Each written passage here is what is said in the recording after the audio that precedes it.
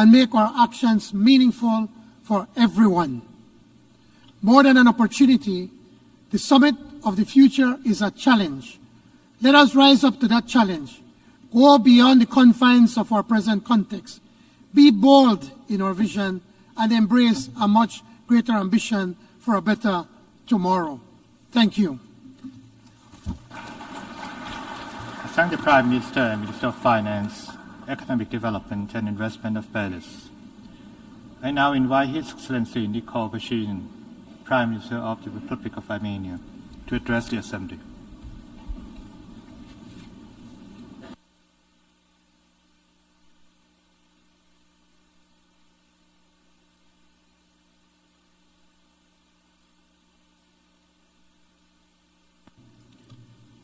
President of the General Assembly, Excellencies, ladies and gentlemen, it is particularly significant for me to take part in this Summit of the Future because I have received my current mandate of the Prime Minister of the Republic of Armenia in the parliamentary elections under the slogan of our party, "There is a future."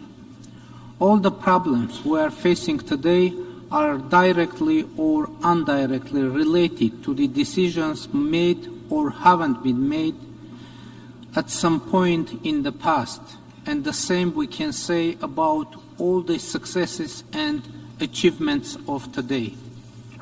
We cannot change the past. We cannot change a lot even today, because today is to some extent a part of the past. But shaping the future is today's most important task.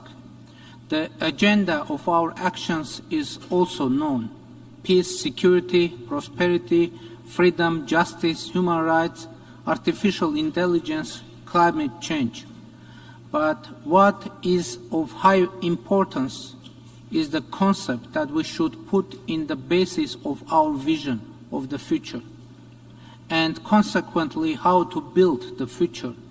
It may sound strange, but the most important thing we can do for the future is to create positive narratives and focus on the possibilities of creating the foundations for them, regardless of whether they exist at the moment or not.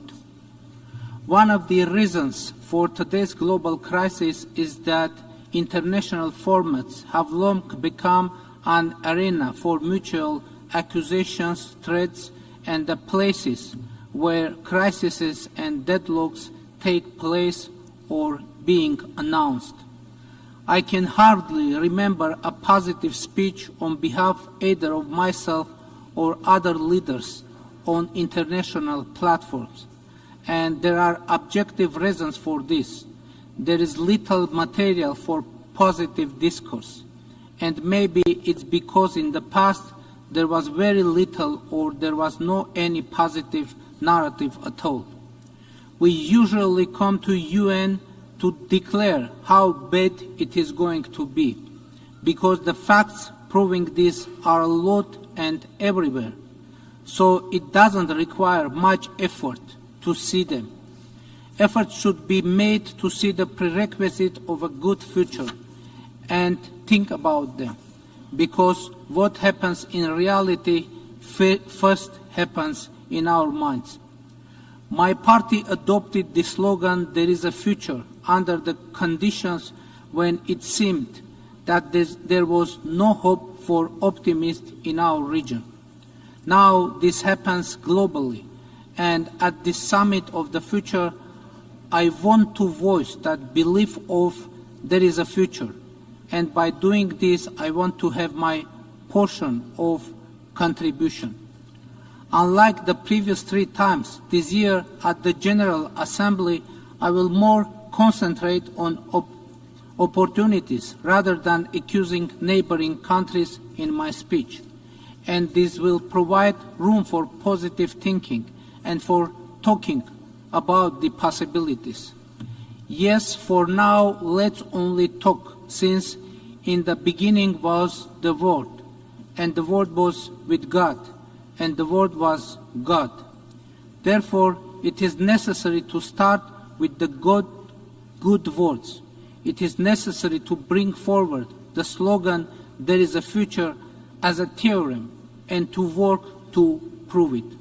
Let's do it. Thank you for your attention. I thank the Prime Minister of the Republic of Armenia. Now I invite His Excellency Luc Frieden, Prime Minister of the Grand Duchy of Luxembourg, to address the Assembly.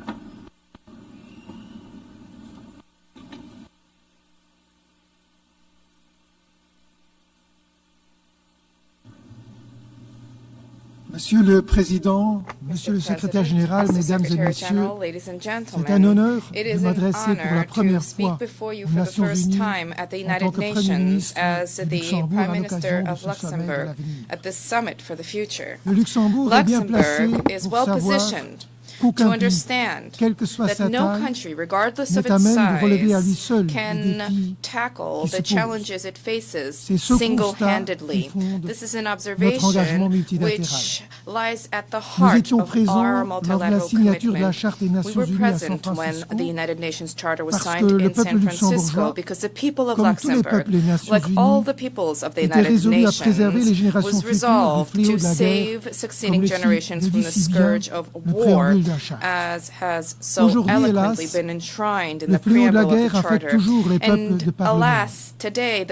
Je pense au peuple d'Ukraine qui se défend avec un courage exceptionnel contre la guerre d'agression lancée par le président russe.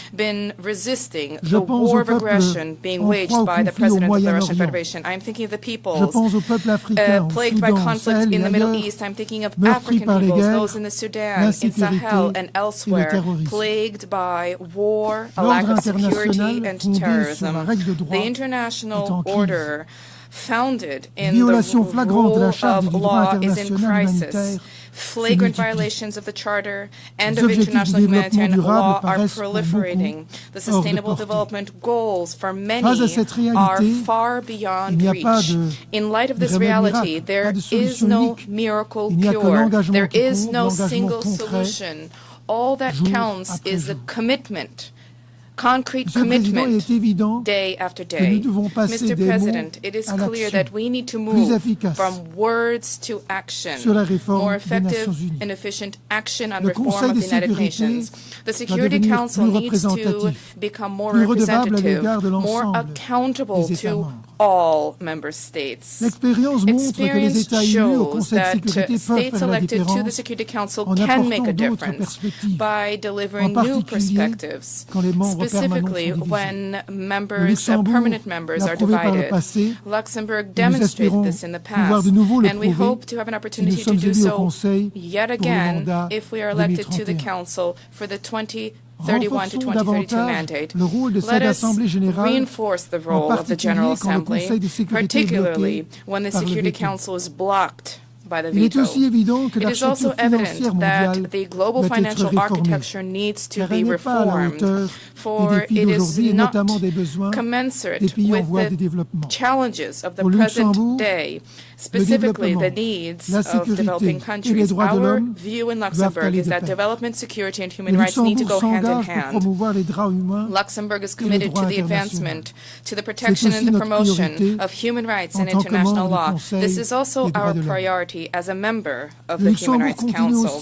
Luxembourg will also continue to uphold our commitment to official development assistance by dedicating each year 1% of our gross national income to this. We will uphold our commitment to climate financing too, and this is in addition to our official development assistance. We will continue to support the mobilization of private financing, thanks to the expertise of our financial center and specifically our stock exchange. Mr. President, Luxembourg applauds the adoption of the Pact for the Future yesterday morning, and we commend both Germany and Namibia for their facilitation the successful facilitation of the negotiations. But this moment reminds me of the words of one of my predecessors, Joseph Besch, who was present during the San Francisco conference. In his words, and I quote, "It is not the revision of any given of language of the Charter, but rather the revision of the spirit within us, which will save us. More than words where we found agreement." It is in Yalta and San Francisco, it is a feeling of mutual trust which needs to propel us forward in the years to come. Thank you. I thank the Prime Minister of the Grand Duchy of Luxembourg. Now invite His Excellency Narendra Modi, Prime Minister of the Republic of India, to address the Assembly.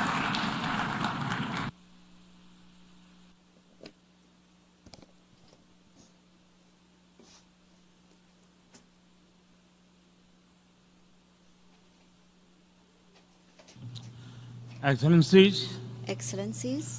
विश्व के सबसे बड़े लोकतंत्र भारत की ओर से और 140 करोड़ भारतवासियों की ओर से आप सभी को नमस्कार। जून में अभी मानव इतिहास के सबसे बड़े चुनावों में भारत के लोगों ने मुझे लगातार तीसरी बार सेवा का अवसर दिया है और आज मैं इसी 1/6 of humanity की आवाज आप तक पहुंचाने यहाँ आया। फ्रेंड्स, जब हम ग्लोबल फ्यूचर की बात कर रहे हैं तो ह्यूमन सेंट्रिक अप्रोच सर्वप्रथम होनी चाहिए। सस्टेनेबल डेवलपमेंट को प्राथमिकता देते हुए हमें मानव कल्याण, फूड, हेल्थ सिक्योरिटी, यह भी सुनिश्चित करनी होगी। भारत में 250 मिलियन लोगों को गरीबी से बाहर निकालकर हमने यह दिखाया कि sustainable development can be successful. Success का हमारा यह अनुभव हम ग्लोबल साउथ के साथ साझा करने के लिए तैयार हैं। Friends, success of humanity lies in our collective strength, not in the battlefield. और वैश्विक शांति एवं विकास के लिए development, ग्लोबल संस्थाओं में reforms आवश्यक है। institutions are essential. Reform is the key to relevance.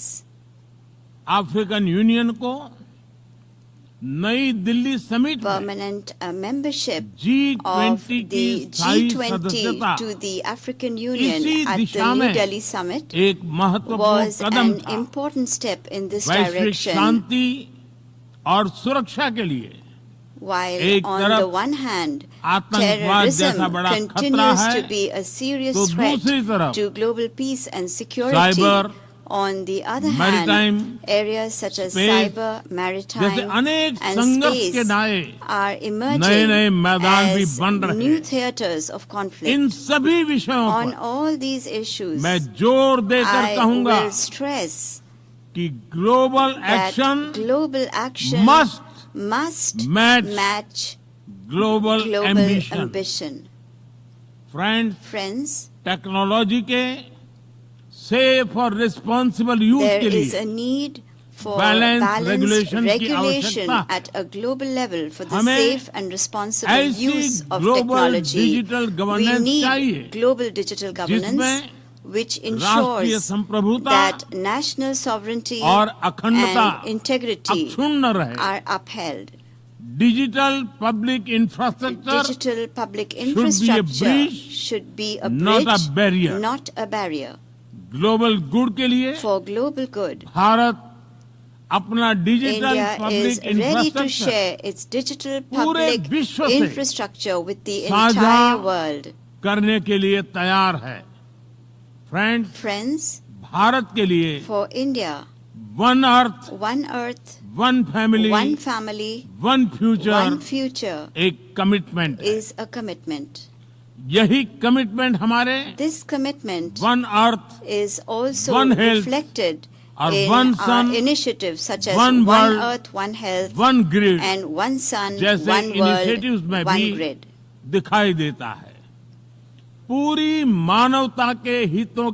India will continue to work in thought, words, and deeds to protect the rights of all humanity and for global prosperity. Thank you very much. Thank the Prime Minister of India. Now invite His Excellency Russell Miso Lamini, Prime Minister of the Kingdom of Eswatini, to address the Assembly.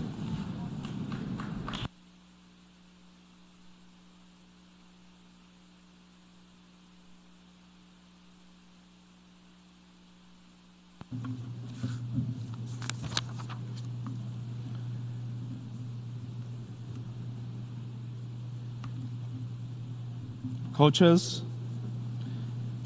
of the Summit of the Future, Mr. Antonio Guterres, Secretary General of the United Nations, Your Excellencies, Heads of State and Government, ladies and gentlemen, it is with great honor to address the Summit of the Future on behalf of His Majesty King Mswati III, where the world leaders have gathered to commit to multilateral solutions for a better tomorrow. This summit is an opportunity to take bold actions that will shape the future of our planet and the well-being of generations to come. We commend the co-facilitators of the outcome documents, the Pact for the Future, Global Digital Compact, and Pact on Future Generations for their stellar work. Humanity faces unprecedented global challenges, from poverty and inequality to climate change and technological transformation. No single nation can tackle these challenges alone. The Global Pact for the Future calls for a renewed, inclusive, equitable, and responsive multilateral system. Eswatini, along with other African nations, has long called for reforms to the United Nations to create a more inclusive and representative global governance system. The Eswatini consensus remains a cornerstone for this call. The current structure of the Security Council does not reflect modern geopolitical realities, particularly the underrepresentation of Africa. Expanding the Security Council to include permanent representation for Africa and other marginalized regions is essential for maintaining its legitimacy and addressing global security challenges. This reform is critical to building trust in global institutions. Eswatini believes Taiwan must be included in the international system. Taiwan contributes significantly to global public health, economic development, and technological innovation. Excluding Taiwan limits global cooperation when it is most needed. We call for Taiwan's meaningful participation in international organizations. The COVID-19 pandemic, economic shocks, and the climate crisis have exposed vulnerabilities in the international financial system. Many developing nations face unsustainable debt, limiting their investment in. Eswatini calls for comprehensive debt restructuring and reforms to international financial institutions like the IMF and the World Bank, ensuring that they respond to the needs of developing nations. Fairer access to financing for climate resilience and development is also crucial. Although Eswatini, like other developing countries, contributes little to the climate crisis, it is heavily impacted. While we have made significant improvements in disaster risk governance, urgent climate finance, from developed nations is crucial to help mitigate and adapt to these effects. As we work to reduce emissions and meet our commitments, developing nations must continue to prioritize industrialization and energy security to achieve their development goals. Technological advancements create opportunities for development, but have also widened the digital divide. Eswatini recognizes the transformative potential of digital technologies, but urges technologically advanced nations to support affordable technology sharing with developing countries and address risks from emerging technologies like artificial intelligence. We must ensure technology becomes a tool for inclusion, not inequality. This summit presents a unique opportunity to rebuild trust in multilateral system. The crises we face require urgent coordination, international cooperation. In conclusion, the Summit of the Future offers an unparalleled opportunity to reshape the global system. We call reforms through the Eswatini Consensus, equitable representation in decision-making forums, Taiwan's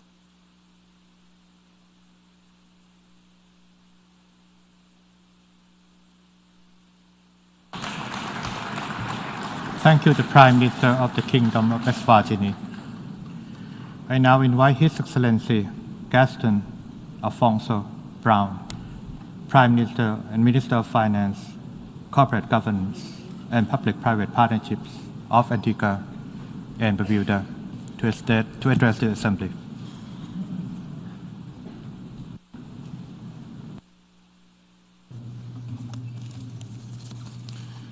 Mr. President, distinguished ladies and gentlemen, the multifaceted environmental, economic, health-related, and social emergencies we face are perhaps humanity's greatest existential challenges.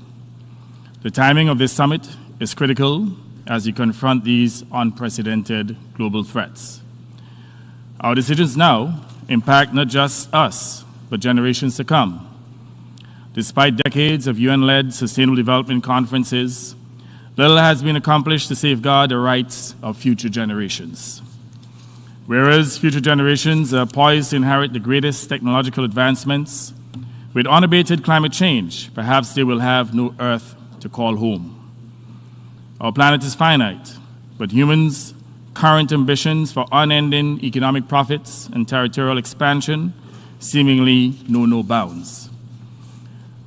This unsustainable trajectory, marked by escalating climate impacts, environmental destruction, economic greed, wars, and threats of wars, poses an existential threat to all life on Earth.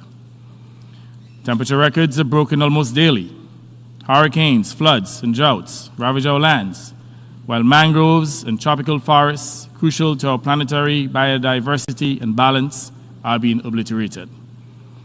By making infinite demands on a finite planet, we are transforming our once hospitable home into a hostile environment.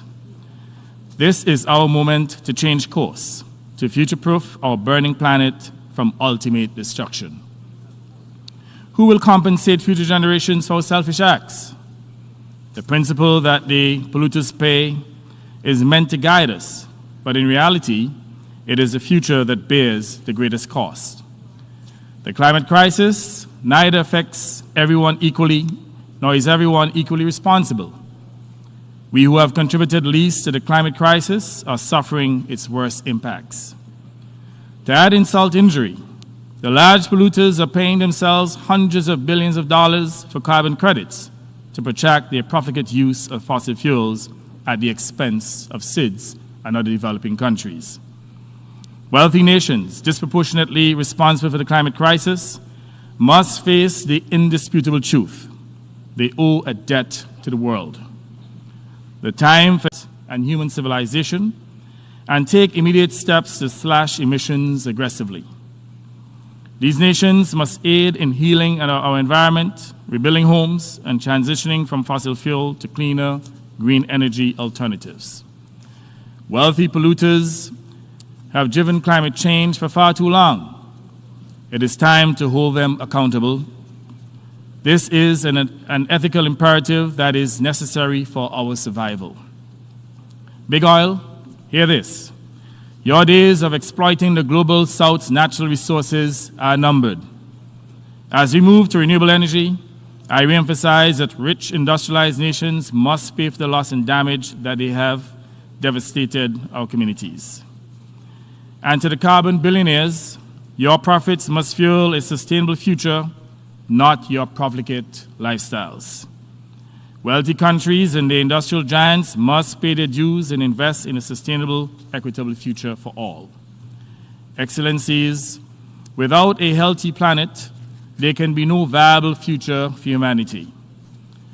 We are integral to the solution, yet we neglect our obligations as world leaders because of a globalized economy controlled by a self-interested minority. Bold new international agreements to end fossil fuel proliferation, innovative financial instruments, and advanced technology are urgently needed. The weight of history and the responsibility to the future rest upon our shoulders.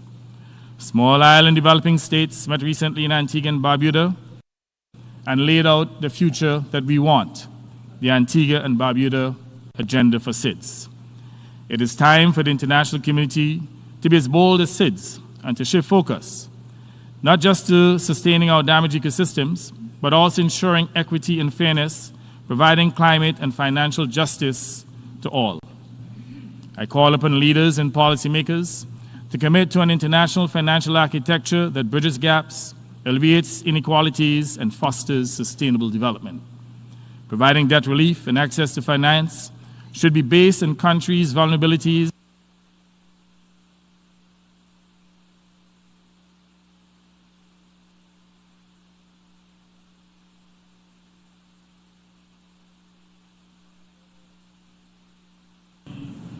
thank the Prime Minister, Minister of Finance, Corporate Governance, and Public-Private Partnership of Antigua and Barbuda. I now invite His Eminence Cardinal Pietro Parolin, Secretary of State of the Holy See, to address the Assembly.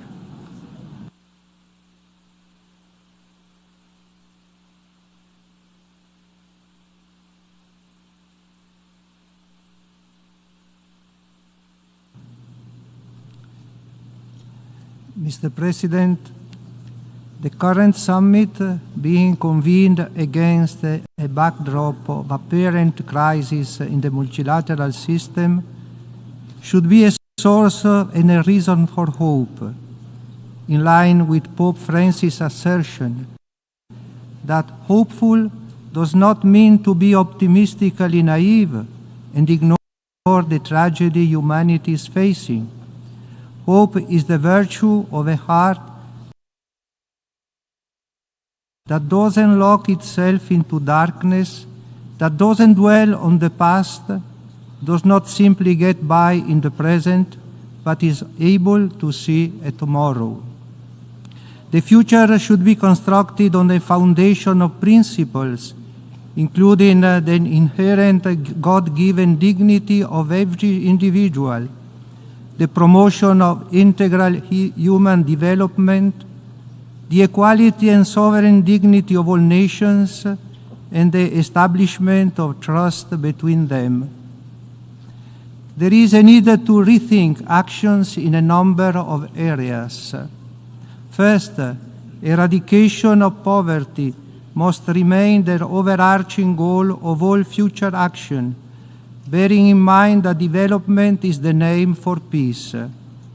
This requires the political will to achieve sustainable development, also through the reform of international financial institutions, debt restructuring, and debt forgiveness. Second, the pursuit of peace requires the implementation of a general disarmament, and in particular the total elimination of nuclear weapons. Narrow geopolitical considerations must be put aside, and strong economic lobbies must be resisted in order to uphold human dignity and promote integral development. Third, artificial intelligence. The Holy See advocates for a regulatory framework of AI ethics that encompasses the life cycle of AI and addresses inter alia data protection, accountability, bias, and the impact of AI on employment. Thinking of the future should take into account the needs and interests of future generations, guaranteeing a dignified future for all, ensuring the provision of the requisite conditions, including a nurturing family environment, to facilitate flourishing. If dignity is the foundation and integral human development is the goal of our future, dialogue, it is the necessary means. Today, the sense of belonging to a single human family is fading, and the dream of working together for justice and peace seems outdated and utopian. This need not to be the case if there is a will to engage in genuine dialogue. As Pope Francis already exhorted this assembly, the present time invites us to give priority to actions which generate new processes in society, so as to bear fruit in significant and positive historical events. The future demands of us critical and global decisions in the face of worldwide conflicts which increase the number of the excluded and those in need. Mr. President, while taking note of the adoption of the Pact for the Future and its successors, the Holy See, in conformity with its nature and particular mission, wishes to express its reservations on some of the concepts used therein. In the interest of time, the full statement will be uploaded. Thank you, Mr. President. I thank the Secretary of State of the Holy See. I now invite His Excellency Chenda Sofia Sok, the Prime Minister and Minister of Foreign Affairs and International Cooperation of Cambodia, to address the Assembly.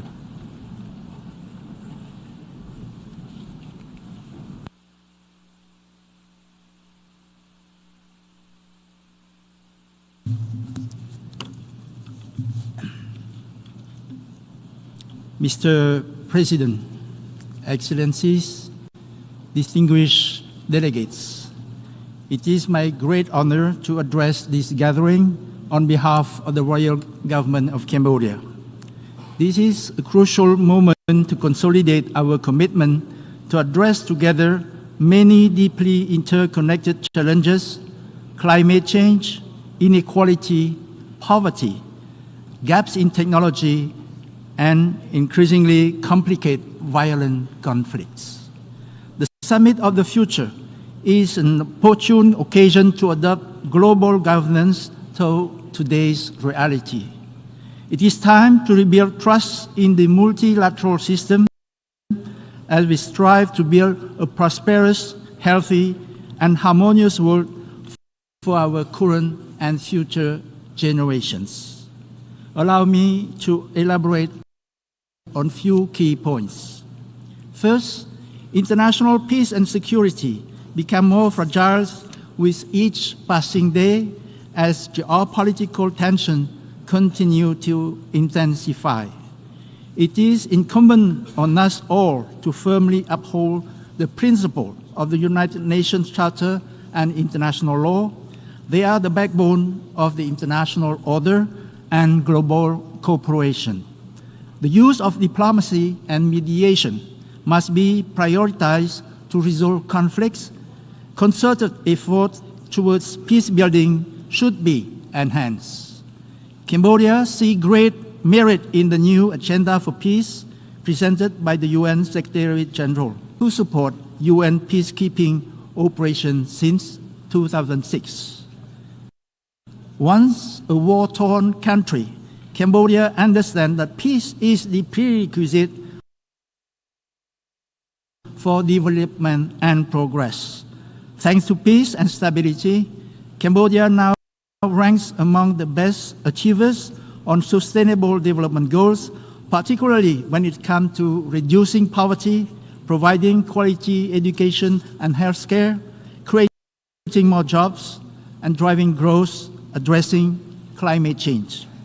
Second, sustainable development requires sufficient and efficient financing.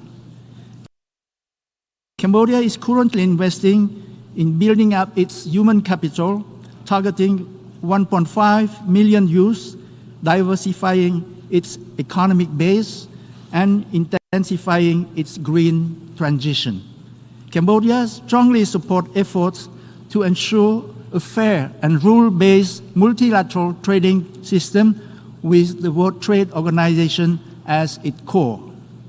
Cambodia also joined the call to reform the international financial architecture and address financial gaps, particularly those that affect the least developed countries. Third, the advancement of science, digital technologies, and innovation presents both transformative solutions for human development and risks. Cambodia strongly supports efforts to intensify international cooperation to ensure that the proliferation of science, technologies, and innovation enhance human capital. We must work together to overcome growing digital divides and fight against the misuse of digital technologies. To this end, Cambodia endorsed the Global Digital Compact as a common framework to build an inclusive, open, safe, and secure digital space that will drive the digital transformation of our economies and societies. Fourth, it is our shared responsibility to safeguard the needs and interests of our youth and future generations. Cambodia, fully recognizing the importance of intergenerational partnerships, commit to the letter and the spirit of the Declaration for Future Generations.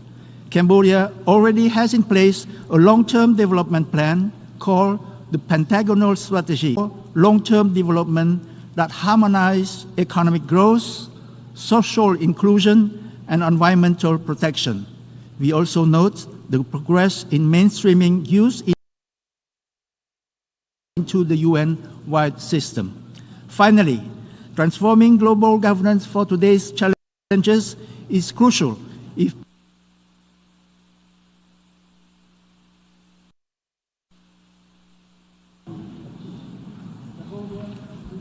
Thank the Deputy Prime Minister, Minister of Foreign Affairs and International Cooperation of Cambodia.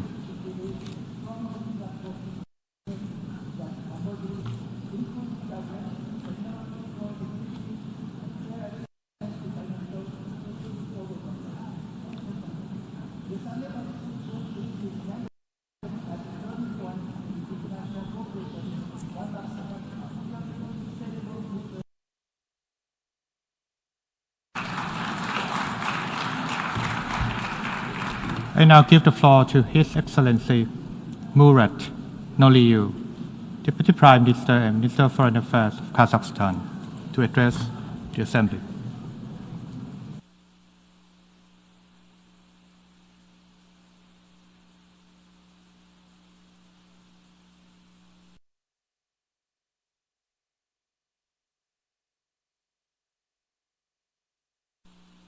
Mr. President, Excellencies, ladies and gentlemen, Kazakhstan is here today to join efforts with all UN member states and its institutions in ensuring a brighter future both for our planet and entire humanity. Fully supporting the Secretary General's endeavors to build a prosperous community of nations, my country commits itself to all three landmark documents of the Summit of the Future.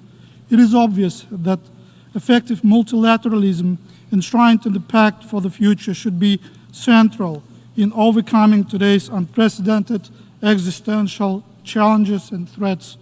Therefore, the current summit is a timely call for a comprehensive reform of the United Nations system. As stated by President Tokayev of Kazakhstan, the voices of middle powers and the developing world need to be amplified and heard clearly in the Security Council. In times of geopolitical turmoil and economic uncertainty, the world needs diplomacy and dialogue. Mr. President, Climate change is a global issue that cannot be addressed without multilateral engagement. Central Asia stands on the front line of global warming and will face 2.5-degree increase in temperatures by 2050. To effectively tackle problems like melting glaciers, water scarcity, biodiversity loss, and desertification, my country will host the first regional climate summit under the auspices of the United Nations in 2026. In addition, we propose to open the United Nations Regional Center on Sustainable Deliverables. I'm confident with the right support, this idea will serve as a future role model for UN development mechanisms. Furthermore, Kazakhstan calls on all technological advanced countries to eliminate barriers and commit necessary resources to assist climate-vulnerable communities. Excellencies, digital transformation is a driving power of progress towards the 2030 agenda. Within the next decade, about 70% of all global goods and services will be produced using digital platforms. The potential benefits of these changes depend on equitable access and cutting-edge technologies in all countries. To this end, being a regional IT powerhouse, Kazakhstan has initiated the establishment of the UNESCAP Digital Solution Center to bridge the digital divide in Asia-Pacific region. Emerging digital solutions, including artificial intelligence, should not pose a risk to international security. Mr. President, speaking about the future, we must not forget lessons of the past. Nuclear power, once invented for the good of humankind, is now the deadliest weapon of mass destruction. Kazakhstan, which directly suffered from nuclear tests, calls on the international community to join efforts in preventing any nuclear catastrophe in the future. We also encourage all states to set aside their political differences and focus on new global order based on mutual trust and respect. Ladies and gentlemen, upholding human rights is not merely an aspiration, but one of the key components of sustainable development. It is also the best antidote against inequalities that are often at the root of instability and conflicts. In accordance with our objective to build a just and fair Kazakhstan, my country has abolished the death penalty, instituted a zero-tolerance policy against torture and domestic violence, and strengthened its national preventive mechanisms. President Tokayev's large-scale reform agenda is firmly based on the principles of rule of law, good governance, as well as inclusive social and economic development. In essence, respect for fundamental human rights is the highest priority for my country. Excellencies, we have a unique chance to advance our shared vision for equitable, stable, and peaceful future for generations to come. This is no alternative to the world based on there is no alternative to the world based on the UN Charter and principles of international law. Let us work together in the spirit of open, constructive engagement and through multilateralism. I thank you. I thank the Deputy Prime Minister and Minister of Foreign Affairs of Kazakhstan. I now give the floor to His Excellency Wang Yi, Special Representative of the Chinese President Xi Jinping, member of the Political Bureau of the CPC Central Committee, and Foreign Minister of the People's Republic of China, to address the Assembly.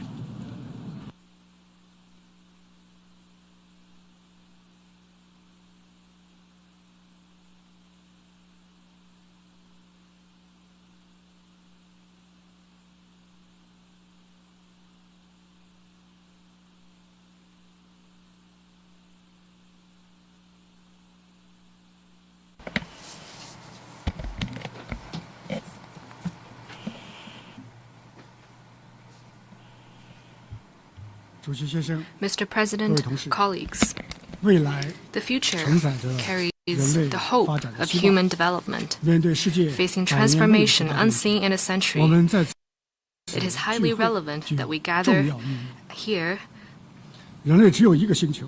Humanity has only one planet, Earth, to call home, and we belong to the same world community. It is important that we take care of our common home and make joint efforts to advance global governance. With this goal in mind, Chinese President Xi Jinping has put forward the vision of building a community with a shared future for mankind, advocated high-quality Belt and Road cooperation, and proposed the Global Development Initiative, the Global Security Initiative, and the Global Civilization Initiative. These vision and initiatives have provided new solutions for tackling the common challenges of humanity and drawn a new blueprint for building a better world. China proposes that we need to build a future of peace and tranquility. In this changing and turbulent world, new risks and challenges keep cropping up. No country can stay unaffected. Greater solidarity and cooperation of the international community is not a choice but a must. Countries should uphold the vision of common, comprehensive, cooperative, and sustainable security, and settle disputes through dialogue, resolve differences through consultation, and enhance security through cooperation. Major countries in particular should lead by example. They should break geopolitical circles by pursuing the greater good, rise above bloc confrontation, and serve as propellers for world solidarity and anchors for international peace. We should build a future of development and prosperity. In today's world, countries are not riding separately in some 190 small boats, but rather we're all in a giant ship on which our shared destiny hinges. Small boats may not survive wind and waves, but a giant ship is strong enough to brave the stormy seas. Countries need to share development opportunities and pursue win-win cooperation. We need to follow a people-centered development philosophy and advocate a universally beneficial and inclusive economic globalization to deliver the fruits of development to our people and ensure common prosperity for all countries. A winner-takes-all approach is a sure way to lose the whole game. And the small yard with high fences would only imprison the builder and tear the world apart. We should build a future of fairness and justice. All countries, regardless of their size and strength, are equal members of the international community. International affairs should be handled through consultation by all countries. We need to build an equal and orderly multipolar world and defend the UN-centered international system, the international order based on international law, and the basic norms of international relations underpinned by the purposes and principles of the UN Charter. We need to strengthen the authority of international rule of law, reject the law of the jungle where the strong bully the weak, oppose acts of hegemonism such as unilateral sanctions, protect the legitimate rights and interests of developing countries. We need to build a better future. As the new round of technological revolution and industrial transformation deepens, new opportunities and challenges have emerged for human society and global governance. We need to keep abreast with the times, push back the frontier, and explore new practices, and make global governance more just and equitable. China supports the UN in serving as the main channel in AI governance. And we will propose the AI Capacity Building Action Plan and contribute their share to the advancement of humankind. Colleagues, China today is going all out to build a great modern socialist country in all respects and pursue national rejuvenation through a Chinese path to modernization. This will create new opportunities for world peace and development. China will work hand in hand with countries around the world to advance the building of a community with a shared future for mankind and create a more peaceful and better tomorrow. Thank you.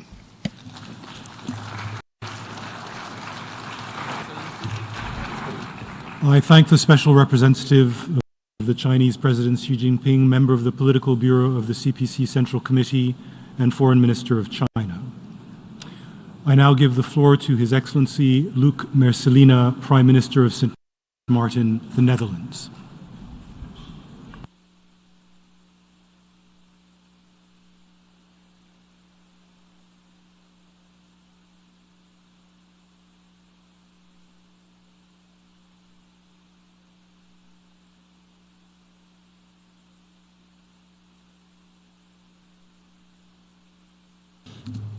Secretary General, Your Excellence, esteemed colleagues, distinguished guests, I'm honored to be here today as the Prime Minister of St. Maarten, representing the Kingdom of the Netherlands in all its diversity. I thank the United Nations Secretary General, Antonio Guterres, for initiating this summit and spearheading efforts to forge a new international consensus on how we can deliver on a better present and safeguard the future.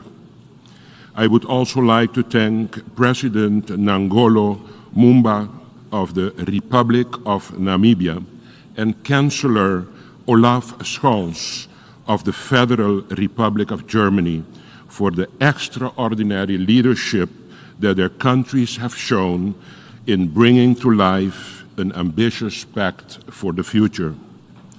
My special thanks goes also to the Prime Minister of Jamaica, Mr. Holness. Together, we are presenting the historic Declaration of the Future Generations.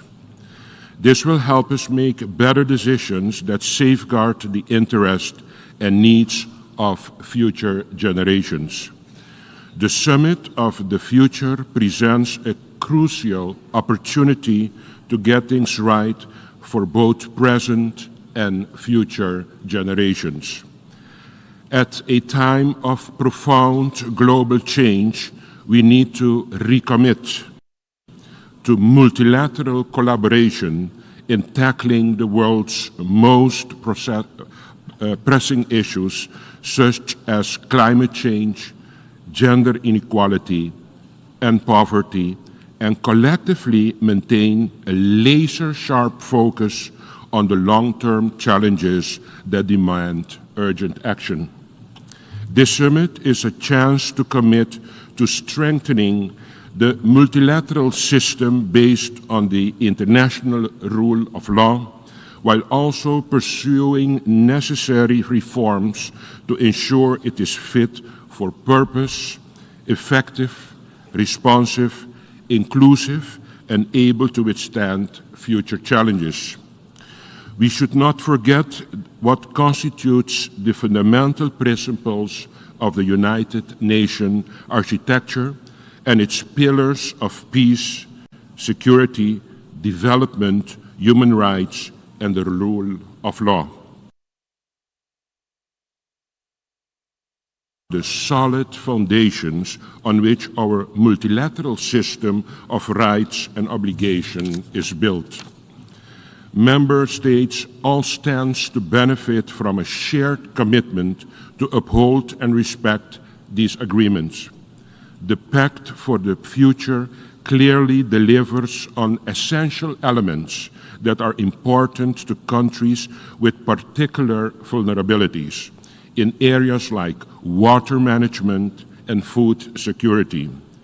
As a kingdom uniquely positioned on two continents and with a proven history of dealing with water, we are pleased to see that this pact effectively addresses elements that are also crucial to small island development states. We are also pleased that the pact emphasizes the need for continuous learning and exchange of knowledge. From defending ourselves against the sea with the Delta work projects to creating new land like the province of Flevoland, the history of our kingdom is a testament to the power of collaboration and learning. Of course, water offers many opportunities and supports thriving economies sector like tourism in the Caribbean as a part of the kingdom, where we from the Caribbean can offer crystal blue waters to attract our visitors. This pact for the future, supplemented by the Declaration on Future Generations, is another major step forward in making our multilateral system fit for the future. Your Excellencies, We now have the opportunity to prove that we can pass on a better, fairer, and more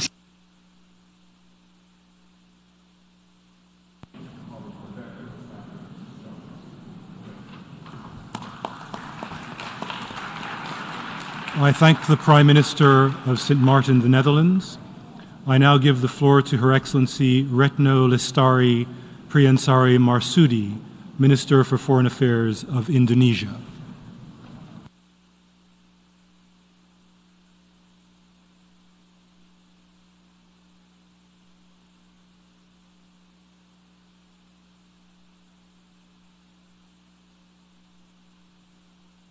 Bismillahirrahmanirrahim. Mr. President, Excellencies, today the world faces significant challenges: geopolitical rivalries, gloomy economic recovery, as well as climate and energy crisis. We cannot only address this issue through paradigm of collaboration. Sadly, we are seeing the opposite. Trust in multilateralism is fading, and its effectiveness continues to be questioned. Fortunately, this summit offers an opportunity to restore trust and global solidarity and to chart a new course for the future. Indeed, the choices that we make in this hall will resonate for generations to come. For Indonesia, there are three strategic objectives that must be achieved. First, creating a lasting peace. Colleagues, peace is not merely the absence of war, but the presence of justice, stability, and development. That peace can only thrive if we consistently uphold international law without double standard. In this context, the ongoing genocide by Israel must be stopped immediately. Enough is enough. Palestine's right to a statehood must be fulfilled based on the two-state solution. Second, safeguarding right to development. Colleagues, there are no other option to achieve 2030 agenda than to accelerate our collective efforts. The Global South has a right to be free from trade discrimination and debt traps. Gaps must be bridged so that no country will be left behind. Third, promoting an inclusive world order. We need a more adaptive, responsive, and effective global governance, including by reforming the UN Security Council and international financial architecture. We cannot afford to wait any longer. We must push for a true and real reform, a reform that listens to the voices of developing countries and address their concerns. Mr. President, let us seize the momentum of this summit to build a future that we can all be proud of, a future that is just, equitable, and sustainable for all humankind. To attain that, the path of the future must not become a set of empty promises without tangible result on the ground. I thank you very much.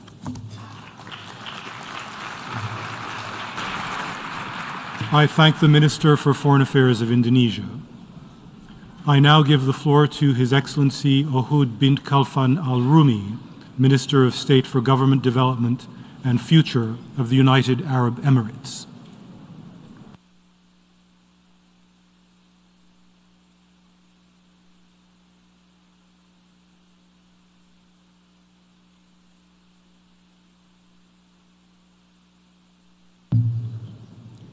السيد الرئيس، الحضور الكريم، يشرفني كوزير الدولة للتطوير الحكومي والمستقبل أن أمثل الإمارات العربية المتحدة في هذه القمة التاريخية. كما أود أن أشكر معالي أنطونيو غوتيريش الأمين العام للأمم المتحدة على رؤيته الثاقبة لمستقبل التعاون الدولي متعدد الأطراف، ونؤثني على الجهود الكبيرة التي بذلها كل من شارك في تيسير المفاوضات للوصول بالتوافق and that إلى are being made اعتماد by all of those ميثاق participating in the المستقبل والميثاق negotiations الرقمي العالمي to وإعلان أجيال achieve the المستقبل. Pact for the Future إن as well دولة as the Global الإمارات Digital تؤيد Compact البيان الذي and the أدلت به Declaration on معالي Future السيدة Generations. روبينا My country نبانجا subscribes رئيسة مجموعة to the statement ال77 made by والصين، Madam ويسرني أن أدلي بهذا البيان President بصفتنا of الوطنية. the G77 in China, السيد and الرئيس، it's my honor to لقد make أدت this العديد من statement in our national الصراعات capacity. والأزمات إلى عرقلة President, التقدم conflicts في and تحقيق crises are السلام multiplying والأمن and are hindering الدوليين progress وتنفيذ and أهداف the التنمية المستدامة. attainment of peace وفي and ظل هذه international security. التحديات They're also hindering the المتزايدة يجب SDGs. علينا التركيز على Given الفرص these increasing التي challenges, يتيحها we لنا must التعاون الدولي focus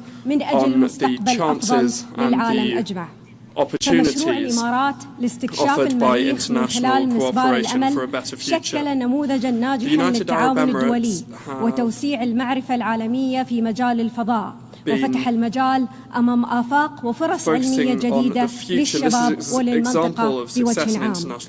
إن الوضع العالمي الحالي يحتم علينا توحيد جهودنا والاتفاق على حلول ملموسة والالتزام بها إلى جانب الاستعداد لمواجهة أي تحديات ناشئة والعمل على إعادة التأكيد على أهمية ميثاق الأمم المتحدة ومبادئ العمل الدولي متعدد الأطراف. وفي هذا الصدد تود دولة الإمارات التأكيد على الرسائل الثلاث الهامة التالية.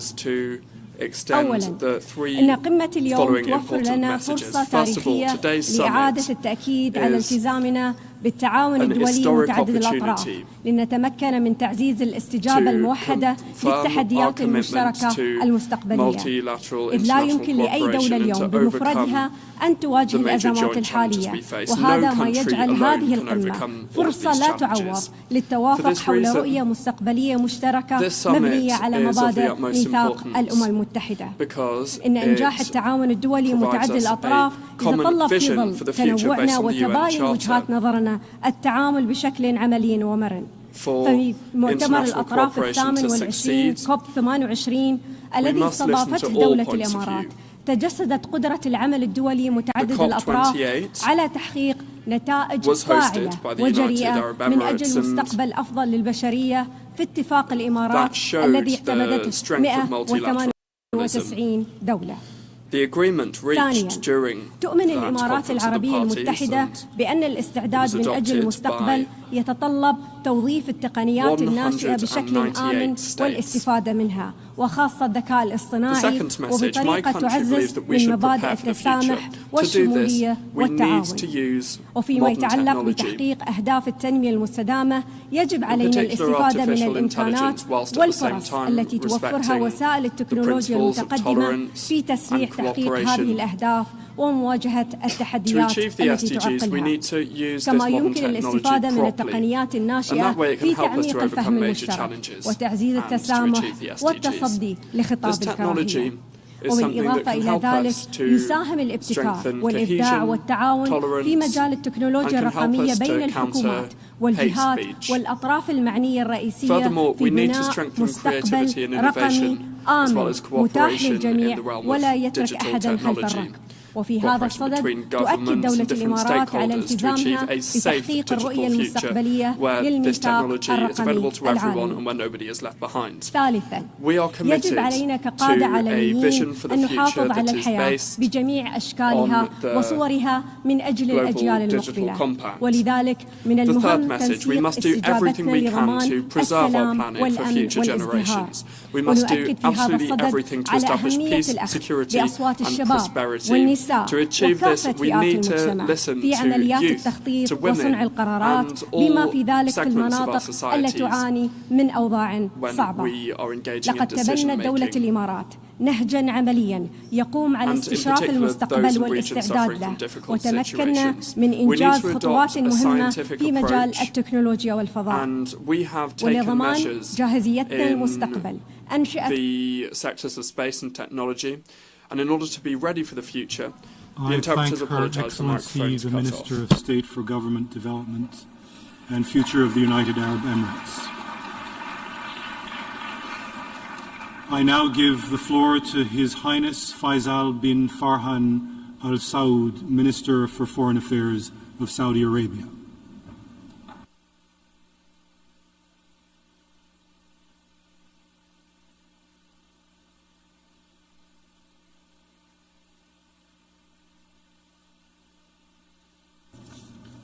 بسم الله الرحمن الرحيم.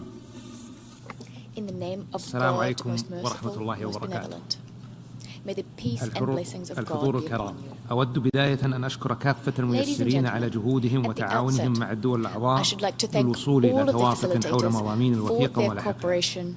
لقد حرصت المملكة على المشاركة الفعالة في مفاوضات صياغة ميثاق المستقبل، إيمانا منها بما يمثله من فرصة لتغيير واقعنا نحو الأفضل، وتأكيدا على أهمية تطوير العمل متعدد الأطراف ليكون أكثر فاعلية وتأثيرا في معالجة تحديات الحاضر والمستقبل بما يعزز السلم والأمن ويدعم استدامة التنمية للأجيال القادمة. نأمل بأن يعيد ميثاق المستقبل المجتمع الدولي إلى مبادئه الأساسية وقوانينه وأعرافه الجامعة، بعيدا عن الحروب والتوترات الجيوسياسية التي ضاعفت من فجوات التنمية بين الدول وأضعفت الروابط بين الشعوب وأضرت بمصداقية المؤسسات الدولية. لكن تحقيق ذلك يتطلب جهودا مضاعفة في مواجهة الأزمات بشكل شمولي ومواكبة تحديات واحتياجات الشعوب ودول العالم. إننا نتطلع أن يشكل الميثاق نقلة نوعية في العمل المتعدد ويسهم في إرساء أسس معاصرة نظام دولي منصف وعادل وسريع التجاوب يحفز ويشجع على ردم الفجوة الرقمية ويدعم الاقتصادات الناشئة ودورها في تعزيز النظام المالي العالمي. ونؤكد على دعم من المملكة للدور الحيوي للأمم المتحدة في إرساء القواعد والأعراف الدولية وتعزيز العمل الجماعي. لكن من أجل تحقيق طموحنا لمستقبل أفضل أصبح إصلاح منظومة الأمم المتحدة حاجة ملحة لتتمكن من الاطلاع بأدوارها في التصدي للتعديلات التي تخل بالسلم والأمن الدوليين وتعيق مسارات التنمية. فإن حاجة المؤسسات الدولية الملحة لإصلاحات جذرية يظهر بوضوح من خلال فشلها في إنهاء الكارثة الإنسانية في فلسطين وعجزها عن محاسبة سلطات الاحتلال الإسرائيلية على تجاوزها، كما أن استمرار الإخفاقات الدولية في إحلال السلام حول العالم وتحديدا حل الصراع في الشرق الأوسط سيضع ميثاق المستقبل على المحك. فالأمن والاستقرار هو الأساس المتين لأي تعاون لتحقيق التنمية. الحضور الكرام، فيما يخص التغيير المناخي فإن المملكة تتمسك بأهمية التعامل مع تحدياته دون إغفال أو تغافل عن تفاوت الظروف والإمكانات الوطنية والإقليمية. فتحولات الطاقة يجب أن تعتمد على 3 قواعد أساسية: أمن الطاقة والازدهار الاقتصادي ومعالجة آثار التغيير المناخي دون إخلال أحدهما بالآخر، وتماشيا مع اتفاقيات الأمم المتحدة الإطارية بشأن التغيير المناخي واتفاق باريس. تواصل المملكة جهودها في هذا الإطار وتتطلع لاستضافة الدورة 16 لمؤتمر الأطراف الاتفاقية الأمم المتحدة لمكافحة التصحر نهاية هذا العام، والذي يصادف الذكرى 30 للاتفاقية. إن المملكة عازمة على مواصلة جهودها لتحقيق الأهداف المنشودة في الميثاق بما يتوافق مع رؤية التنموية الطموحة 2030 ونهجها الساعي لتعزيز أوجه التعاون والعمل الجماعي الدولية. ونتطلع إلى أن تسهم جهودنا المشتركة في إرساء قيم عالمية مشتركة مع الحفاظ على السيادة الوطنية والهوية الثقافية الأصيلة في جو يسود الاحترام المتبادل للمضي قدما في بناء مستقبل أفضل للأجيال القادمة. شكرا لكم. There is values such as sovereignty and to build a better future I thank the Minister for Foreign Affairs of Saudi Arabia. I now give the floor to Her Excellency Luminita Teodora Odobescu, Minister for Foreign Affairs of Romania.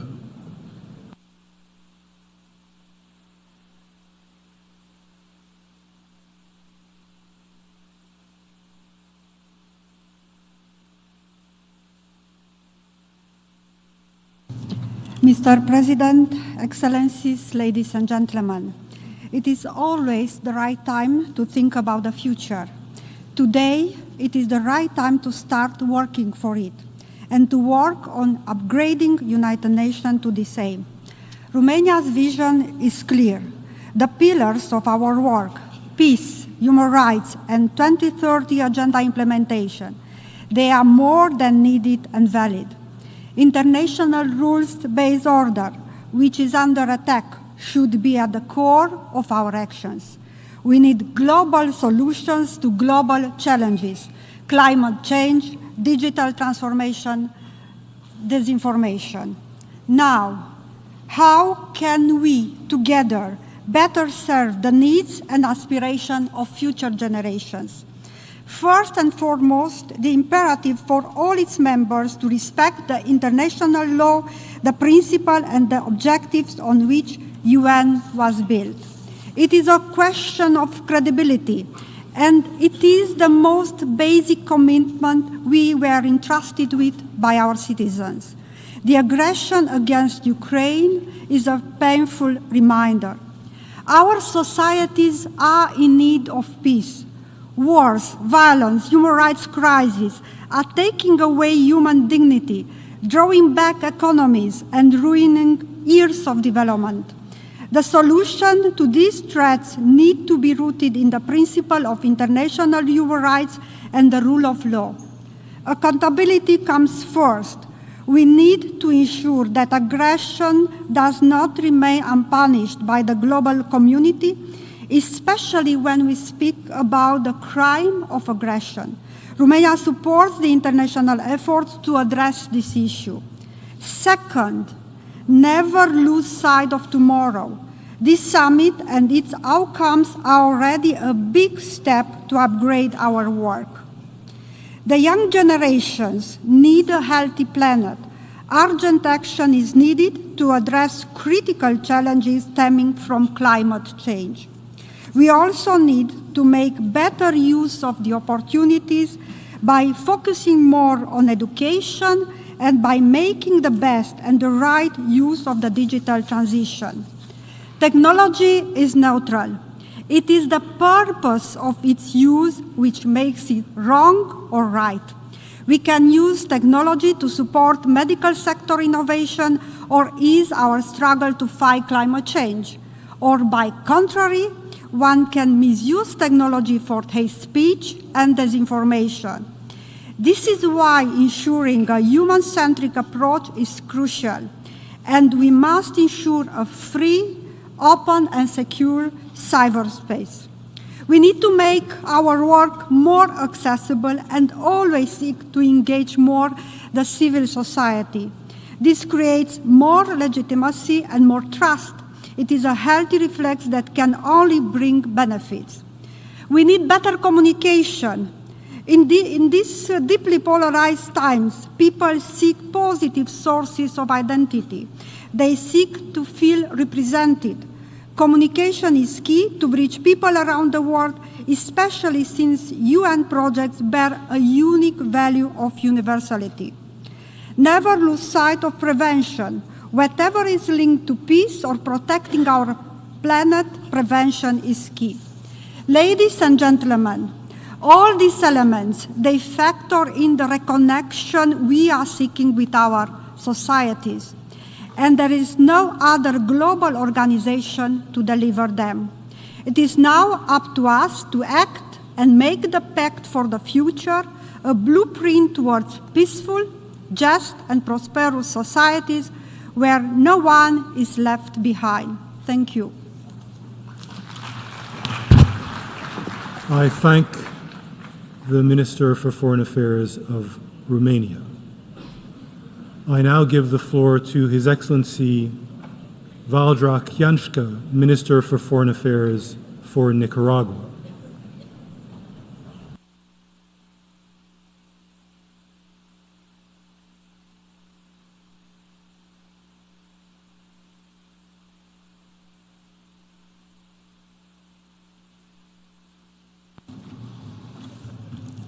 Señor Presidente de la Asamblea General, es un honor transmitirle el saludo de nuestro presidente, comandante Daniel Ortega Saavedra, y nuestra vicepresidenta, compañera Rosario Murillo Zambrana, a usted y todos los presentes. Expresamos nuestras más calurosas felicitaciones por su elección como presidente de la 79ª Asamblea General.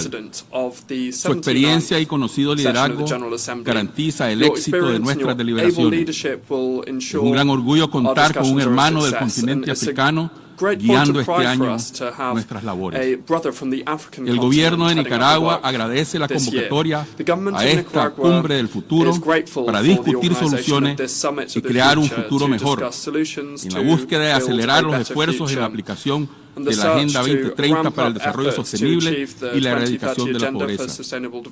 Los países en desarrollo continuamos trabajando en soluciones sostenibles e innovadoras para alcanzar los objetivos de desarrollo sostenible en medio de múltiples crisis económicas, impactos negativos del cambio climático, desequilibrio y desigualdad en el acceso a los avances tecnológicos y otros muchos retos emergentes.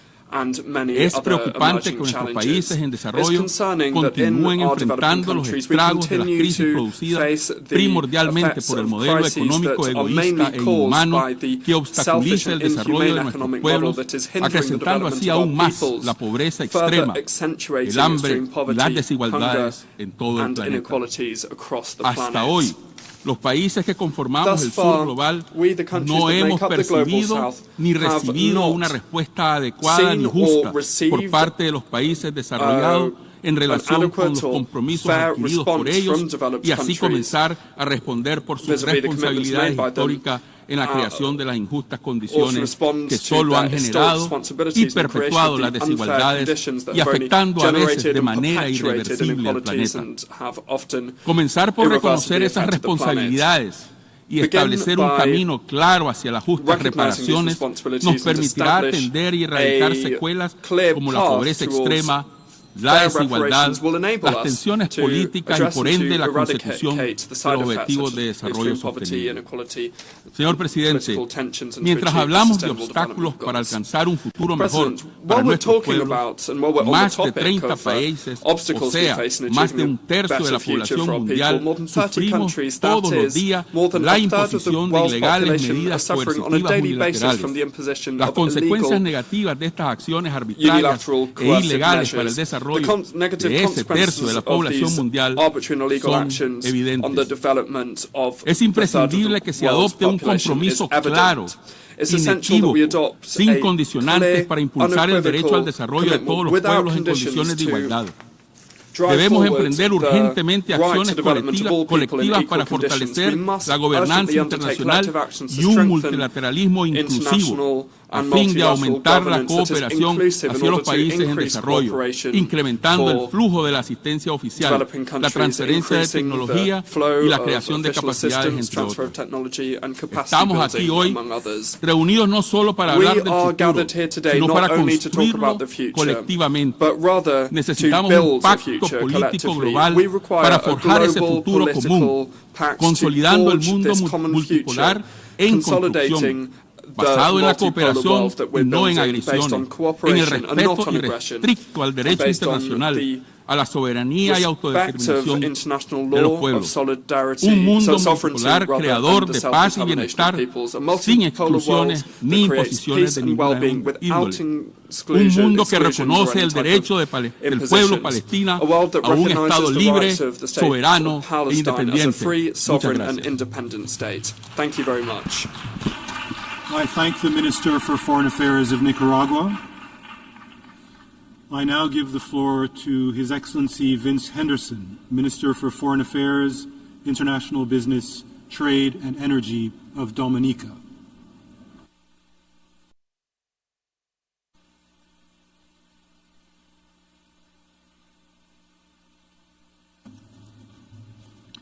Excellencies, ladies and gentlemen, I have the honor to deliver this statement on behalf of the Commonwealth of Dominica. We align ourselves with the statement made by the Group of 77 and China. The Commonwealth of Dominica welcomes this convening of the Summit of the Future. We also welcome the Pact of the Future, which is the culmination of the Global Digital Compact and the Declaration of Future Generations. Indeed, the co-facilitators deserve high praise for the dedication that they have shown to reaching consensus on these very demanding and equally important topics. Let there be no doubt that if there was any time for world leaders to coalesce and close ranks around multilateral fixes that will deliver a better tomorrow, The time is now. Excellencies, the 2030 Agenda for Sustainable Development was set in what, looking back today, seemed like a completely different world. The convulsions that have upset the status quo of the SDGs has been so unsatisfactory. However, the midpoint to any goal worth struggling for is a milestone. For example, the commitment to leaving no country behind in the pursuit and indeed attainment of the SDGs was a paradigm shift of great value for many other lines that facilitate exclusion. Be that as it may, we are now past the midpoint towards the attainment of those same SDGs. Bold actions to deliver the promises made are what it will take. Bold actions are therefore what must be taken. Inequality that characterizes the social distribution of valuable goods and services in such a manner and to such a degree as to divide humanity into the haves on the one hand and the have-nots on the other must be left on the dust heap of history. The sooner, the better. That, by the way, is one reason why the Global Digital Compact is so critical. It promises to help bring equity into the social distribution of digital technologies, which are such a critical input into so much economic value being created today.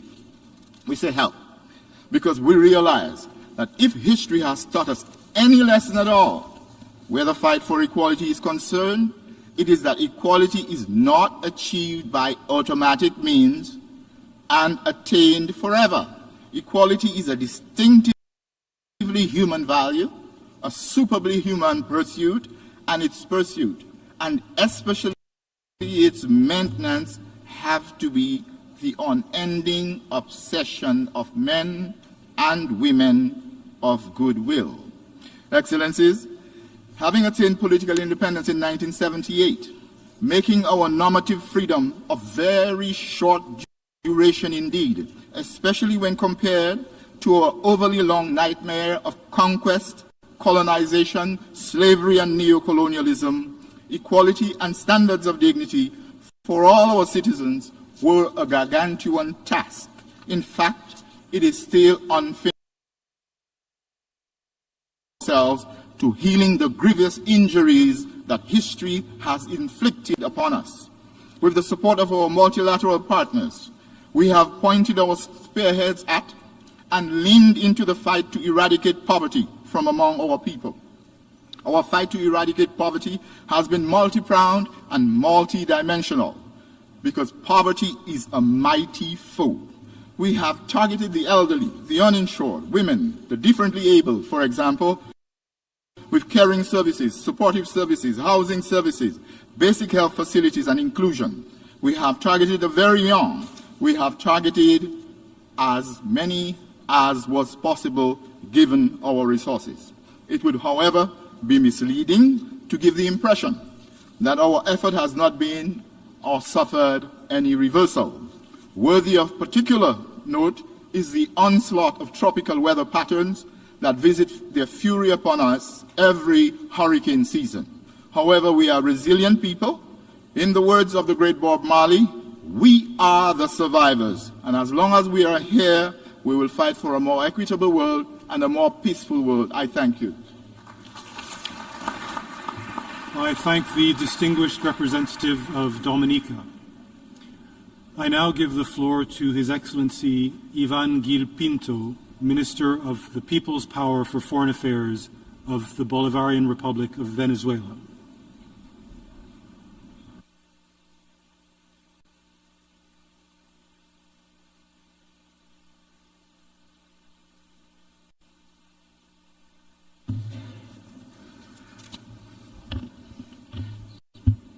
Señor Presidente, la República Bolivariana de Venezuela tiene el honor de hacer uso de la palabra en nombre del Grupo de Amigos en Defensa de la Carta de Naciones Unidas. Señor Presidente, Cuando acordamos las modalidades de la cumbre del futuro, éramos conscientes de que los retos a los que nos enfrentábamos y que no han hecho sino que agravarse, estaban interconectados. También reconocimos que, a través de una mayor solidaridad y cooperación internacionales y de un multilateralismo revigorizado y verdaderamente inclusivo, con las Naciones Unidas en su centro, tenemos el potencial no solo de afrontar, sino de superar los retos presentes y del futuro. Paradójicamente, en un momento en que la creciente interconexión global exige un mayor pluralismo, el mundo es testigo de un creciente recurso al unilateralismo. Esta tendencia, marcada por acciones aislacionistas y arbitrarias, como la imposición de medidas coercitivas unilaterales o el intento de sustituir el derecho internacional por un supuesto orden basado en reglas, está socavando los esfuerzos cruciales para abordar retos que no son comunes. Insistimos en que el verdadero multilateralismo y la aplicación sin doble rasero de los principios de la Carta de Naciones Unidas constituyen el núcleo de las relaciones internacionales y son necesarios para la coexistencia pacífica de las naciones.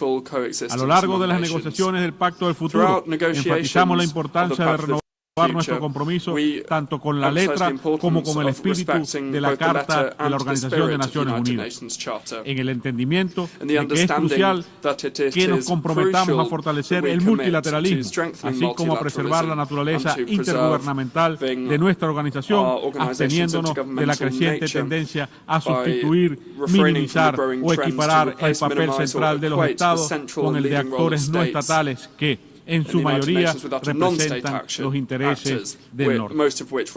Señor presidente, no habrá futuro sin paz y no habrá paz sin desarrollo, lo que requiere, entre otras cosas, que se haga realidad el derecho inalienable a la autodeterminación de los pueblos que viven bajo una ocupación extranjera y colonial. La cuestión de Palestina y la tragedia humana que se desarrolla en Gaza son un crudo recordatorio de la vital importancia de este principio atemporal. Es momento de avanzar hacia la eliminación del colonialismo en todas sus formas y manifestaciones. Es nuestro deber moral y ético concluir los procesos de descolonización aún pendientes. En este contexto y de cara al futuro, reiteramos nuestro llamado urgente en favor de un alto fuego en Gaza. Nuestro llamado a favor de la justicia y el fin de la ocupación ilegal israelí, así como nuestro llamado a que el Consejo de Seguridad asuma plenamente sus responsabilidades, incluso reconsiderando favorablemente la aplicación de Palestina para convertirse en Estado miembro de pleno derecho de la Organización de Naciones Unidas. Guardar silencio no es una opción, pues ello solo ha terminado por envalentonar a la potencia ocupante que sigue cometiendo con total impunidad graves violaciones al derecho internacional. Además de vivir en paz, nuestros pueblos también merecen vivir mejor. En ese sentido, estamos convencidos de que el derecho al desarrollo debe ser el motor y el objeto de nuestra organización. Nuestro futuro depende de garantizar que nuestras naciones, en particular las del sur global, retomen el camino hacia la consecución oportuna de los ODS, para lo cual es urgente, por una parte, avanzar en la reforma de la arquitectura financiera internacional diseñada hoy para perpetuar un modelo de dominación y dependencia, y por otra, poner fin a la promulgación y aplicación de medidas coercitivas unilaterales. Señor presidente, es urgente garantizar una realización equilibrada de los tres pilares de las Naciones Unidas, así como asegurar un orden mundial pacífico, próspero, justo y equitativo, en cumplimiento y estricta adhesión a los propósitos y principios consagrados en la Carta de Naciones Unidas. Solo la consolidación de las relaciones de amistad y cooperación entre los Estados garantizará la paz, la seguridad, la estabilidad y el desarrollo de la comunidad internacional como un todo. Lamentamos a este respecto que la Cumbre del Futuro y sus documentos finales no hayan sido tan ambiciosos como se esperaba, en términos de impulsar la Agenda 2030 para el desarrollo sostenible, en relación a la falta de voluntad política de los países desarrollados. Concluimos reafirmando nuestro firme compromiso con la Carta de la Organización de Naciones Unidas. I thank the Minister of the People's Power for Foreign Affairs of Venezuela.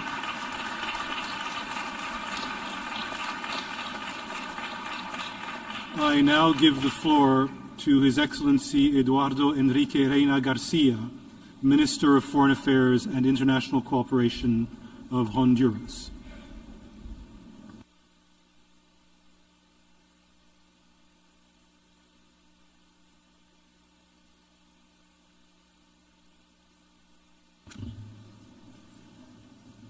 Señor Presidente, distinguidos delegados.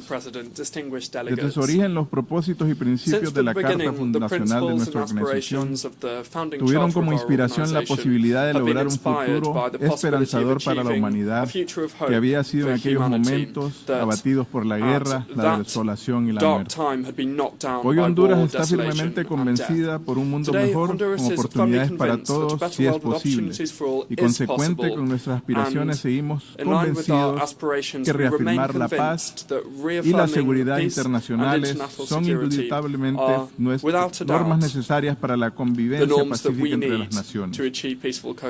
Honduras comparece a esta cumbre del futuro animada por su aspiración de contribuir al logro de postulados contemplados en el Pacto para el Futuro ya aprobado, ya que no solo los comparte plenamente, sino que también coinciden con los postulados del plan de gobierno del socialismo democrático de la presidenta Xiomara Castro Sarmiento.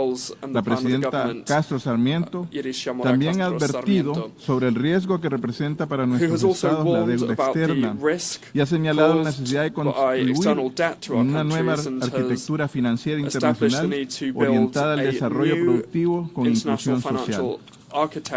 De nuestra parte, consideramos que este es el momento idóneo para que el secretario general promueva una cumbre que tenga como objetivo reafirmar la paz y seguridad internacionales en el marco del Pacto para el Futuro, cuando se viven grandes tragedias como la que vive el pueblo palestino.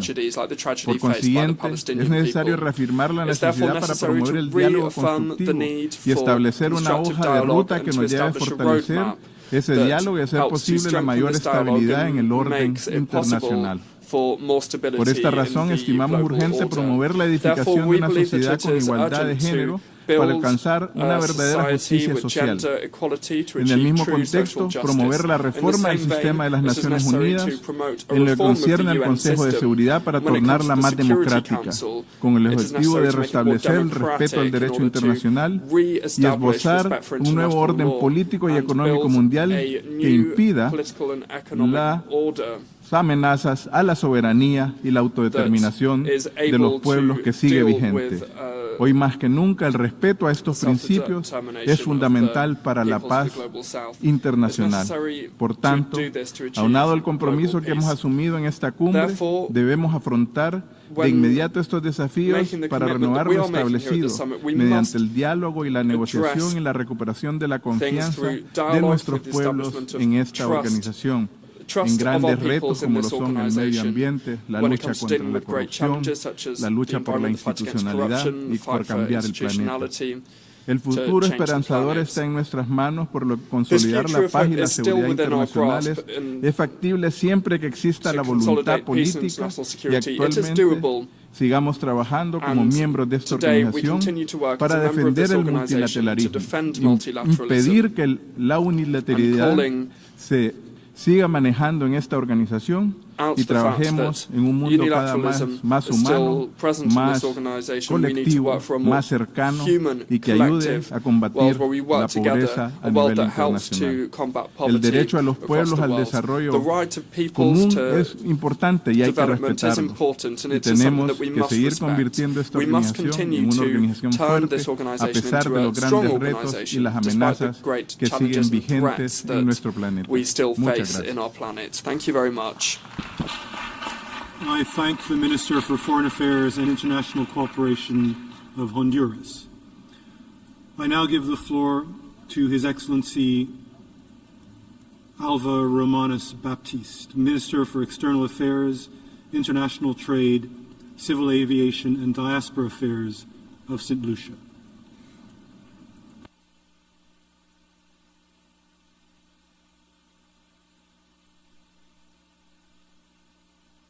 Mr. President, distinguished members of this august assembly, Victor Hugo said, and I quote, "There is nothing else in the world more powerful as an idea whose time has come, unquote. The idea that underpins the overarching purpose of this summit, multilateral solutions for a better tomorrow, is one time, but it is the core principle of this global assembly of nations. The idea that we must forge a new international consensus to deliver a better present and safeguard the future is a categorical imperative. Mr. President, the time has come. St. Lucia continues to diligently chart its sustainable development path at a time when the world faces many global risks and challenges as well as remarkable opportunities. We remain firm believers in the power of multilateralism and the hope it offers to deliver actions that address the critical priorities of our times. These solutions require both a unified and resolute international community and an efficient multilateral system. Mr. President, the time has come. The power of the covenant of the future lies not in the text we have adopted, but in its application, in the implementation of its commitments, when we turn those words into action. We have the power to fundamentally address the systematic challenges that have plagued the multilateral system for decades. We have the power to transform global governance to respond to a rapidly changing global environment. Mr. President, the time has come. St. Lucia's aspirations for the future are focused on ensuring meaningful, sustainable development with a deliberate emphasis on people at the center of development and creating opportunities for the youth. A Ministry of the Youth Economy has been created to drive resilient prosperity in keeping with our development strategy, aimed at delivering economic growth, diversification, and decent work. We are committed to doing our part and look to the multilateral system for the necessary support. Mr. President, the time has come. Our most valiant national efforts and ambitions continue to be tempered by economic, social, environmental, as well as geopolitical threats that are so immense. They can only be ameliorated by a re-energized, enabling environment that gives meaningful effect to our sustainable development. Mr. President, the time has come. Despite our vulnerability to external shocks and our fragile land and marine ecosystems that continue to be ravaged by the impacts of the climate crisis, St. Lucia continues to be solutions focused.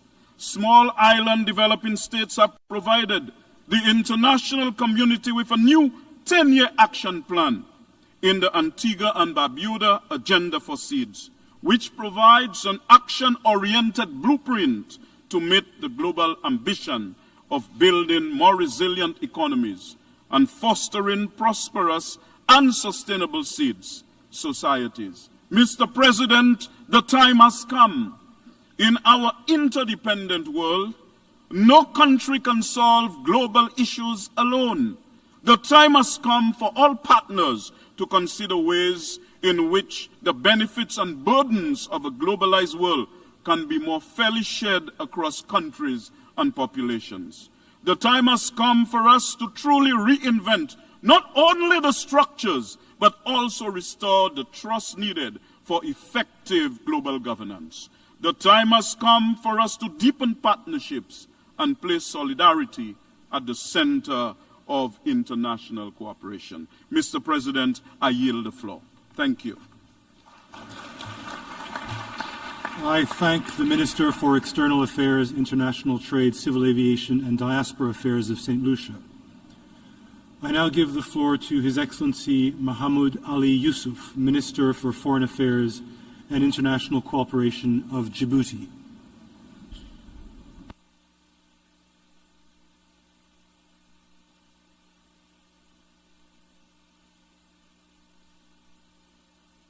Mr. President, Your Excellencies, ladies and gentlemen, at the outset, allow me to express our profound gratitude to the co-facilitators, Germany and our own Namibia, for masterfully steering the work that led to the adoption of a bold and ambitious Pact of the Future.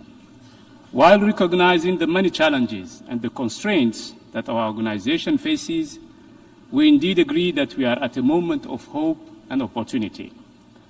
We're all by now acutely aware of the risks that erosion of multilateralism entails and the cost of inaction.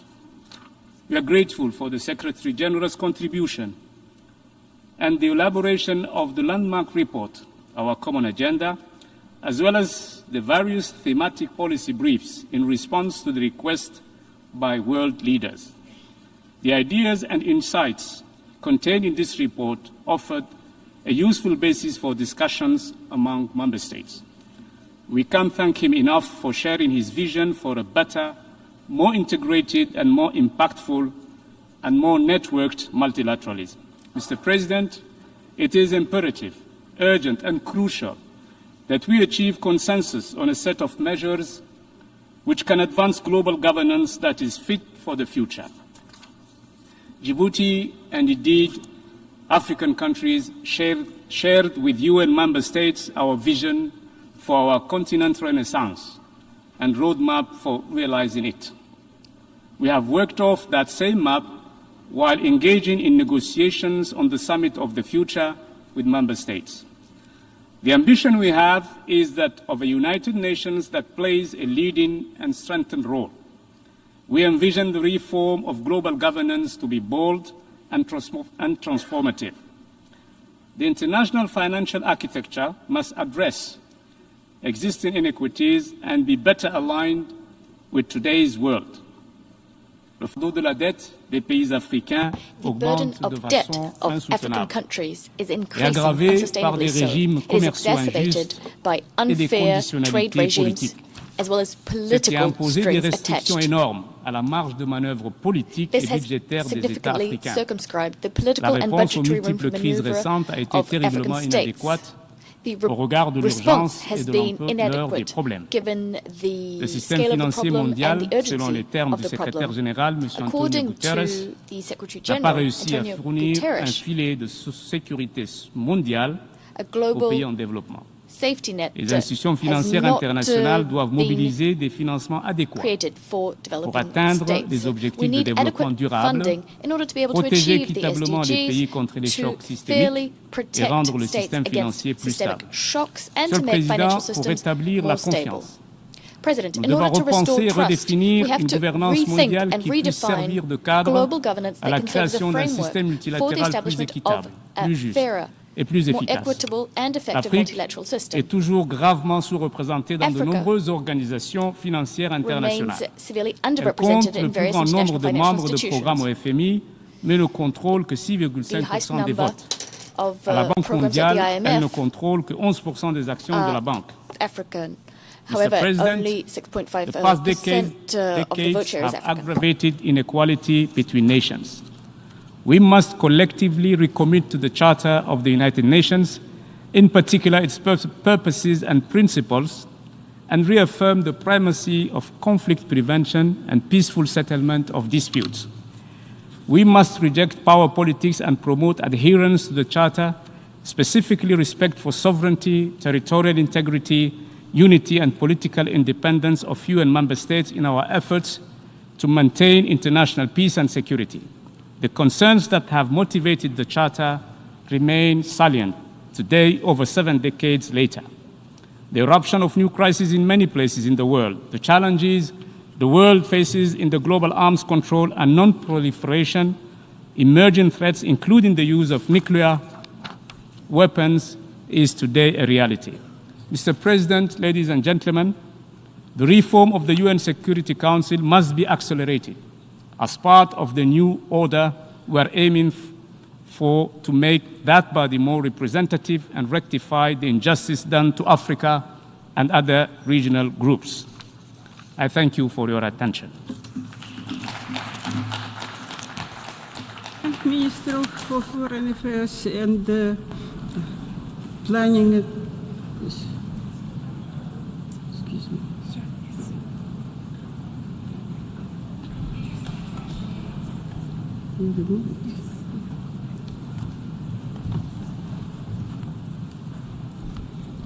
I thank His Excellency, Minister of Foreign Affairs and International Cooperation of Djibouti.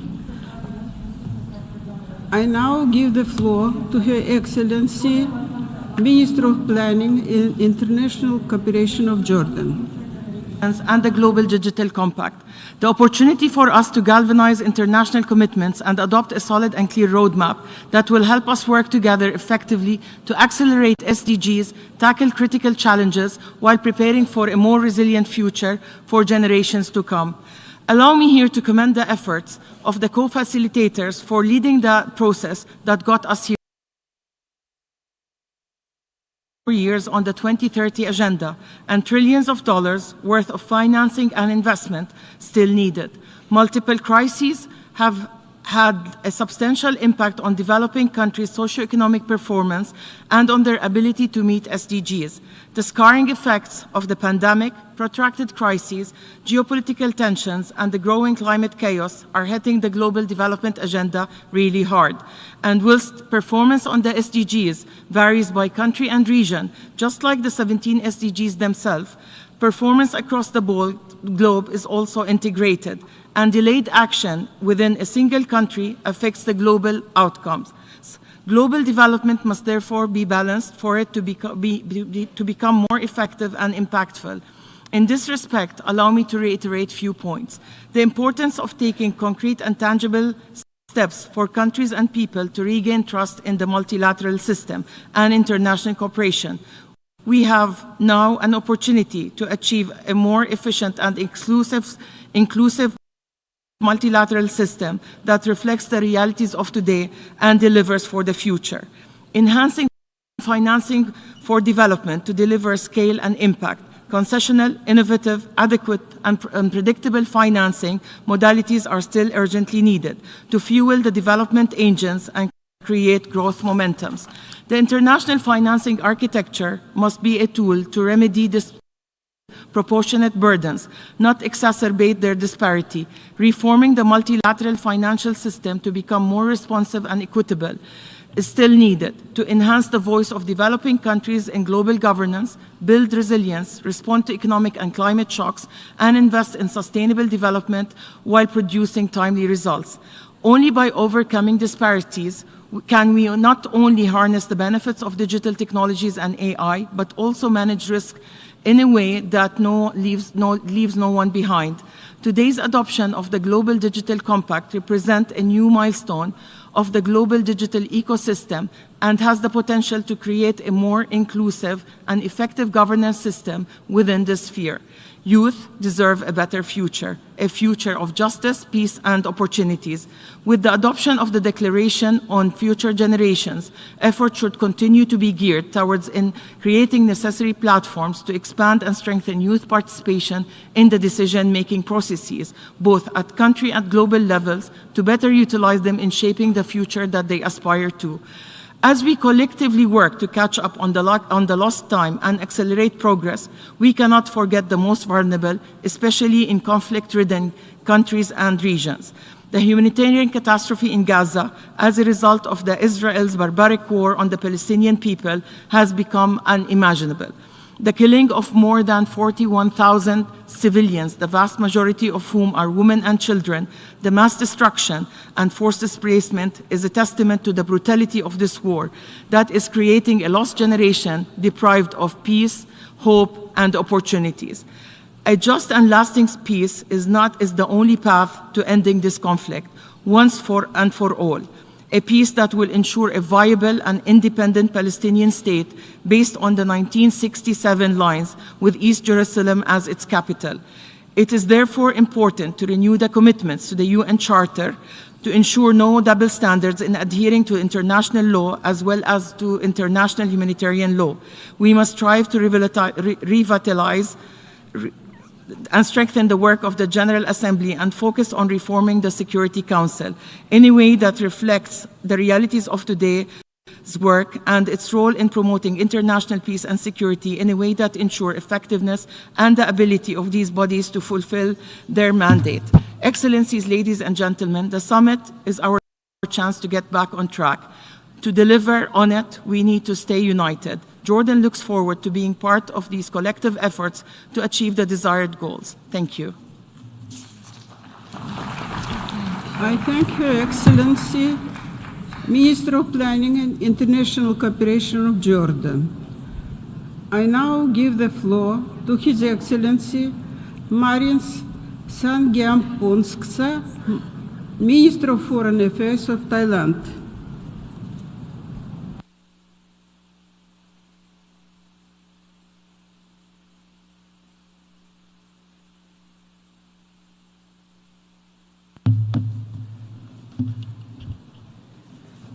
Mr. President, Excellencies, distinguished delegates, humanity today stands at the inflection point, which is mainly of our own making. Advances in technologies and innovations have brought the world closer together. Yet misinformations and disinformations have pushed us further apart.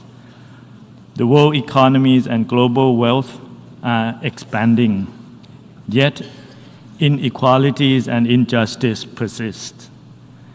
Threats to peace and to the environment are present everywhere, but so too are ideas to address them.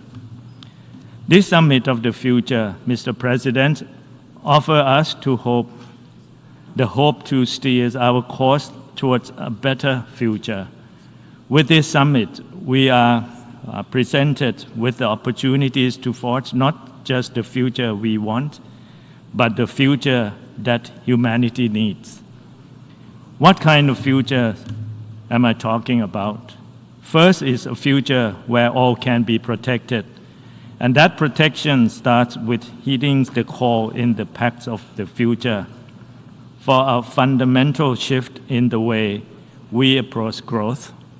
Thailand's sufficiency economy philosophy, our locally driven people-centered and planet-centric development approach, prioritize the sustainable use of our planet's resources and teaches us to live harmoniously and in balance with nature, because without sustainability, there is no future.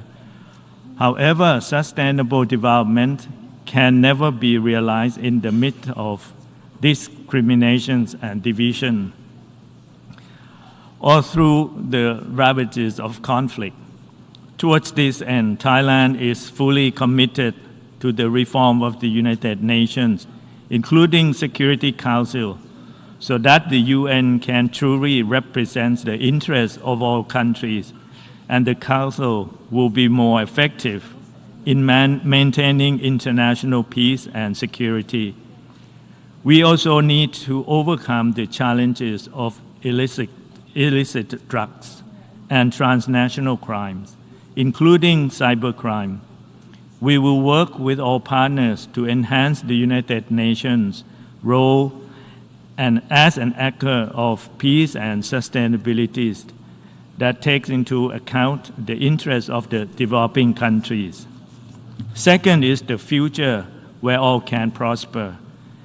At the heart of prosperity is equitable access to resources, quality education, health care, and employment opportunities must be readily available to all. This also includes bridging the gender gap and the digital divide to ensure that technologies contribute to inclusive prosperity. Therefore, Thailand supports the Global Digital Compact's call to bridge the science, technologies, and innovation gap between and within the countries.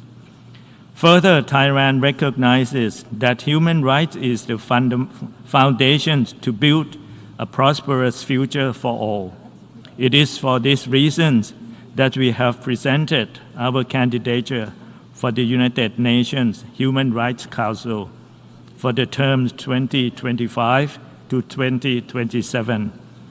We are committed to ensuring that everyone has equal access to fundamental they need to prosper and enhance their livelihood. As we look towards the future, we must ensure that no one and no country is left behind. Third is the future that is promising for all. This begins with the recognizing the role of youth, the true bearers of change. We must prioritize their engagement, empower their voices, and invest in their potential. With this in mind, Thailand is proud to have youth delegates joining our national delegations to UNGA so that they can actively participate in shaping the future they envision.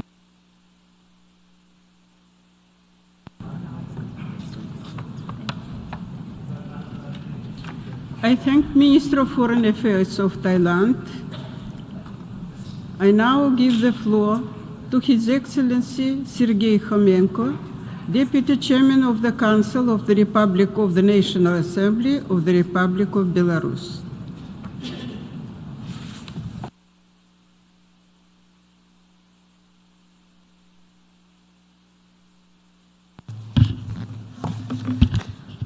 Госпожа председатель, уважаемое собрание, Республика Беларусь приветствует инициативу Генерального секретаря Организации Объединенных Наций Антонио Гутерреша по созыву саммита будущего. Рассматриваем сегодняшнее мероприятие как возможность оживить многостороннее сотрудничество на фоне нарастающих противоречий в глобальной политике.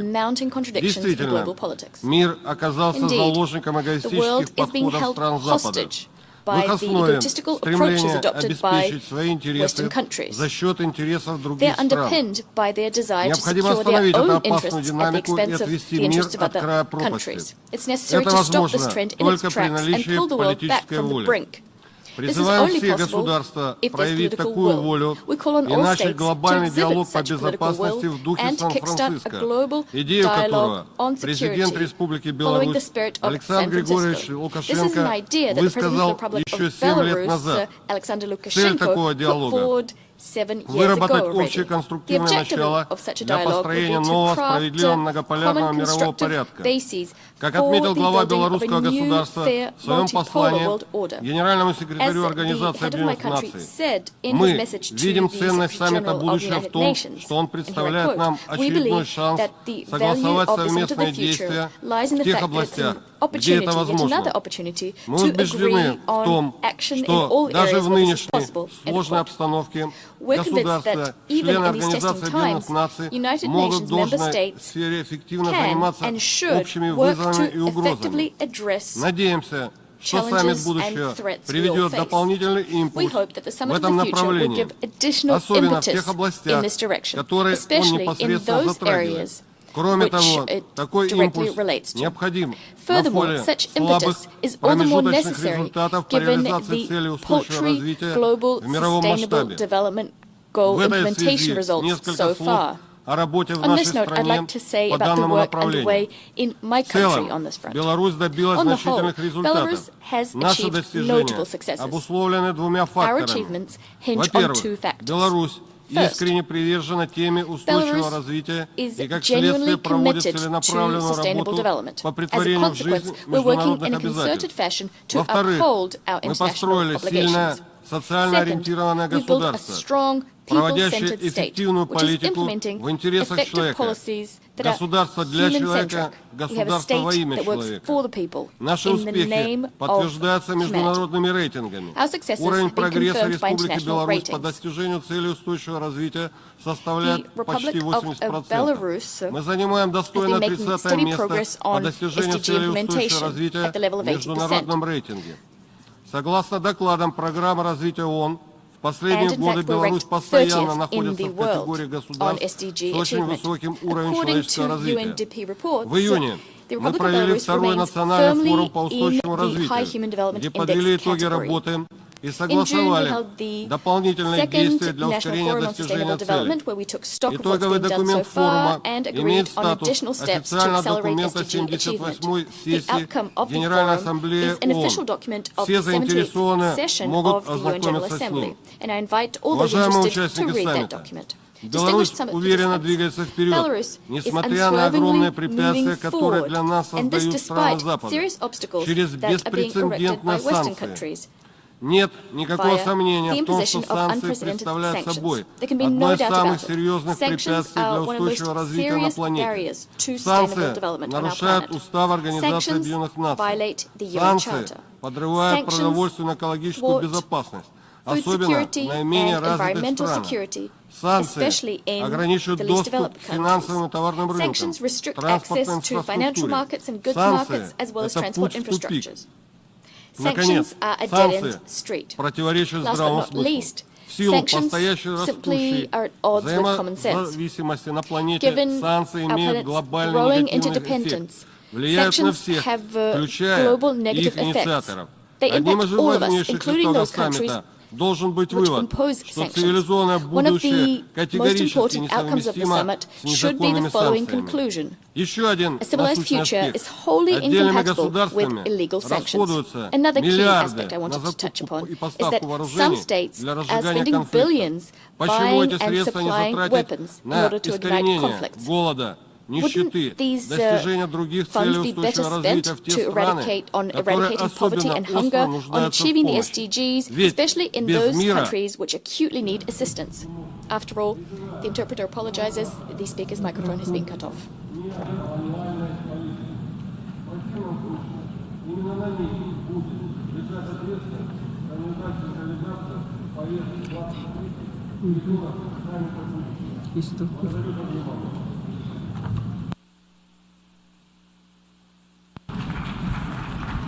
I give the floor. I thank the Deputy Chairman of the Council of the Republic of National Assembly of Republic Belarus. I now give the floor to His Excellency Osman Saleh Mohammed, Minister of Foreign Affairs of the State of Eritrea.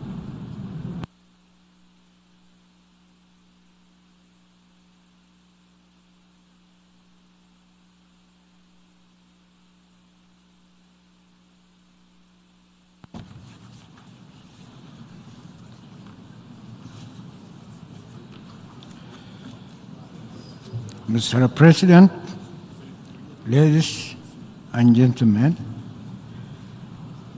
Mr. President, at the onset, allow me to express our appreciation to the co-facilitators of the Pact of the Future, the Global Digital Compact, and the Declaration on Future Generations at this summit. I also extend my gratitude to His Excellency Antonio Guterres, Secretary General of the United Nations, for convening this crucial summit of the future. In an increasingly interconnected world, no nation can stand alone in the face of the shared challenges. This gathering is a testament of our collective commitment to addressing the profound challenges facing our world today, and to shaping a future that is just, sustainable, and inclusive for all. We must work together, guided by the principles of mutual respect, equity, and international cooperation. The United Nations remains the primary forum for such collaboration, where every nation, regardless of size or power, has an equal voice.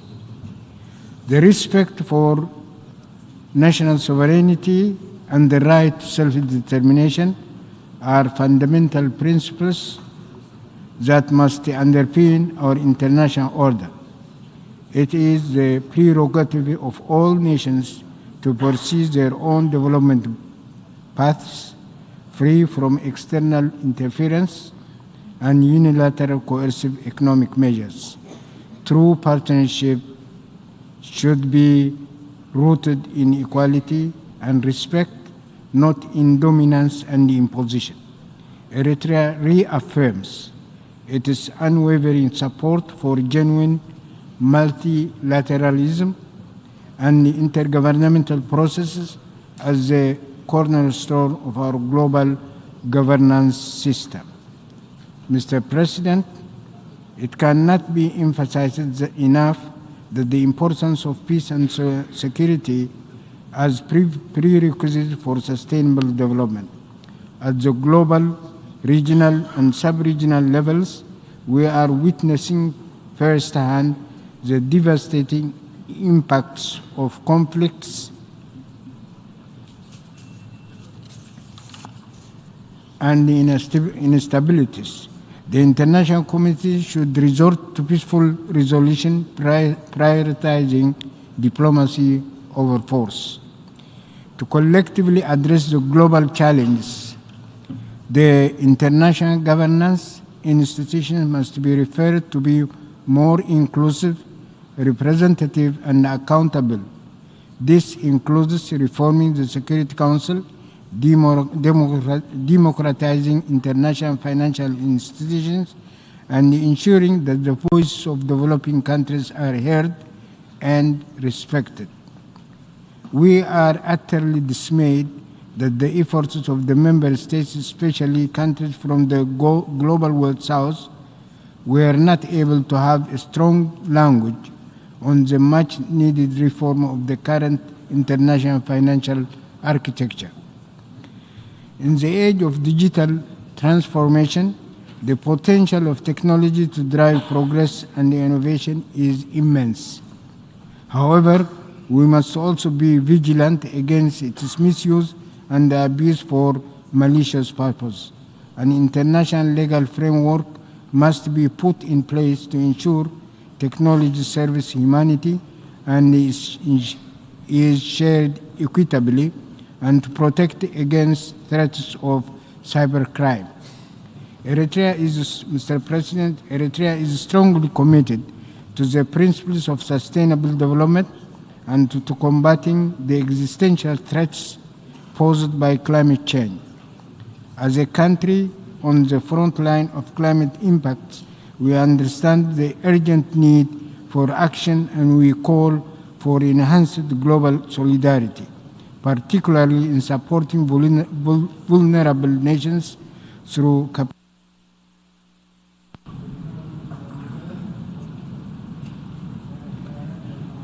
Thank the speaker. As soon as the microphone is cut off, I thank the Minister of Foreign Affairs of Eritrea. I now give the floor to Her Excellency Penny Wong, Minister of Foreign Affairs of Australia.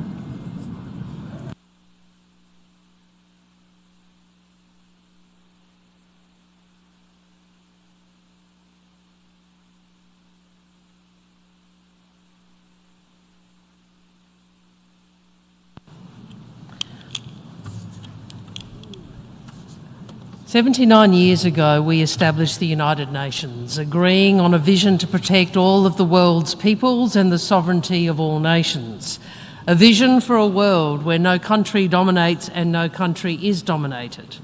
Yet these ideals endure more in promise than in practice. Our shared challenges are only getting bigger, but trust that this UN system can deliver for everyone continues to decline. As our challenges evolve, the UN has not evolved with them. The Pact for the Future is a sign of what we can still achieve together, but our inability to agree on so many issues prevents us from addressing today's challenges. We need to reform the UN system, but reform cannot become a means for disruptors to undermine elements of the United Nations that protect us all. It must be about meeting the needs of all countries, including small and medium countries, rather than increasing the power of a few. We need a reformed UN Security Council that includes representation from Africa, Latin America, and the Asia Pacific, and where small states see their interests reflected and voices heard. We need stronger peace building and conflict prevention architecture, and we need to strengthen resolve to achieve peace in Ukraine, Gaza and Sudan. Friends, last month we marked the 75th anniversary of the Geneva Conventions, a reminder of a time when the international community agreed rules to limit human suffering in conflict. We are falling short of that commitment, with 2024 shaping up to be the deadliest year on record for humanitarian personnel.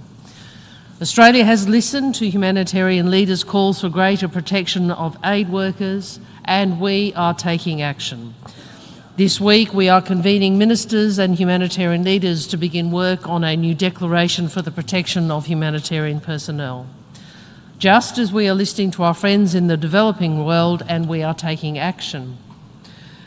With just over 5 years to 2030, we are falling behind collectively on the SDGs. With just over 5 years to 2030, we are falling behind collectively on the SDGs targets not being met. Australia has listened to calls from Pacific Island nations for breakthroughs on climate change, and together we have taken action. Australia and Tuvalu's Falapili Union is the first time two nations have recognised in a legally binding treaty continuing statehood and sovereignty, notwithstanding the impacts of climate change-related sea level rise. Australia has listened to calls to advance the Multidimensional Vulnerability Index and the Bridgetown Initiative, and we have taken action. We will offer climate-resilient debt clauses in our sovereign loans by the end of 2025 to help developing countries build economic resilience in the face of climate change and other shocks, resist coercion and focus on delivering for their citizens. Australia has listened to calls for smarter and greater financing, and we have taken action. This year, we have committed $492 million to the Asian Development Fund replenishment round, working with Japan to unlock a record $5 billion in new assistance over the next decade to the region's most vulnerable countries. Australia has listened to calls to lessen the digital divide, and we have taken action. We are building sustainable south-south connectivity via submarine cables across the Pacific and Timor-Leste. So in this and in many other ways, Australia is working to deliver on the Pact for the Future, and we will continue to act, because the United Nations cannot reform itself. This is a job for all of us, collectively as member states. It is up to us, our summit, our United Nations, our future. Thank you. I thank the Minister for Foreign Affairs of Australia. I now give the floor to His Excellency Ahmed Attaf, Minister for Foreign Affairs and the National Community Abroad of Algeria.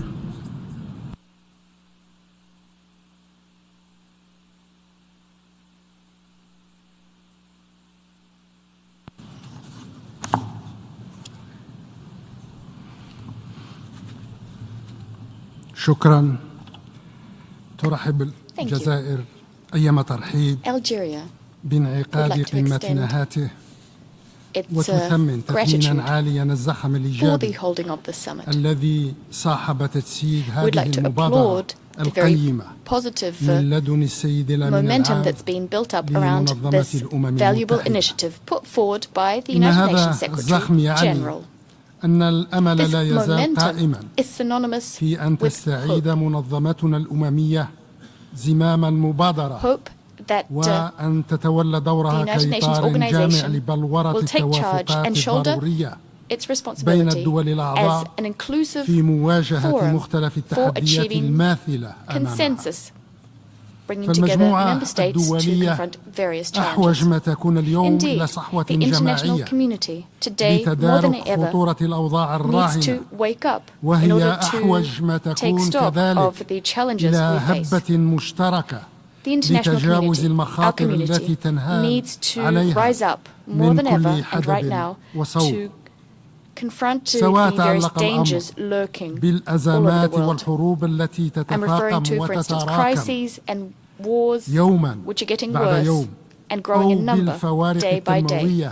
I'm also referring to development gaps which are only getting deeper. Moreover, there's climate change and environmental dangers which have reached unprecedented levels. On this note, Algeria would like to welcome the qualitative outcomes of the summit. We are committed to contributing to the implementation of the conclusions we've reached. Furthermore, my country believes that a serious process must be begun so as to strike the necessary balance in international relations across all of its dimensions, political, economic, and social. The current imbalance is a source of very serious tension, upheaval, all of which are thwarting international relations, especially as regards the marginalization of developing countries, notably African countries, and in the Security Council in particular, but also in various international financial and monetary institutions and international institutions generally speaking. We stand convinced that the United Nations organization is absolutely vital. It cannot be replaced. Nonetheless, at the same time, we believe that the organization requires reform that would ensure continuity, but also that the organization adapts to rise up to the challenges and requirements of this era. Such a reform would restore the organization to its vital role as the beating heart of international diplomacy and multilateral action. We need a reform that would allow the UN to respond to the aspirations of current and future generations, and to do so equitably and wholly. Thank you. I thank the Minister for Foreign Affairs and the National Community Abroad of Algeria. I now give the floor to His Excellency Bakhtiyor Saidov, Minister for Foreign Affairs of the Republic of Uzbekistan.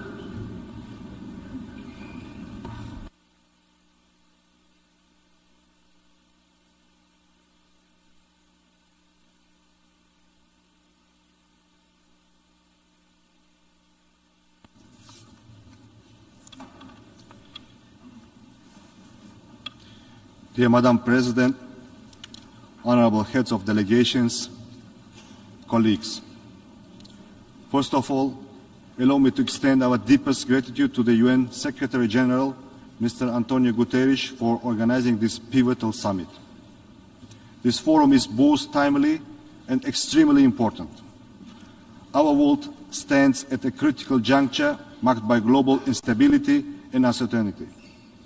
In such a defining moment, we must reflect on the legacy that we will leave for future generations. To effectively address the challenges before us, we must reform global governance system and enhance multilateral institutions.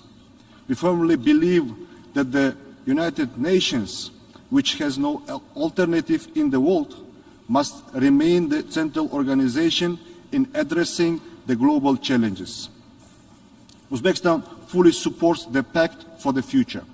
We committed to implementing its principles in collaboration with our partners. Under the leadership of the President of Uzbekistan, His Excellency Shavkat Mirziyoyev, we are consistently implementing the Sustainable Development Goals. Uzbekistan has made substantial progress in reducing poverty, promoting gender equality, and advancing climate resilience. We are determined to double our GDP by 2030 and achieve upper middle income status. Stability and openness are the hallmarks of modern Central Asia. Today, our region faces significant challenges affecting our stability and development. Digital technologies are shaping our future. We must not allow the digital transition to become a new source of global inequality. Uzbekistan fully supports the UN Secretary General's initiative for an annual digital cooperation forum and the establishment of a high-level advisory body on artificial intelligence. Climate change demands urgent and collective action. Central Asia has long faced the impacts of global warming caused by water scarcity, environmental degradation, and loss of biodiversity. The RLC disaster continues to have a significant impact on the ecosystems of all states in the region. Uzbekistan is undertaking substantial measures to enhance environmental sustainability. In 2025, we plan to organize a climate forum in Samarkand and invite everyone to actively participate in this event.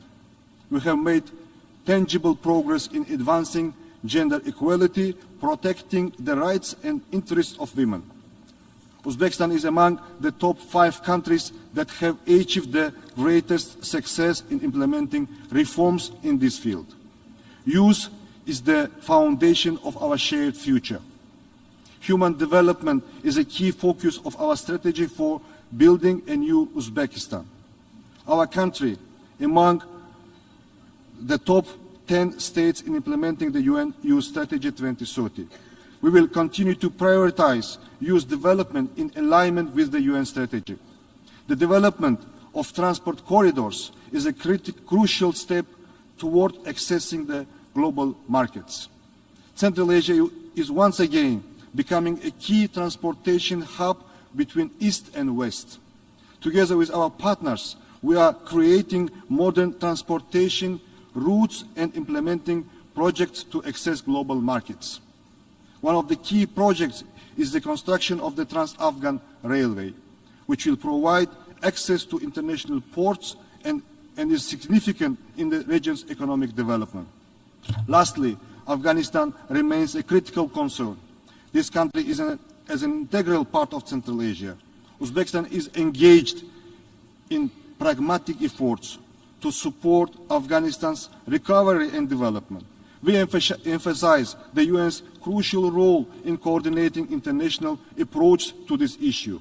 Dear summit participants, the summit of the future is taking place at a time of profound changes. Uzbekistan is committed to active multilateral engagement and supporting the central role of the UN in achieving our common goals. I thank you for your attention.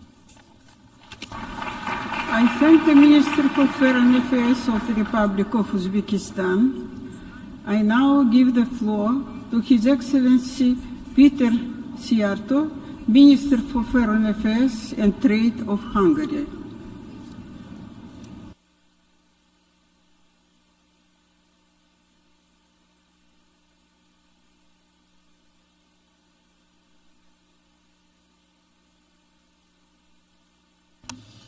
Madam Ambassador, dear colleagues, Your Excellencies, I regret to start with the fact that since the conclusion of the Second World War, the security situation of the world is now the most deteriorating. Threat of terror has been increasing. Illegal migratory flows are going on in more than 30 places of the world. In order to be able to tackle these extremely serious challenges, we need to change international politics fundamentally. What would be the fundamental change?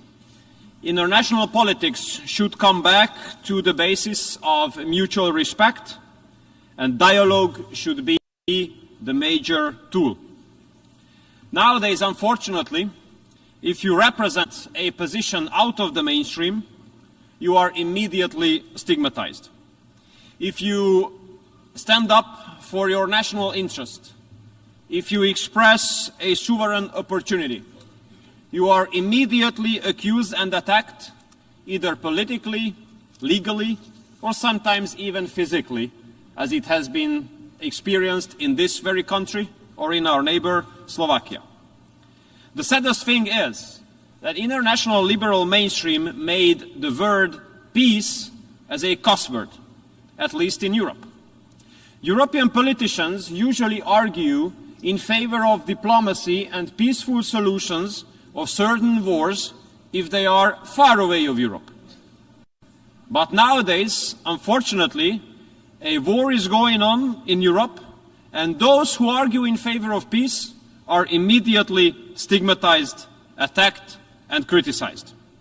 If it continues as it has been going on, future will be really sad, as there are two sad scenarios ahead of us.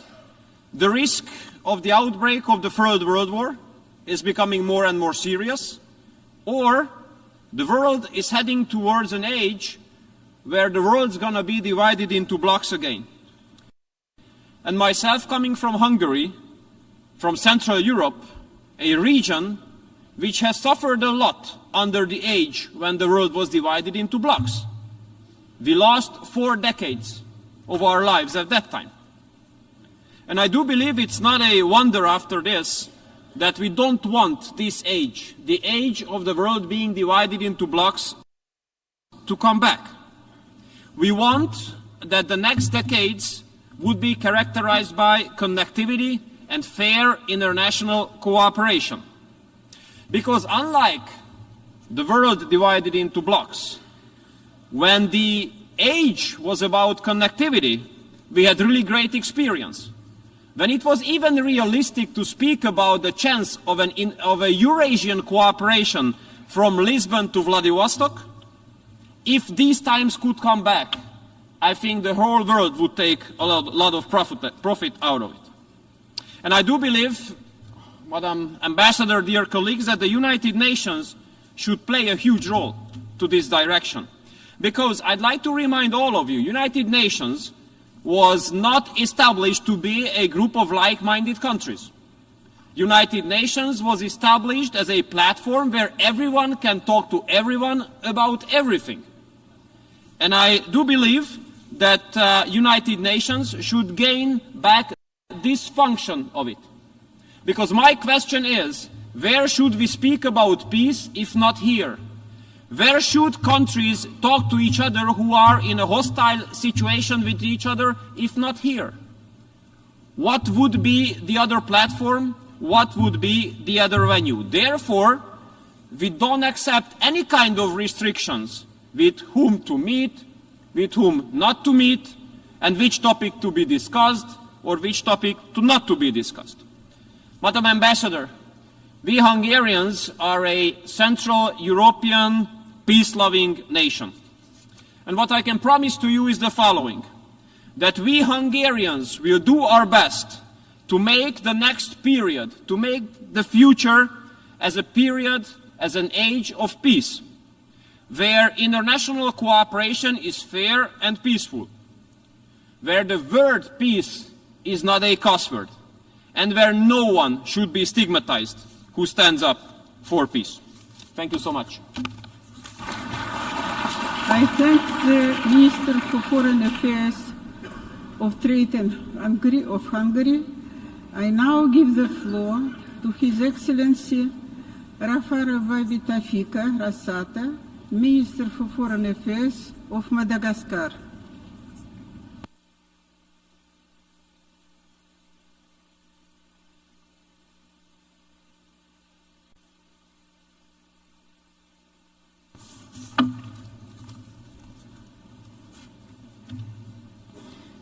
Excellences, Mesdames et Messieurs, les chefs d'État et de gouvernement. Heads of state and government. Excellences, Mesdames et Messieurs, les chefs de délégation. Heads of delegation. Madame l'ambassadeur. Madam Ambassador. C'est pour moi ladies and un grand gentlemen. honneur de For vous me, adresser. it's a great honor Au to nom de take son the floor Excellence, before you Monsieur on behalf Antigua, of His Président de la Excellency République Mr. de Andrew Madagascar, Rajoelina, les plus sincères President of the Republic of salutations. Madagascar, and to C'est extend également to une you fierté his most pour toute heartfelt la nation regards. malagasse, It's also et a real point particulièrement of pride pour tous les for jeunes de the whole of Madagascar, the Malagasy de nation, and contribuer à la particular for all construction of the de young notre people of avenir Madagascar, commun. to contribute to Alors que building nous our traçons common la future. voie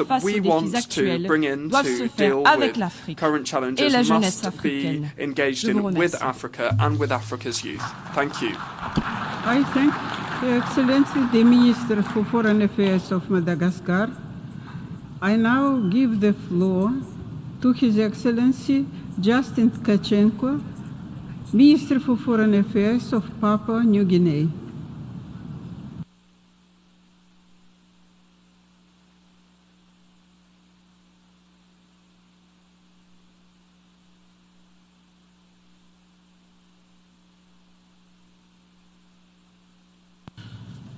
Madam President, Excellencies, All protocols observed.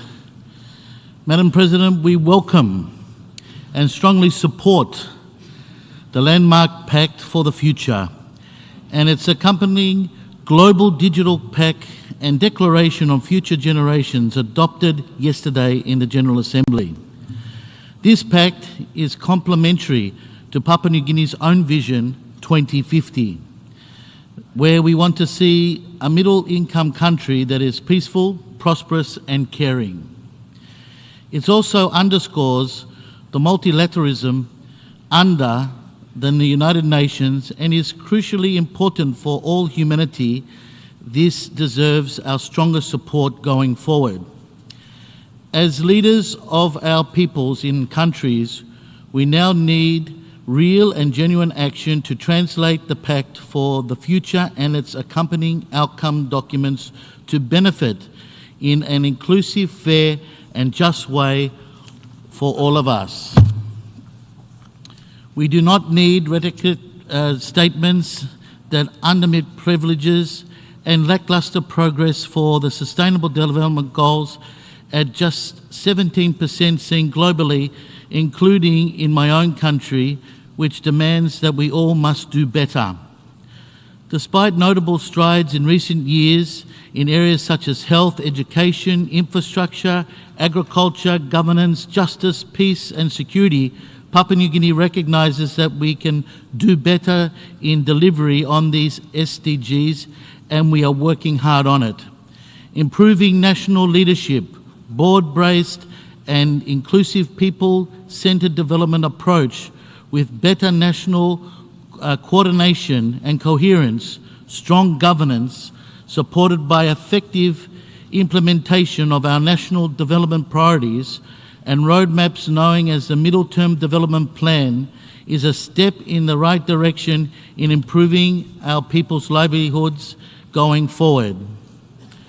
We need a global financial architecture that puts people's lives and livelihoods first over profit or self-interest.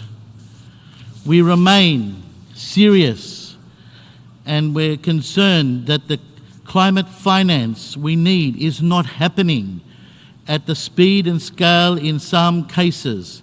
Like in our own country, there is hardly a trickle.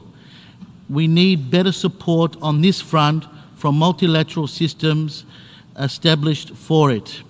My government is now embarking on industrialisation through downstream processing of our natural resources to value add, benefit fairly from our national assets. We therefore welcome bona fide development partnership that is not detrimental but rather aligned with our national development priorities.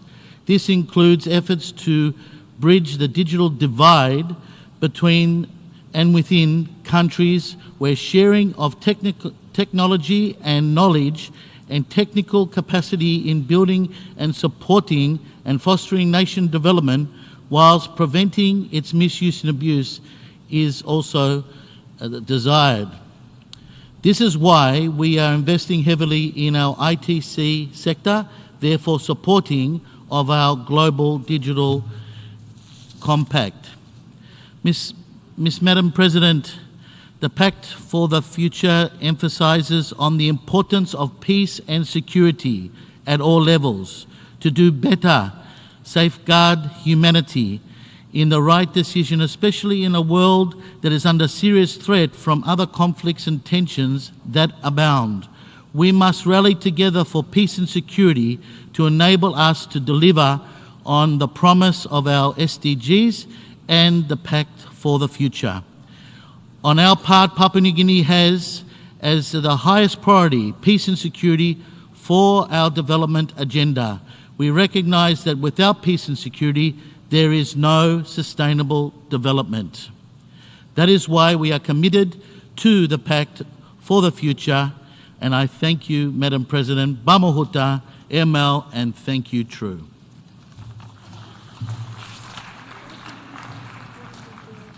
For New Guinea, I now give the floor to His Excellency Frédéric Makamure Shava, Minister for Foreign Affairs and International Trade of Zimbabwe.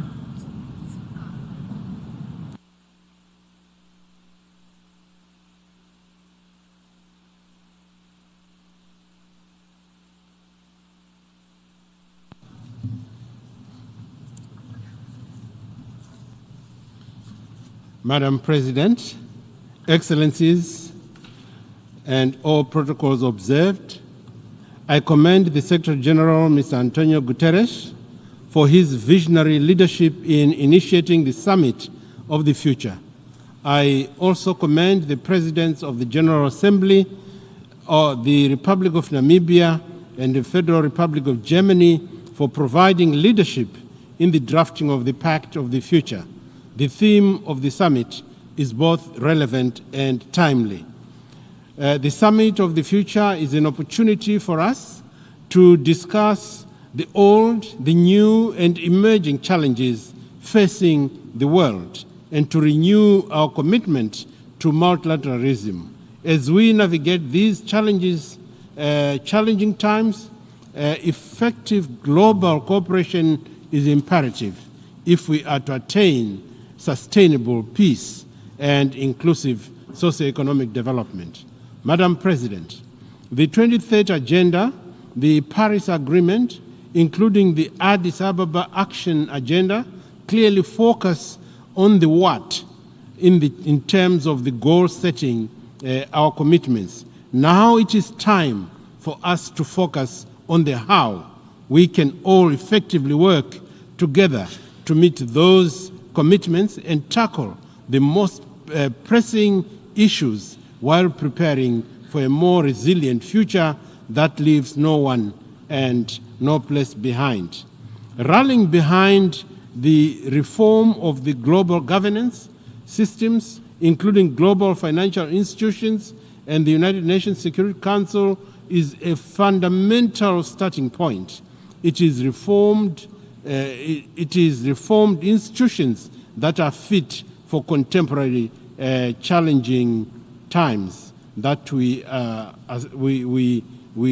that will assist as developing countries to meet our common goals. It is equally imperative that developed countries provide a comprehensive package of support for developing countries to enable them to transition to greater economies. This must include financial resources, technology transfer, capacity building initiatives.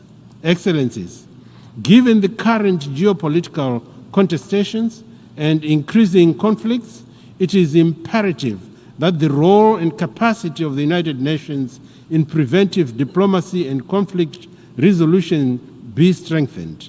The need to include women and youths in the peace and security agenda cannot be overemphasized. Zimbabwe therefore supports the new agenda for peace as proposed by the United Nations Secretary General and stands ready to play its part in this regard. Madam President, the need for political will is paramount if the implementation of the outcomes of this summit are to be actualized. It will be critically important to focus on vulnerable countries, least developed countries, landlocked developing countries like Zimbabwe, and small island developing states, in line with the cardinal principle of leaving no one and no country behind. Success should be measured in terms of the extent to which any interventions reach those in hard to reach areas and who are furthest behind. Madam President, Zimbabwe is relatively youthful as a nation, with more than 65% of our population below the age of 35. This presents opportunities for economic growth through harnessing the innovations and innovativeness and zeal of our youths. Our policies and programs have been designed and redesigned and strengthened to ensure that young people are key drivers of our social and economic transformation agenda. This includes the establishment of innovation centers at all institutions of higher education, underpinned by a number of new heritage-based approach to education 5.0. This approach is enjoying growing success, inculcating a sense of self.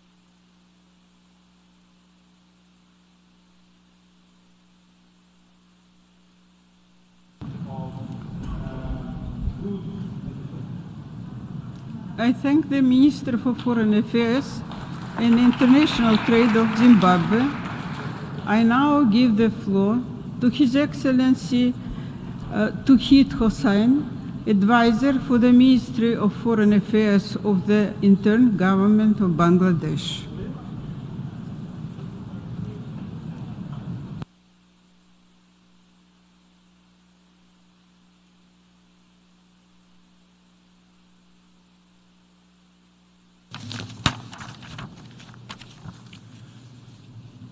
Madam President, Excellencies, I applaud Secretary General Guterres for convening this historic summit.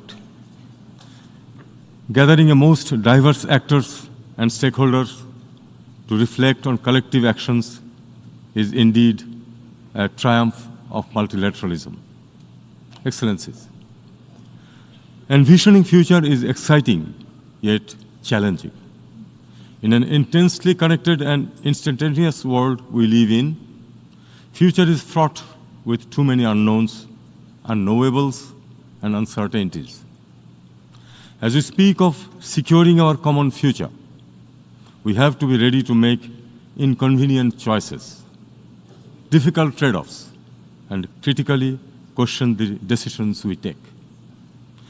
The world acknowledged all such in adopting the Agenda 2030 as we pledged to create a secure and sustainable future for our descendants based on shared responsibility. Nearly a decade since the Agenda 2030 being in place, we note social and economic inequalities across communities are rising. Poverty and hunger persists, yet we focus more on output than outcome. Humanity is endowed with so much of resources, knowledge, and technology. Yet, vast majority of population still lack capacity to cope and progress. While wealth abounds to finance almost all the global needs, even though developing countries are ready to pay for the solutions, we see very little money moves to critical developmental issues such as climate adaptation, securing future of water for farmers, etc. Excellencies, 2 months back, a remarkable people's movement in Bangladesh starkly reminded how 170 million people value their aspiration for freedom, dignity, justice, and equality over sheer growth numbers. Drawing on the past 5 decades' global discourse and development, we may need to truly value the values to secure our future. Understanding empathy for people and nature alike, placing harmony and stability beyond peace and conflict only, balancing ecology and economy, weighing well-being over profits, rediscovering responsibility. What is key to me is to rediscover learning beyond skewed remit of education only. We need to blend content with values that spark creativity. We also need to democratize digital technology tools, applications, and innovations beyond profit. Else, many risk to be left out in a vast, evolving world of work. I see how people in deserts, islands, or coasts without literacy or numeracy can turn their circumstances around. They ask for modest support. Let us indicate how we can shape and reach solutions to those billions on the fringe. At the same time, the wealth of traditional practices and heritage across communities merit to be blended with contemporary knowledge. In all, let us liberate the potential latent in entrepreneurship of individuals and enterprises across the developing world, where so much still revolves in informal economy. Excellencies, diversity of nations presented different perspectives that enriched the Declaration on Future Generations and the Digital Compact. The guiding principles, elements, and suggestive actions surely sow the seed for a shared global undertaking beyond 2030. Bangladesh stands ready to contribute her bit beyond this summit. I thank you all.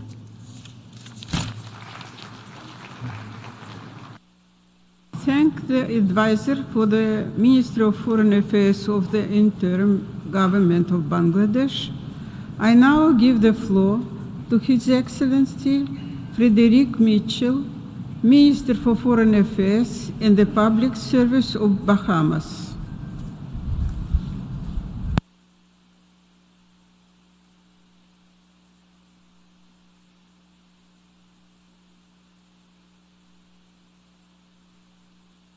And as we look around today, there are wars and rumors of war. Some countries have marched into other countries and claimed the space as their own, simply because their troops are standing all over the land. We all ascribe to the UN Charter on Territorial Integrity, but the goal, though laudable, has fallen short. Ask the people from Ukraine to Gaza to Cyprus to Sudan if they believe the international system as it is values the Charter and the beliefs described therein. Ask Haiti. At one time, and to some extent today, people invaded or discovered other peoples and nations and claimed them in the name of the Lord. They then decimated the people that they met on the land and divided up the spoils. That was the founding principle that allowed the millions of African slaves to be transported across the seas as cargo and chattel to the small islands, displacing local populations. And that's how my fellow Bahamians and I got to be in the place called the Bahamas. We've made it thus far by faith. So Carl Sagan, the American astronomer, has a widespread video that shows the Earth in far relief from outer space. It is a blue dot, and he describes that we are, as far as we know, all alone on that blue dot in the loneliness of space.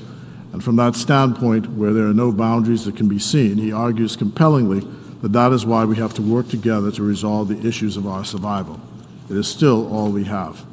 Neil deGrasse Tyson argues that the one thing about science is that whether you believe it or not, it's true.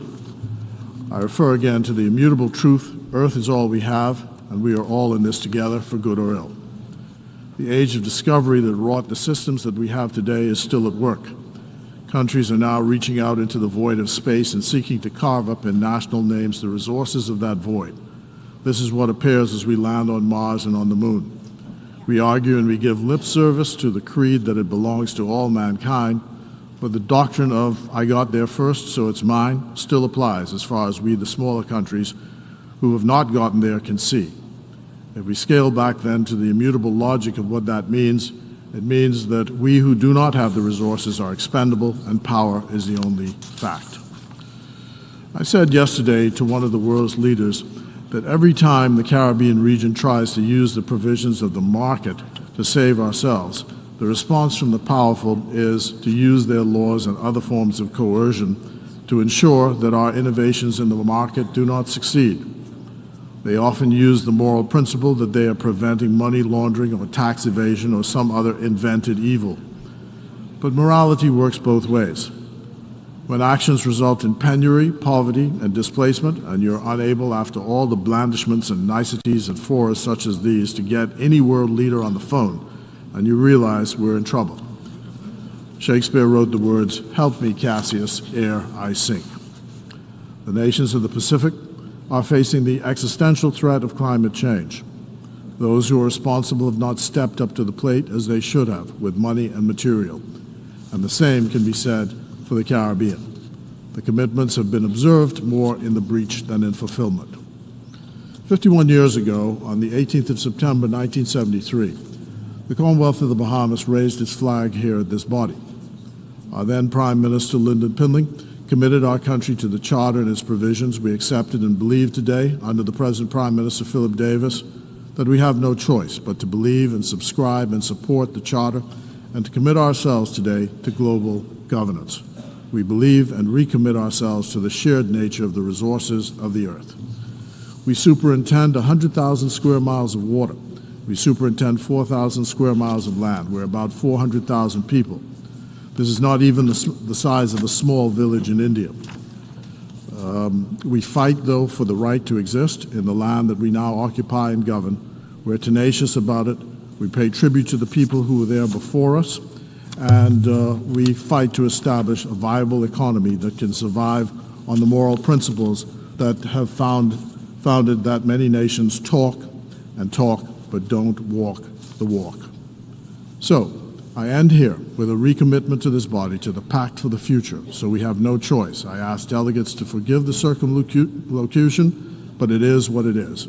We are confident that humans have a soul, a right to exist, a God-given right to all the resources of the earth, sea, and sky, all humanity, not some.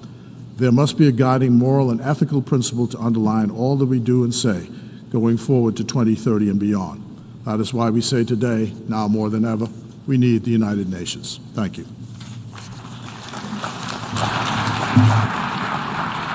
I thank the Minister for Foreign Affairs and the Public Service of Bahamas. I now give the floor to His Excellency Hakan Fidan, Minister for Foreign Affairs of Turkey.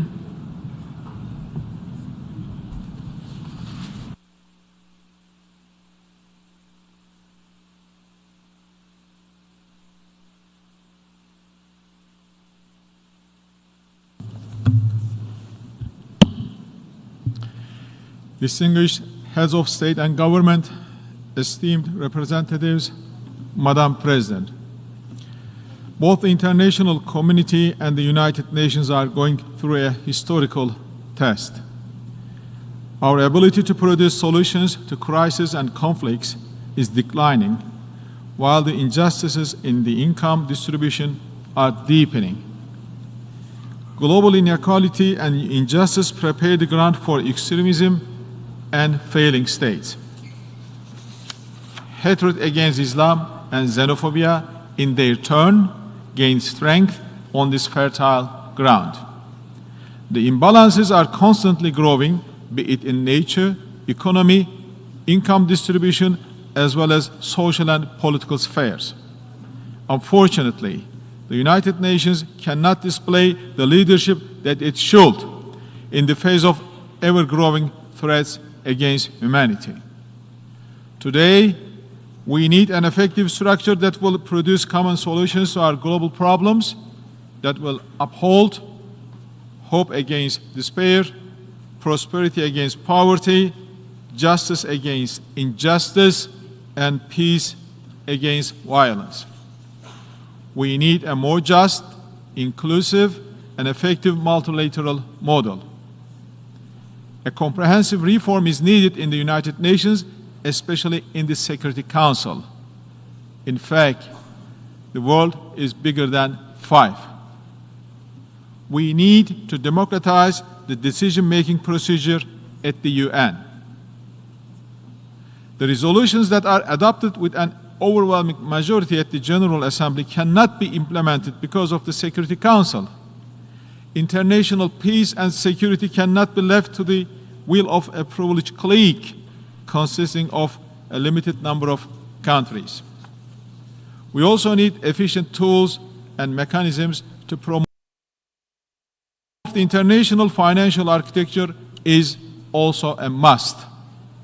This is the only way to achieve the sustainable development goals.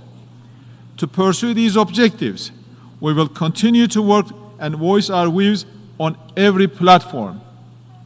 Dear colleagues, at the same time, we are looking for ways to adapt new technologies, especially digitalization and artificial intelligence.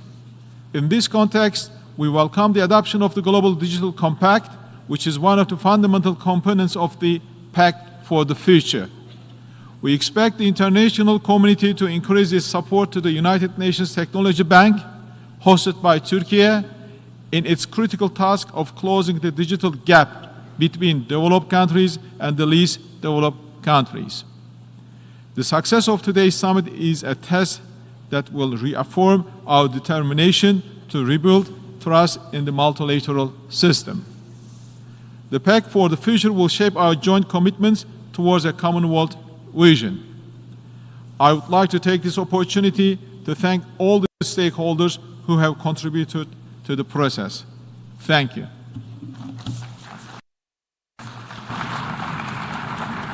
I thank the Minister for Foreign Affairs of Turkey.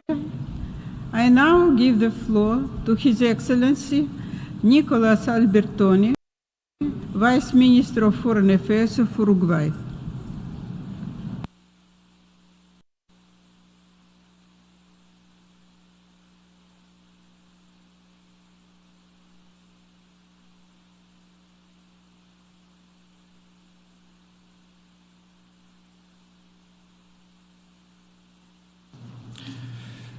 Muchas gracias, señora presidenta. Thank you very much. Esta cumbre nos encuentra en medio de tiempos muy inciertos que muchas veces nos impiden visualizar la magnitud y la urgencia de los problemas globales que tenemos que resolver, debiendo tender muchas veces lo urgente por encima de lo importante.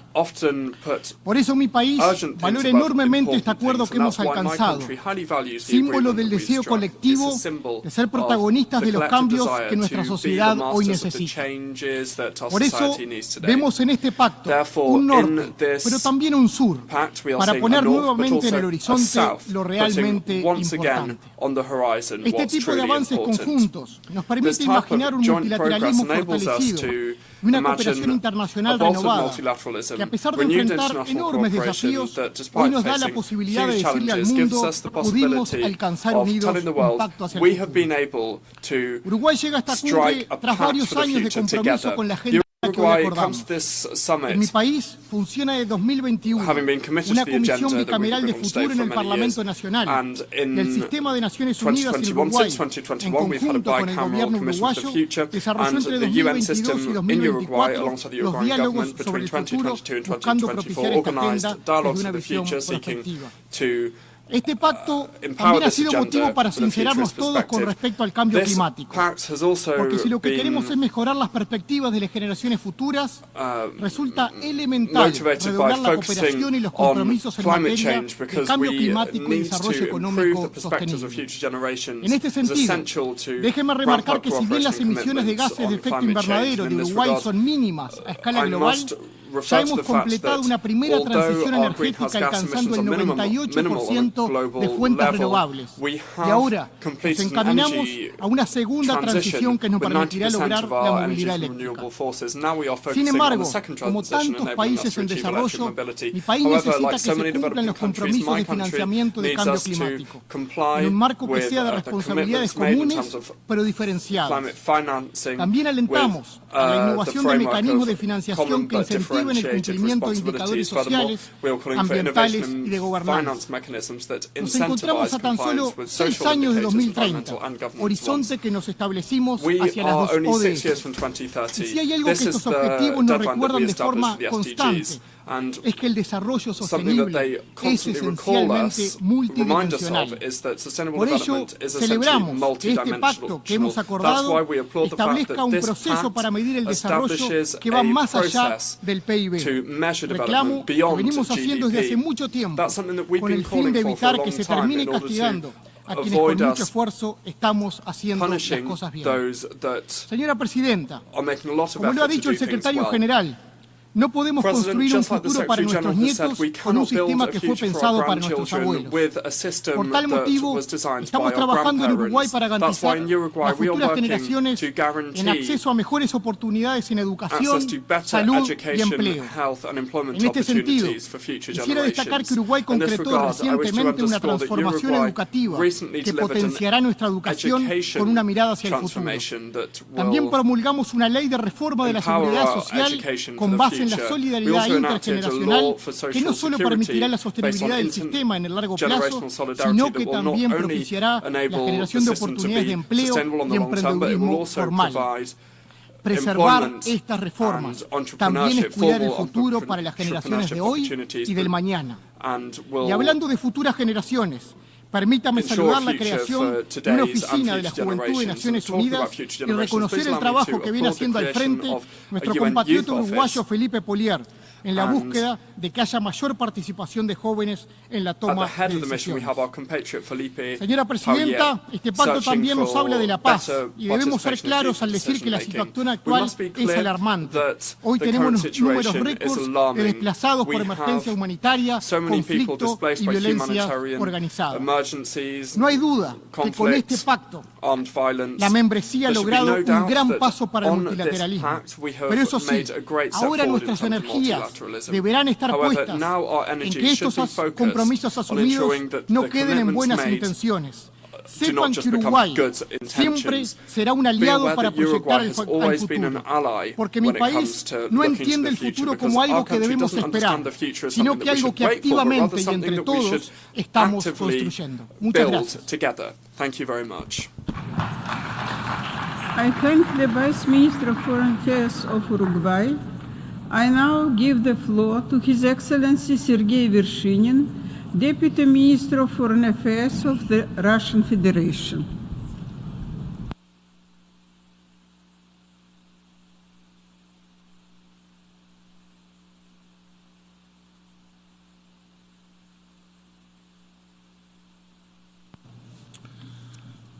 Уважаемые коллеги, Distinguished colleagues, today's world is confronted with unprecedented challenges which require collective decisions. That's why, when the UN Secretary General proposed convening a summit of the future, his proposal was elicited with a strong response from the organization and garnered Russia's support as well. We shouldn't forget that states' unity in combating fascism and the desire to cooperate in good faith to address global problems resulted in the establishment of the UN. Without political will, it's impossible to achieve consensus, and it's certainly not possible to restore peace, ensure individual security, and achieve the development goals. In a word, the foundation of the effectiveness and credibility of the UN is genuine multilateralism. As a founding member of the UN and a responsible member of the international community, the Russian Federation attaches particular importance to strengthening the system of international cooperation.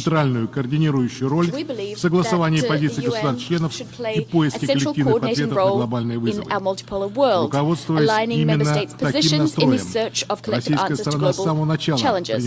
Guided by this stance, Russia has taken a most active part since the very beginning in crafting the pact for the future.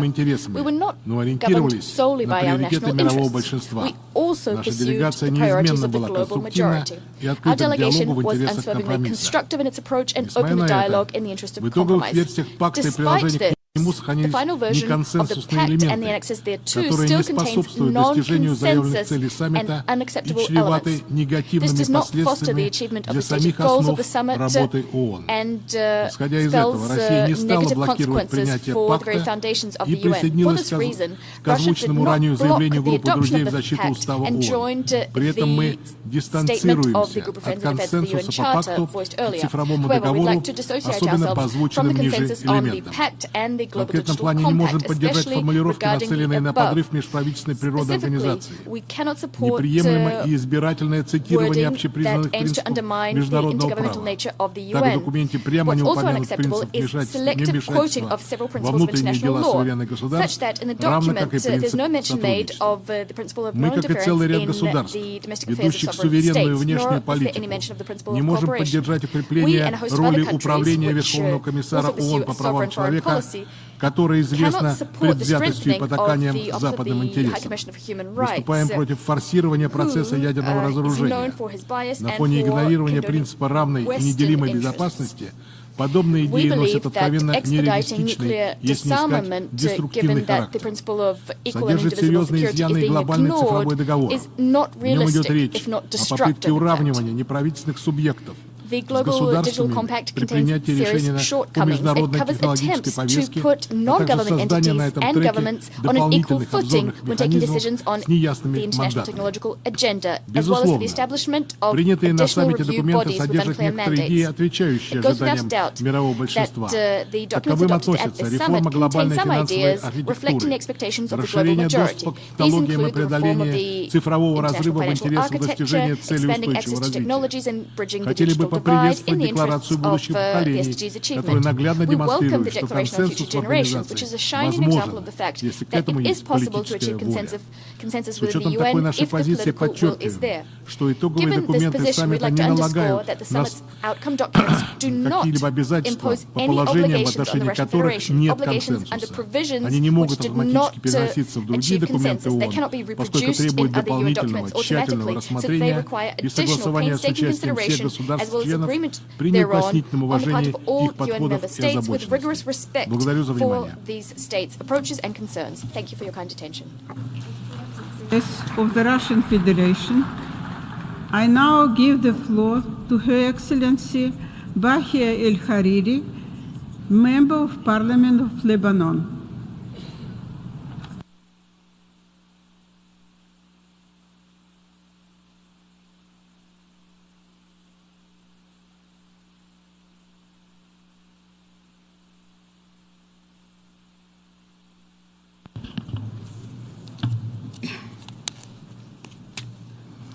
السيدة الرئيسة أصحاب المعالي والسعادة. لقد شرفني دولة الرئيس نجيب ميقاتي رئيس الحكومة اللبنانية بإلقاء كلمته الخاصة في الجلسة العامة لمؤتمر القمة العالمية المعني بالمستقبل، وحملني أيضا اعتذاره عن عدم تمكنه من الحضور بسبب الظروف القاهرة والمدمرة ليعمل مع الفريق الحكومي على رفع الجمهورية لمواجهة تداعيات وعدوان على كافة المستويات الإنسانية والدبلوماسية والصحية والمعيشية والأمنية، ومتابعة عمليات النزوح واستهداف الأحياء السكنية بعد المجزرة التي طالت ما يزيد على 3,000 من المواطنين اللبنانيين في بيروت والجنوب والبقاع. إن الشعب اللبناني في خطر شديد بعد تدمير مساحات واسعة من الأراضي الزراعية واستهداف الكثير من المباني السكنية في معظم المناطق اللبنانية and residential buildings in the majority of the regions of Lebanon. This has damaged the economy of our country and threatened our social order, especially since several countries have asked their nationals to leave our country. The Summit of the Future is taking place at a time this is ever so sensitive. The whole of humanity urgently needs dialogue. التي تهدد مسيرة الأمن والسلم الدولي بعد أن شهد النظام الدولي حالات من التحلل والعنف وعدم الالتزام بالقيم والمواثيق الجامعة والضامنة مما يستدعي العمل من أجل استعادة الثقة بالنظام العالمي. وباسم رئيس الحكومة اللبنانية فإننا نثني على جهود الأمين العام والأمانة العامة للأمم المتحدة في تحضير لهذه القمة المميزة في الموضوعات والمراجعات والحوارات This والتي نتابعها منذ العام 2015 والإعلان عن خطة and the approach to it in place since 2015, the 2030 Sustainable Development Agenda, the Paris Agreement on Climate Change, and the Addis Ababa Action Plan for Sustainable Development, the Declaration made on the 75th anniversary of the United Nations in 2020, our Common Agenda in 2021, the Statement by the Secretary General in 2022, the Summit on the Transformation of Education, the Fight Against the Spread of Pandemics in 2023, the SDG Summit. All of these measures should reinstate trust. ومؤسسا لجامعة الدول العربية في 1920. وإعلام ميثاق الأمم المتحدة في 1945. وفي المؤتمر التأسيسي لمنظمة اليونسكو 1945. وفي صياغة الإعلان العالمي لشرع حقوق الإنسان 1948. إن الدولة اللبنانية بادرت في 1948 لاستضافة المؤتمر الدولي الثالث لمنظمة اليونسكو في بيروت، والتي جاء في ديباجتها إن الحروب تقع أولا في عقول البشر وفي عقول البشر تبنى حصون السلام. وكان المؤتمر بمثابة منبر للحرية والتنوع الثقافي ومركز للحوار والتعاون الثقافي العالمي. إن ما تشاهده الأجيال الجديدة الآن من عنف ودمار وتهجير ونزوح ولجوء against violence, destruction, exile, exodus, hunger and disease.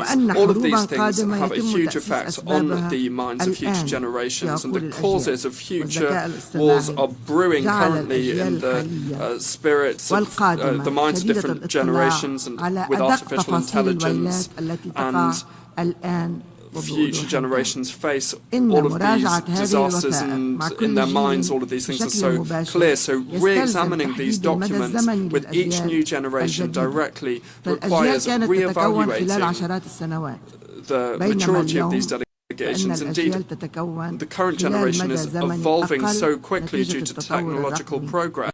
Well, in the past, we talked about a new generation every 10 years. The Lebanese Prime Minister, Mr. Mikati, is looking at levels of trust in Lebanese civil society and in scientific institutions in the youth, and we wish to underscore the importance of the Secretary-General's position on debating the results of this exceptional summit with civil society and with youth organizations. We hope that the young people of the city of Beirut will be the first to discuss the results of the Summit of the Future and its pact and compact. They are so bitter from violence, war and conflict. The speaker's microphone has been cut off, say the interpreters. I thank the Member of Parliament of Lebanon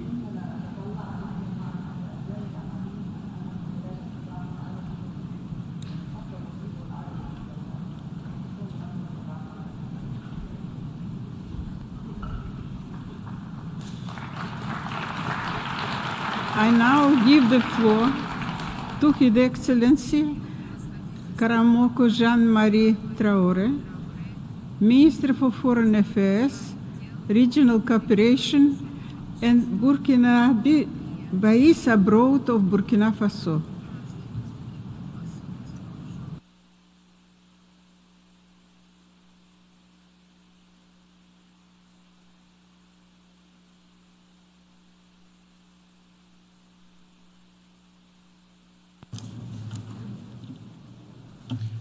Madame la Présidente, Madam President, le Burkina Faso salue les efforts considérables déployés par les co-facilitateurs dans la formulation du pacte pour l'avenir que nous avons adopté de façon unanime. Œuvrons donc à sa mise en œuvre effective, car il ouvre une nouvelle ère d'espoir. La résurgence de la crise du multilatéralisme, induite par la défaillance du système international à relever les innombrables défis de l'heure, appelle à l'action et légitime notre sommet. Il est amer de constater que l'Organisation des Nations Unies, qui est au cœur de ce multilatéralisme, subit elle-même les dissensions permanentes entre ses membres et les divergences profondes au sein du Conseil de sécurité. Le futur prometteur et radieux que nous souhaitons exige de notre part une action internationale vigoureuse, cohérente avec nos engagements et nos responsabilités communes, mais différenciées vis-à-vis des générations futures. À cet égard, les propositions suivantes sont des contributions que ma délégation souhaite reverser aux travaux du présent sommet. Primo, il semble primordial de veiller au respect strict des principes de la Charte des Nations Unies afin que cesse pour toujours le recours à la menace ou à l'emploi de la force, à l'agression, aux pressions politiques et économiques, à l'ingérence dans les affaires intérieures des autres États. Il importe également de promouvoir la transparence, la justice et l'équité en parachevant la réforme du Conseil de sécurité pour renforcer la confiance entre les États membres. Deuxièmement, dans le domaine de la sécurité, il est crucial de renforcer l'efficacité et l'efficience des opérations de maintien de la paix, ainsi que la crédibilité de l'Organisation des Nations Unies dans la gestion des crises et conflits. Troisièmement, il est essentiel que les questions du développement et de la santé demeurent au centre de nos préoccupations, notamment en ce qui concerne les moyens de mise en œuvre y compris of le our efforts, renforcement des especially when it comes to capacités, le implementation, transfert de bolstering technologies et capacity, des ressources technology financières transfer, adéquates, as well as suffisantes, sufficient, prévisibles et additionnelles. predictable, À cet égard, and nous additional, devons as well as renforcer sustained la réponse funding for multilatérale development. pour soutenir les To pays this end, confrontés we à need un to endettement élevé strengthen et multilateral insoutenable, efforts en veillant à une geared towards approche helping plus states efficace, manage ordonnée, debt distress. We need prévisible, orderly, coordonnée, predictable, transparente et coordinated, opportune. Le même transparent intérêt and devrait être timely accordé efforts à la on this réforme front. de l'architecture The same financière interest should be internationale. placed in Quatrièmement, international financial nous architecture devons reform. constituer, This brings me to my fourth point. continuer à promouvoir notre engagement en continue faveur de promoting our l'autonomisation de toutes les femmes et filles The dans empowerment tous les of domaines, all girls en and éliminant women tous les across obstacles all à areas. leur accès We must break et à down leur barriers participation to their pleine, access and égaux et their full, significatifs equal dans les and domaines effective des sciences, participation in des the technologies et de sciences, l'innovation. technology N'oublions and pas les innovation. populations victimes de guerre, We shouldn't notamment les forget populations déplacées people who internes fallen victim et les to réfugiés. war, including De IDPs même, and refugees. la jeunesse In a de la similar planète vein, mériterait d'être associée the youth of our au planet processus de prise de should décision dans les affaires du participate monde. in decision-making L'institution at the d'une global assemblée level. permanente et d'un programme intégré au sein du système des standing Nations Unies assembly dédié à celle-ci paraissent within the United opportunes Nations à cet égard. system would be Cinquièmement, an excellent idea. face au progrès dans le domaine du numérique, Next, il urge given d'œuvrer progress, à l'avènement d'une coopération digital progress, numérique qui what we définirait need is les principes, cooperation les on digital objectifs et matters les which actions would respectueux pinpoint the des principles, droits de l'homme. decisions, Et il faut saluer à cet that effet would, l'initiative d'un uphold human dialogue rights. mondial annuel And to that end, we sur need la an gouvernance de annual global l'intelligence dialogue on artificielle the governance of sous les artificial auspices de intelligence l'ONU under et d'un processus the inclusif auspices of the United vers Nations. les arrangements internationaux de This needs to gouvernance be des données. inclusive and Enfin, green, as does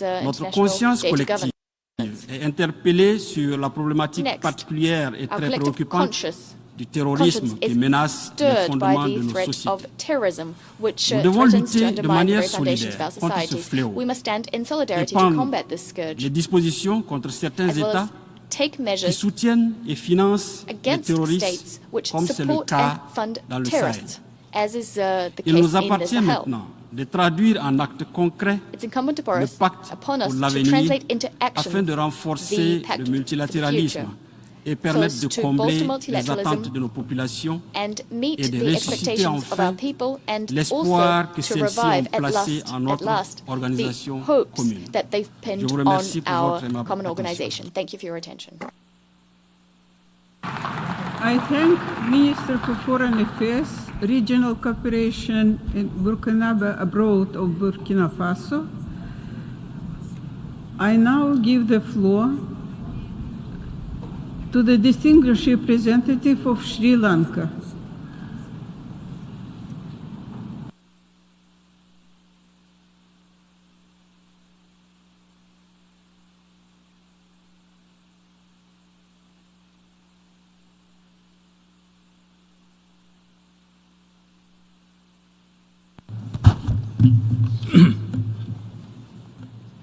Madam President, today the 17 Sustainable Development Goals are in peril. We know where we need to be and how we need to progress, but the 2030 Agenda for Sustainable Development, which is our blueprint, is in peril. It, however, appears that we are plagued with a lack of political will and the commitment to multilateralism. Madam President, we are gathered here today to commit to 56 multilateral solutions that address the needs of our people, both now and in generations to come. The Pact of the Future is our opportunity to demonstrate our shared resolve to chart this new course. During our deliberations, we have visited several key aspects that require urgent attention, including reforms to the international financial architecture, the debt restructuring, financing for development, international peace and security, science, technology and innovation, global governance, youth and future generations. Madam President, Sri Lanka thanks Namibia and Germany, Zambia and Sweden, and the Netherlands and Jamaica for navigating the deliberations over the last 18 months towards the adoption of this pact. We are sensitive to the fact that all our aspirations may not be accommodated in this pact. Negotiations on the pact for the future highlighted the challenges of our multilateral system, which must fit for the present and the future, prioritizing people at the center of our actions over political and economic divisions. Madam President, as a developing country, Sri Lanka sees the considerable opportunities that we can seize through the Pact of the Future and its accompanying declarations, the Global Digital Compact and the Declaration for Future Generations. We will structure our national digital development strategies upon the commitment under the 5 objectives of the Global Digital Compact to augment the delivery of the SDGs. With this positive hope, let us highlight the issue that could have made this pact more inclusive and meaningful. Madam President, if we are to seek multilateral solutions for a better tomorrow, we recognize that all 3 pillars of the United Nations should be equally strengthened. Sri Lanka is concerned about the growing SDGs financing gap.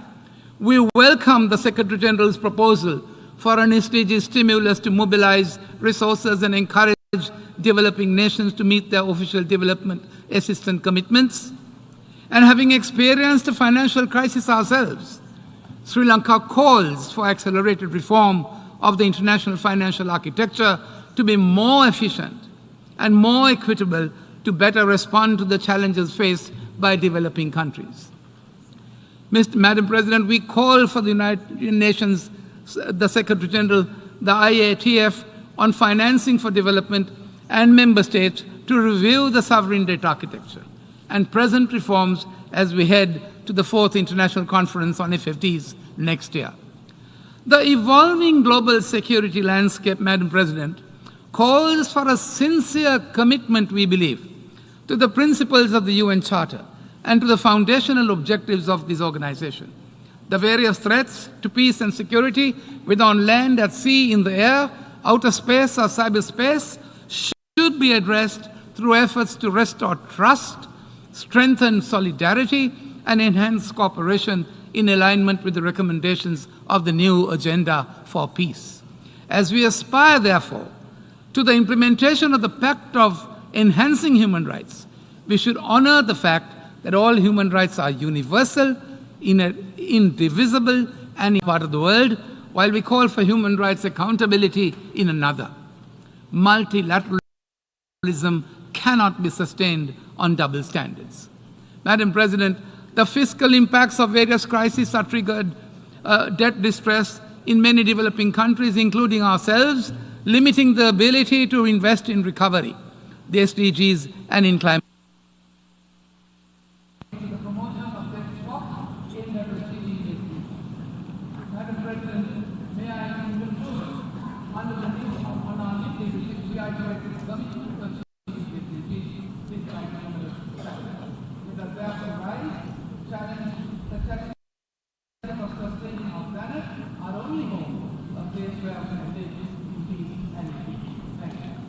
I thank the distinguished representative of Sri Lanka. I now give the floor to the distinguished representative of Democratic People's Republic of Korea.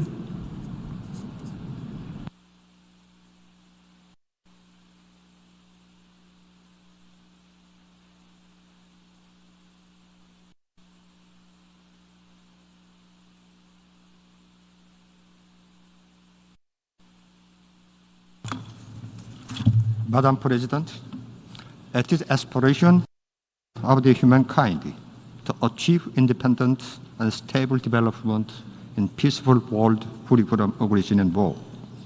9 years ago, we embarked on implementation of SDG.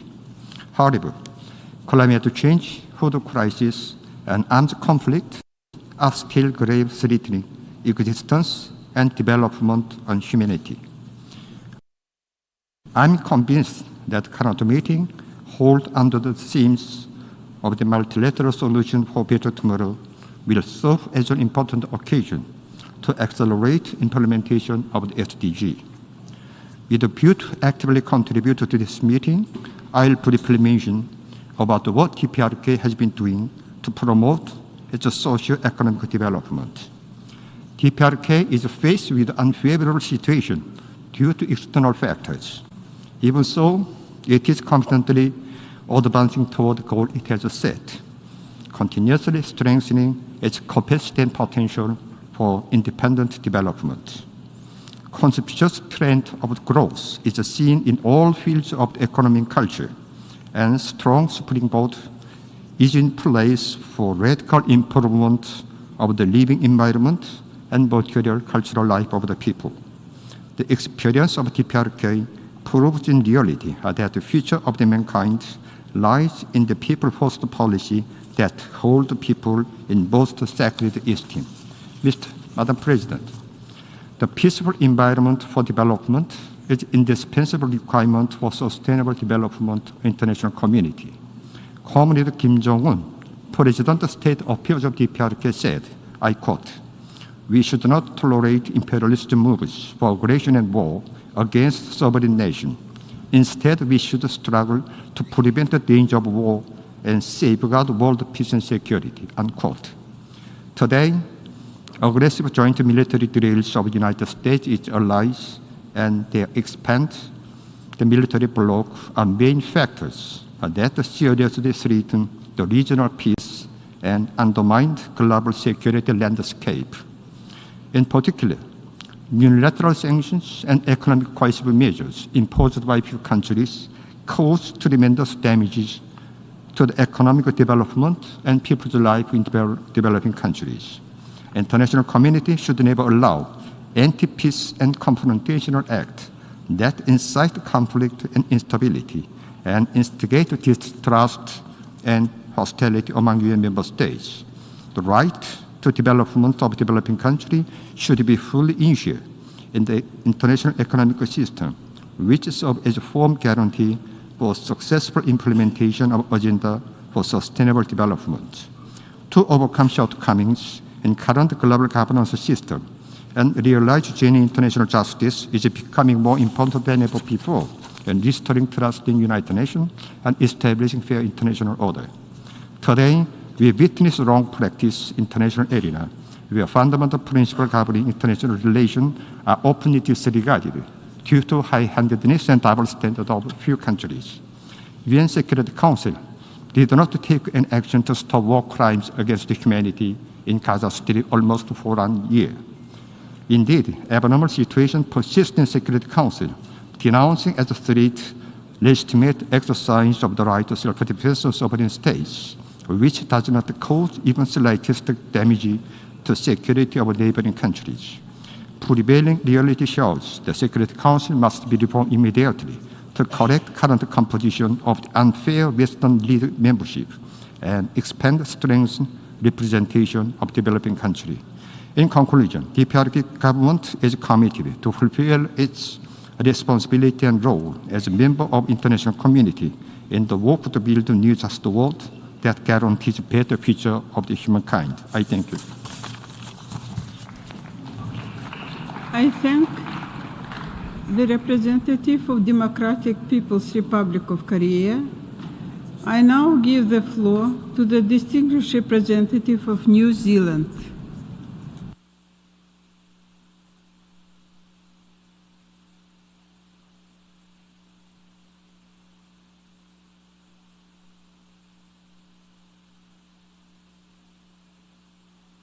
President, as a member of the UN 75 Leaders Network in 2020 and the co-facilitator of the Summit Modalities Resolution along with Oman, New Zealand is pleased to see the Summit of the Future come to fruition. These 2 days have been long in the making. The Summit of the Future has its genesis in our common agenda, the UN Secretary-General's call for solidarity between people, countries and generations, as well as a renewal of the multilateral system to accelerate the implementation of existing commitments and the filling of gaps in global governance. We thank the Secretary-General for laying down the challenge. In preparing for the summit, member states were beneficiaries of a significant investment by the UN system and beyond. This includes the exemplary policy briefs and the report of the High-Level Advisory Board on Effective Multilateralism, and a myriad of initiatives to build trust and facilitate compromise. New Zealand embraced the possibility of the Pact for the Future, the Global Digital Compact, and Declaration on Future Generations as an opportunity to drive action on pressing and emerging global challenges. As a small state, New Zealand has long been a benefactor and beneficiary of the international rules-based system. We remain committed to engaging constructively in all efforts which seek to contemporise global governance for today and the future. Size does not define influence at the United Nations. Small states have long been at the forefront of defending and strengthening the international rules-based system. Our multilateral system is imperfect, and while we have made significant strides through the convening of the summit, we must not assume our job is done. We must use the tools at our disposal to create a more representative and better networked United Nations, which is properly equipped to respond to the challenges of our times and those which lie ahead. Member states must do better to overcome division and competition. Against a backdrop of geopolitical tensions, the triple planetary crisis, and unprecedented levels of conflict and suffering, this is no small task. Never has it been more important to work across the kaleidoscope of fractures that punctuate progress in improving the well-being of people and the planet. Consensus does not happen on its own. It needs to be forged. Consensus demands leadership. It rests upon foresight. It requires hard work. We thank Germany and Namibia, Sweden and Zambia, and the Netherlands and Jamaica for their respective leadership in guiding the negotiations on the Pact, Compact and the Declaration. With regard to the Pact, we are pleased to see the relative balance between the three pillars of the United Nations: peace and security, sustainable development and human rights. We are satisfied that issues of importance to New Zealand, including gender, human rights and sea level rise, are reflected on nuclear disarmament, falls well short of our collective goal of a nuclear weapon-free world, and how we take concrete steps to achieve this. We had also wished for stronger language on reform of the United Nations Security Council, although we do see some glimmers of hope. New Zealand welcomes the Compact as an opportunity to foster an inclusive, open, safe and secure digital future for everyone. This future rests on three essential pillars: human rights, multi-stakeholder governance and inclusion. And on the Declaration, New Zealand welcomes the concept that present generations act with responsibility towards safeguarding the needs and the interests of future generations. President, colleagues, as the geopolitical landscape continues to evolve, member states must act with agency in protecting the UN Charter and international law and in the implementation of the Pact. And we must engage all stakeholders to ensure that what we do here in the United Nations has real-world benefit for the communities that we serve. We must work together, listen to each other, and rebuild trust to ensure the future we want for people and the planet. Thank you, President. I thank the representative of New Zealand. I invite His Excellency Pedro Sanchez Perez Castejon, Head of Government of the Kingdom of Spain.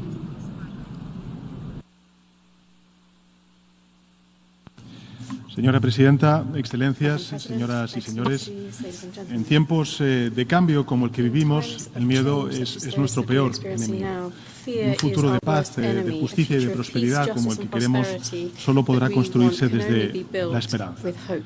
Y para garantizar ese futuro debemos, en primer lugar, impulsar una gobernanza del sistema multilateral más eficaz, inclusiva y justa. Y esta cumbre del futuro es un paso clave para alcanzar este objetivo. Mi país, España, trabaja en favor de la necesaria reforma de Naciones Unidas, de sus instituciones, para que sean más representativas, más eficaces y transparentes, para que su funcionamiento sea más democrático y los ciudadanos sientan esta casa más cercana. Además, debemos reformar la vigencia del extraordinario acervo de esta organización, del respeto al derecho internacional humanitario y a la propia Carta de Naciones Unidas. España defiende y promueve estos principios con determinación y con coherencia en todos los contextos, ya sea en Palestina, en Ucrania o en cualquier otra parte del mundo. En segundo lugar, queremos un futuro de más y mejor cooperación internacional que nos permita avanzar en el cumplimiento de la Agenda 2030. Y acompañamos esa aspiración con hechos. España se ha comprometido a incrementar la ayuda oficial al desarrollo hasta el 0,7% de la renta nacional bruta en el año 2030. Y además, España es el primer contribuyente al Fondo Conjunto de los Objetivos de Desarrollo Sostenible. Y tengo el profundo honor de formar parte del grupo de líderes para el plan de estímulo de los ODS, auspiciado por el secretario general. Y como anfitrión de la cuarta conferencia internacional sobre financiación para el desarrollo que se va a celebrar en junio de 2025 en la ciudad española de Sevilla, España quiere consensuar medidas concretas que nos permitan movilizar todos los recursos y las políticas para impulsar el desarrollo sostenible. Por ejemplo, debemos fortalecer los bancos multilaterales de desarrollo, completando la revisión del marco de adecuación de su capital y ahondando en sus procesos de reforma. En segundo lugar, tenemos que optimizar el uso de los derechos especiales de giro y sus posibles mecanismos de recanalización. En este sentido, cumpliendo nuestro compromiso de canalizar hasta el 50% de los derechos especiales de giro recibidos en el año 2021, España llegó a un acuerdo pionero entre el Fondo Monetario Internacional y el Banco Mundial para que ambas instituciones puedan utilizar para el Fondo para la Resiliencia y la Sostenibilidad en la lucha contra el cambio climático esos recursos. Y asimismo, es preciso incluir cláusulas de contingencia en los contratos de deuda más allá de los desastres naturales para otras crisis, como hemos hecho desde España recientemente. De esta forma, se daría mejor respuesta a las crisis alimentarias, las emergencias sanitarias, más de políticas tributarias más eficaces y también más transparentes. Impulsen la movilización de recursos domésticos, de medidas como un impuesto mínimo global sobre las grandes fortunas y la plena implementación de los dos pilares de la OCDE y del G20 sobre la fiscalidad de las multinacionales como base para una futura convención marco de cooperación tributaria. Finalmente, en tercer lugar, debemos trabajar por un desarrollo responsable de la inteligencia artificial y del resto de nuevas tecnologías. La tecnología, cuando se guía por valores y por principios compartidos, es un catalizador de transformación social y de creación de riqueza y de empleo, pero también necesita de normas internacionales que promuevan su uso ético, la transparencia en su desarrollo y la garantía a un acceso justo. Y por eso España ha creado la primera agencia de supervisión de inteligencia artificial del mundo y desde el valor de esa experiencia defendemos que Naciones Unidas desempeñe un papel clave en la definición de un sistema de gobernanza mundial para esta tecnología. Y valoramos, como no puede ser de otra manera, muy positivamente el informe del órgano consultivo del secretario general, presidido por la española Carme Artigas, y compartimos sus 7 recomendaciones. Señora Presidenta, esta cumbre y el Pacto del Futuro son un antídoto contra el miedo y una invitación a la esperanza. President, this summit and the Pact of the Future are an antidote to fear and an invitation to hope. They don't set out the end of the road, but rather a starting point, changing a path towards reforms that all UN member states need to move towards to update our institutions in global governance and to meet the challenges that we have and the opportunities as we look ahead to the future. The challenge is to keep up the pace that we're setting here today in New York and to speed up, and you can count on Spain. En junio del año I look forward to seeing you in Seville, in Spain next June. Thank you. I thank the distinguished representative. I thank the head of government of the Kingdom of Spain. I now give the floor to the distinguished representative of Kiribati. Madam President, Excellencies, Secretary General, distinguished delegates, I bring you all warm greetings from the government and the people of Kiribati. Kiribati strongly supports the summit's aim to reinvigorate multilateralism.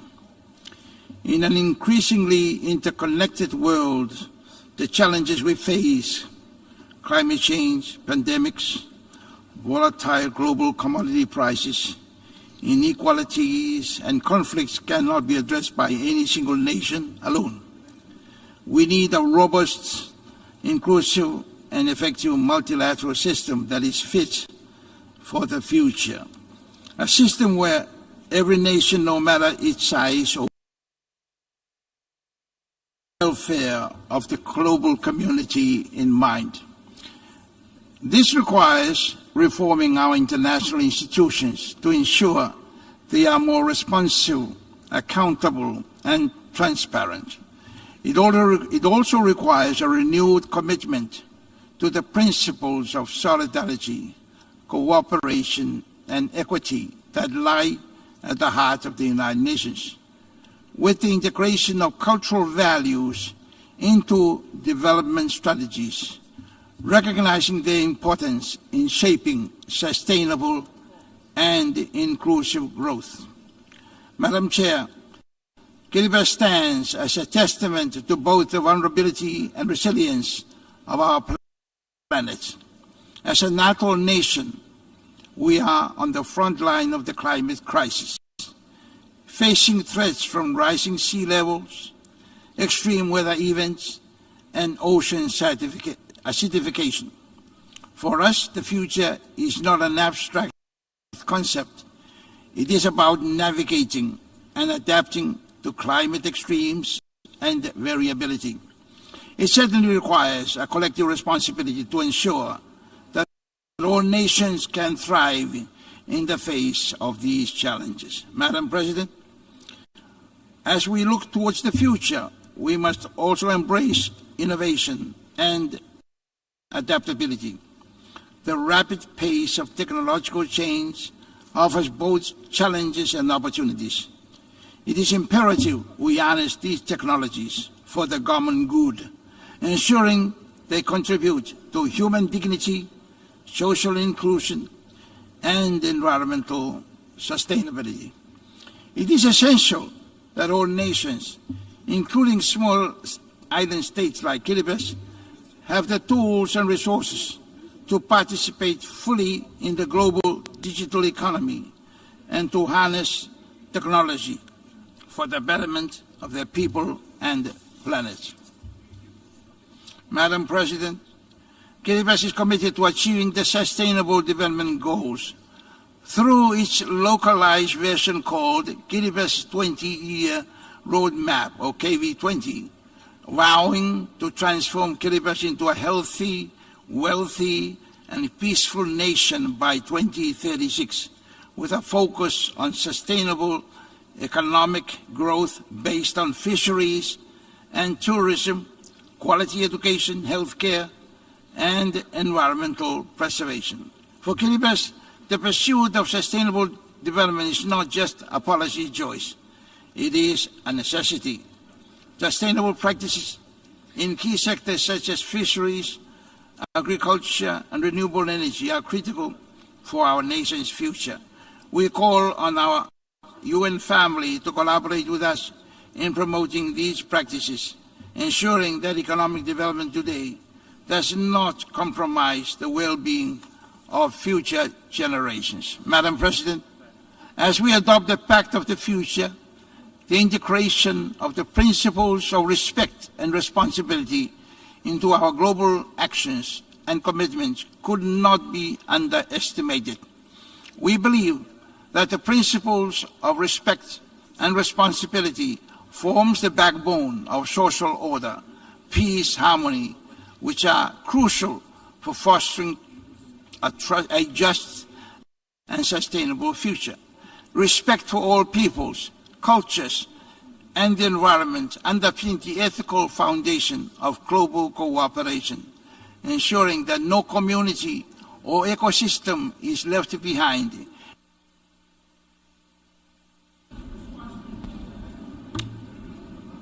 I thank the distinguished representative of Kiribati.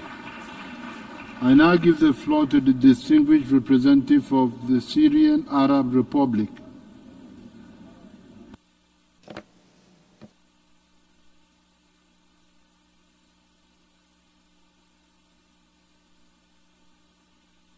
شكرا سيد الرئيس. Thank you, President. سيد الرئيس، تشكل هذه القمة فرصة هامة لتقييم عملنا المشترك وما تم إنجازه لبناء المستقبل المنشود الذي يلبي تطلعات شعوبنا ويضمن الوفاء بعهد الميثاق في صون السلم والأمن الدوليين وتجنيب الأجيال القادمة وإيلات الحروب وتوطيد أواصر التعاون والعلاقات الودية بين الدول والارتقاء بالحقوق الأساسية للإنسان.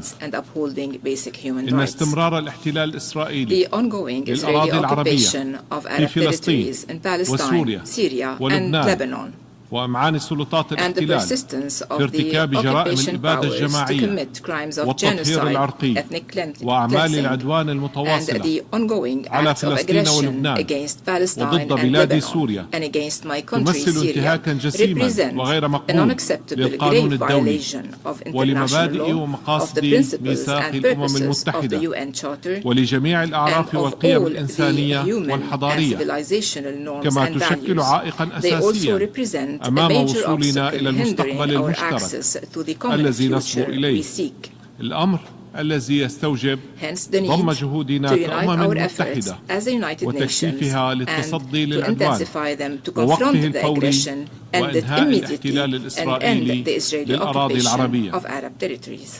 السيد الرئيس، السيدات والسادة، إن المستقبل الذي تنعقد من أجله هذه القمة ينبغي أن يشهد تغيرا جوهريا، تغيرا يصب في صالح دولنا الأعضاء وشعوبها كافة، وهو ما يستوجب تخلي بعض الدول الغربية عن عقلية الماضي وأطماع الهيمنة والاستعمار والكف عن سعيها لفرض إرادتها الثقافية والحضارية. لقد اتبعت بعض الدول الغربية على مدى سنوات سياسات تهدف لسلب السوريين مستقبلهم والمساس بخياراتهم الوطنية وحرمانهم من التمتع بثرواتهم ومنجزاتهم التنموية ومحاصرتهم من خلال التدابير القسرية الانفرادية اللا شرعية، إلا أن الشعب السوري بإرثه الإنساني والحضاري العريق عازم على المضي قدما وبناء مستقبله بإرادته الحرة وعدم السماح لأي أطراف خارجية فرض إملاءاتها وتصوراتها لشكل مستقبله. السيد وتعزيز العمل متعدد الأطراف وإعلاء مبادئ الميثاق وسيادة القانون على الصعيد الدولي، مستقبل خال من الاحتلال وأطماع الهيمنة والإرهاب والتدابير الانفرادية القسرية والعقاب الجماعي للشعوب، وهو ما يستلزم اتخاذ خطوات جدية وعاجلة لتطوير هياكل وآليات العمل الدولي متعدد الأطراف وتعزيزها بما يكرس التشاركية الحقيقية بعيدا عن سياسات العزل والمصالح الأنانية لبعض الدول الغربية. إن بلاد سوريا تضم صوتها إلى الدول المطالبة بإصلاح المؤسسات المالية الدولية وضمان إشراك الدول النامية في عملية صنع القرار الاقتصادي الدولي ومعالجة أزمة الديون وتوفير الدعم والموارد المالية والمساعدات الإنمائية الرسمية اللازمة لتحقيق أجندة 2030. إن الوضع الراهن لمؤشرات تنفيذ أهداف التنمية المستدامة على الصعيد العالمي يستلزم تعزيز الجهود المشتركة والارتقاء بالتعاون الإنمائي الدولي وعدم تسييسه وضمان حصول الدول النامية على التقنيات الحديثة بما يكفل تحقيق إنجازات ملموسة وتحسين مؤشرات تنفيذ أهداف التنمية المستدامة ضمن الهامش الزمني المتبقي للوفاء بشعار عدم تخلف أحد عن الركب. شكرا سيد الرئيس. I thank the distinguished representative of the Syrian Arab Republic, and I give the floor to the distinguished representative of the World Bank.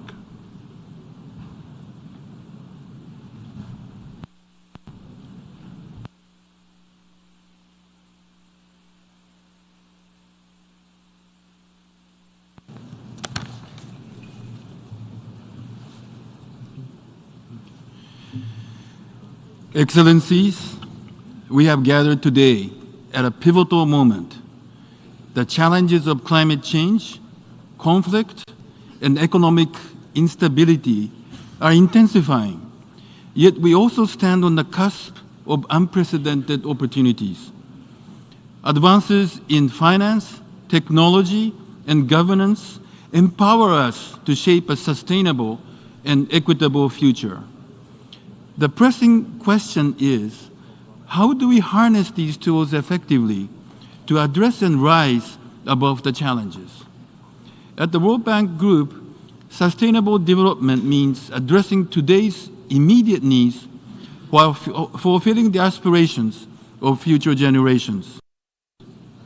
It's about building resilient systems and forging enduring partnerships. The International Development Association, or IDA, is central to this vision.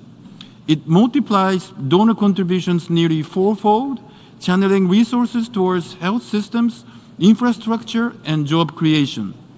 In fiscal year 2024, IDA delivered $31 billion to countries that needed it most, directly contributing to poverty reduction and tackling global challenges like climate change. Consider our Mission 300 initiative, which aims to provide electricity to 300 million people in Africa by 2030. Electricity is foundational. Without it, progress in healthcare, education, and employment remains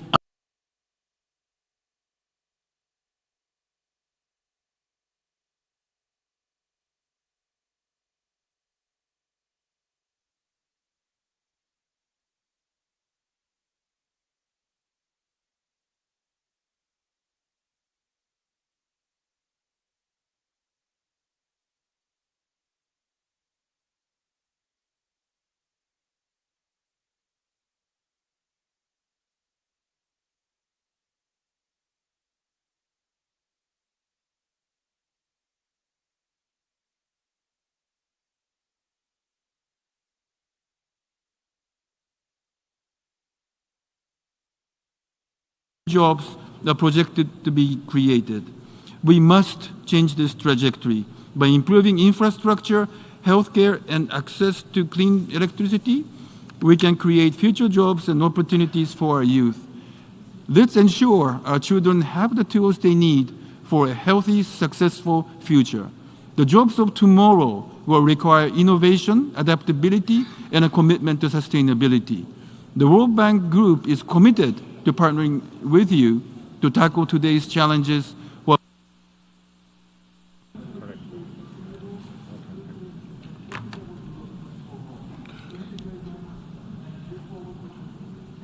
I thank the distinguished representative of the World Bank.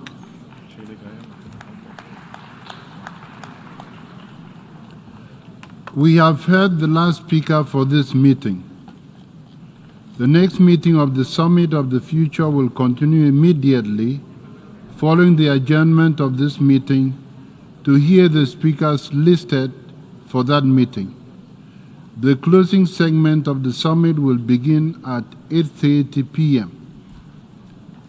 The meeting is adjourned.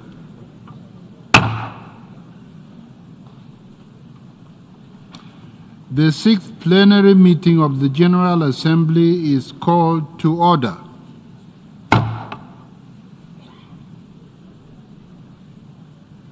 The General Assembly will continue the Summit of the Future under Agenda Item 123 entitled Strengthening of the United Nations System.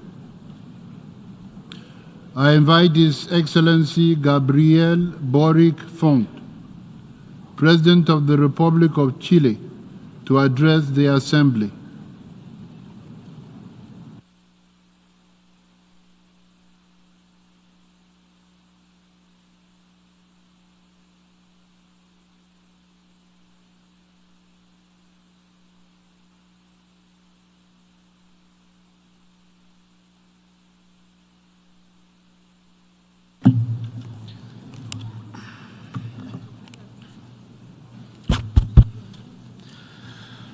Muy buenas tardes a todas y todos quienes nos acompañan hoy.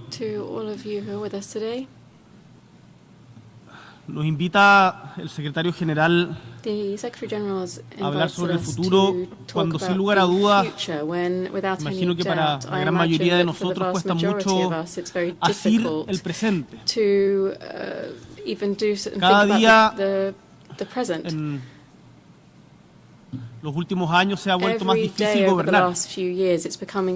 Hay una innegable democratización de la información, lo que nos obliga a quienes tenemos responsabilidades de gobierno a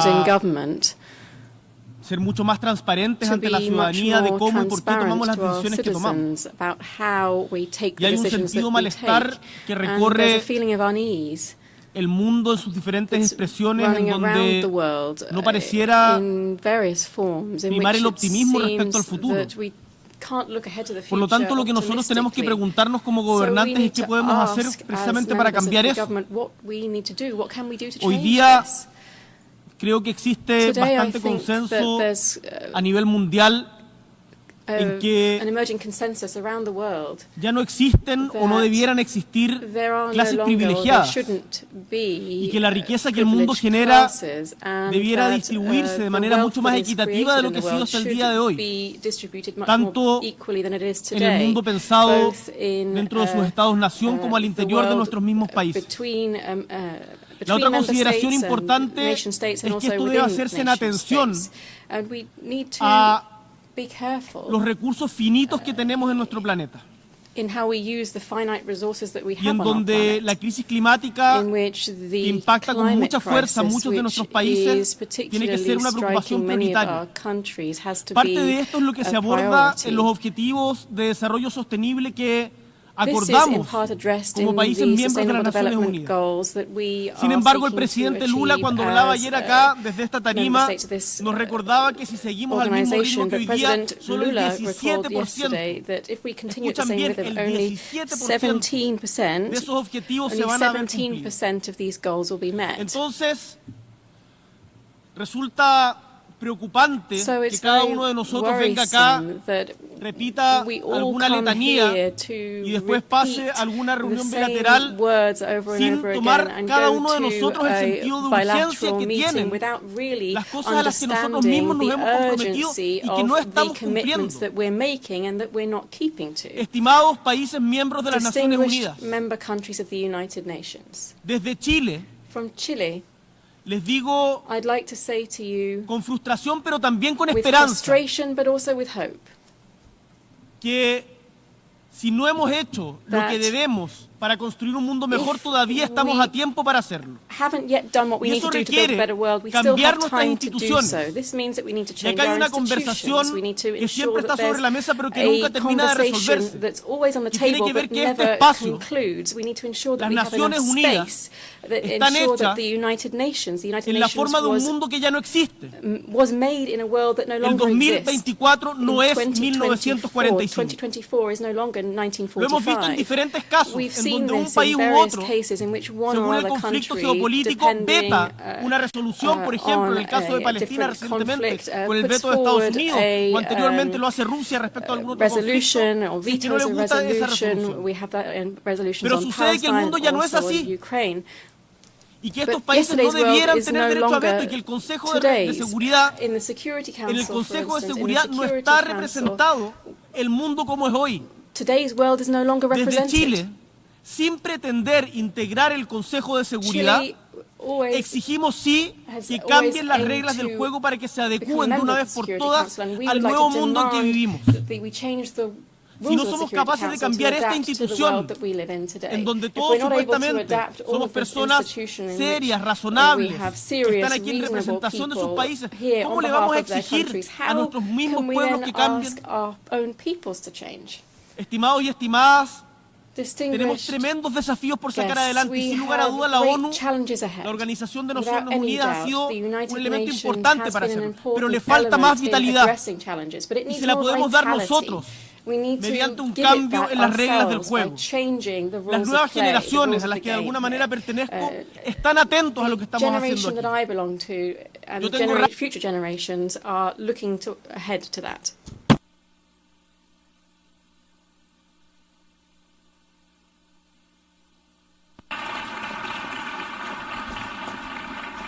I thank the President of the Republic of Chile.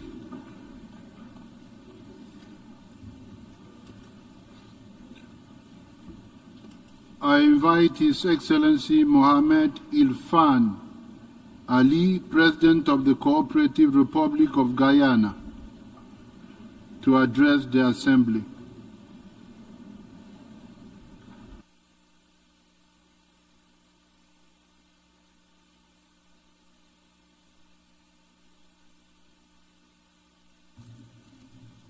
Mr. President, Excellencies, ladies and gentlemen, yesterday we adopted the Pact for the Future. The task for us now is to move from ambition to action. Actions that create an ecosystem of harmony between the environment, people, planet, and technology. But most of all, one that promotes human dignity. Poverty has been a constant for hundreds of millions for this and past generations. This we must change now. Ensuring climate security, food security, and energy security is paramount. Let us not rehash the climate story. We know it. We must act now. Meeting the climate finance commitments can no longer be postponed.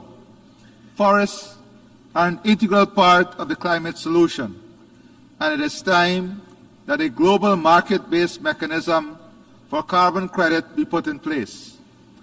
Our global food security continues to deteriorate, and the projections are alarming. It is estimated that $90 billion in annual global financing will be needed between now and 2030 to provide a basic social safety net. If we are not able to meet the basic need of feeding our people, the entire Agenda 2030 is in peril. It is our collective responsibility to provide the $300 to $500 billion needed to transform our global food system. Technology transfer, insurance for farmers, access to finance, and fair trade rules are all part of the solution. On energy security, this must be built on a platform of equity and access to technology. We must not be divided on addressing the digital divide. Too many still lack the basic of connectivity. AI can be a positive game changer for humanity, but also has the potential to widen the gap between countries and people if we do not bridge the digital divide. Our global community has a responsibility to ensure that AI is a force for good that benefits everyone. Excellencies, to do all of this, our public policies and global strategies must be aligned, and our global institutions responsive. Outdated and broken global systems must be fixed. We must reform the international financial architecture and make it more inclusive and conducive to sustainable development for all. But sustainable development cannot flourish without peace and security. We must end and prevent wars. The Security Council must also be reformed to be more representative, responsive, and democratic. If not, it will lose both its credibility and relevance. Excellencies, as we seek to create a fair and just world, we must focus on including all our people. No region, no country, or no group must be left behind.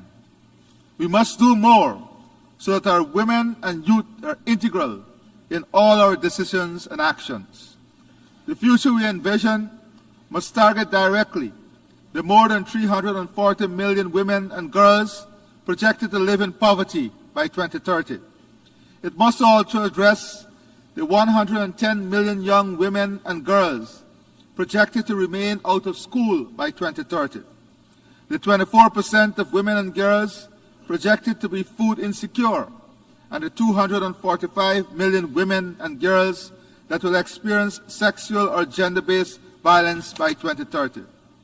The sustainable future we build must meet the needs and aspirations of the 1.3 million additional youths the world will have by 2030, ensuring sustainable development in which access to education, health, housing, and energy must be provided.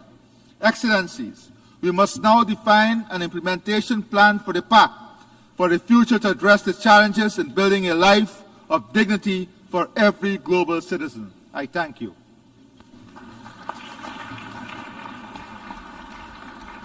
I thank the President of the Cooperative Republic of Guyana. I invite His Excellency Masoud Pezeshkian, President of the Islamic Republic of Iran, to address the Assembly.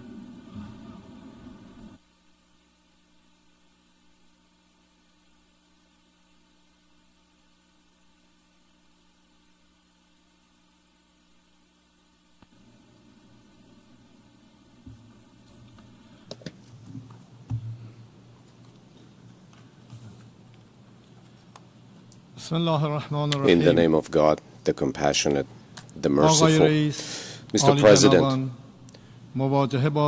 addressing today's and tomorrow's challenges demands collaboration rooted in justice future for our children.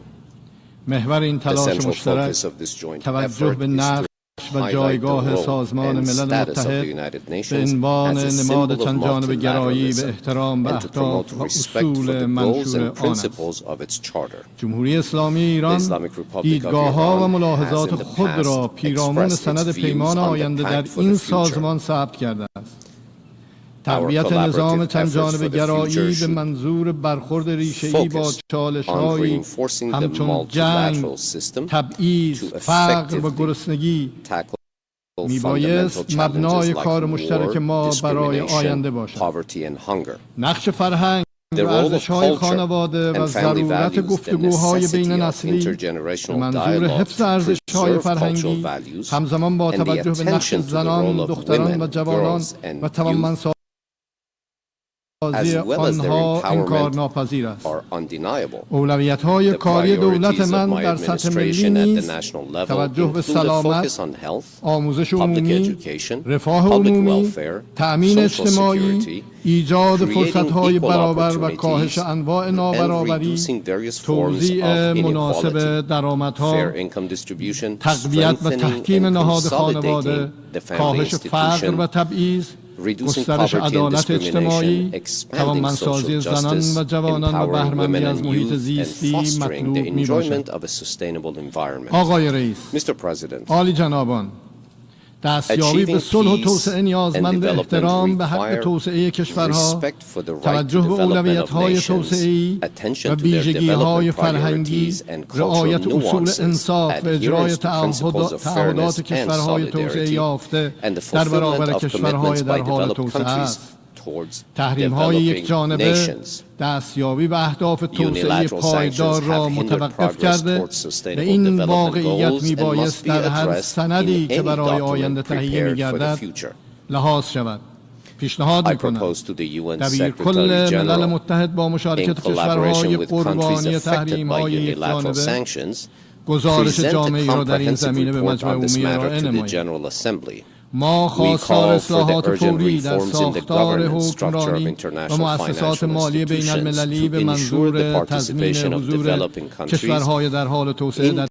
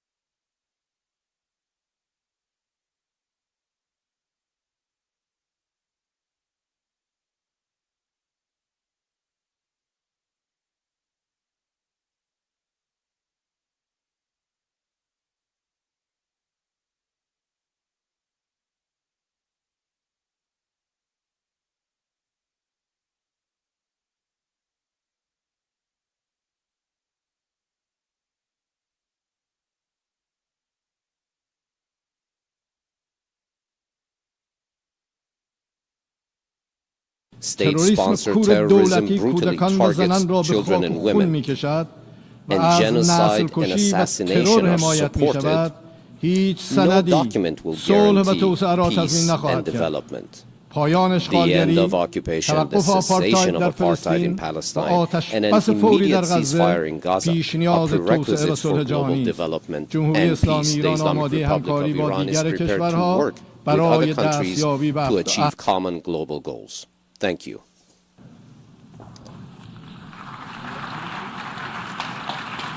I thank the President of the Islamic Republic of Iran. I invite His Excellency Santiago Pena Palacios, President of the Republic of Paraguay, to address the Assembly.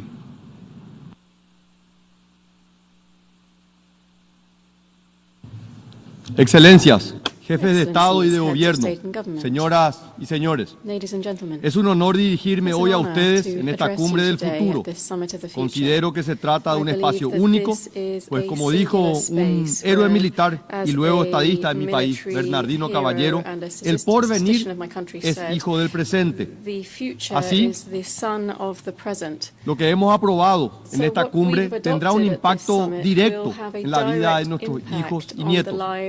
El consenso que hemos logrado no implica que necesariamente estemos de acuerdo en la totalidad de los temas, sino que es una acción para favorecer que el sistema siga funcionando.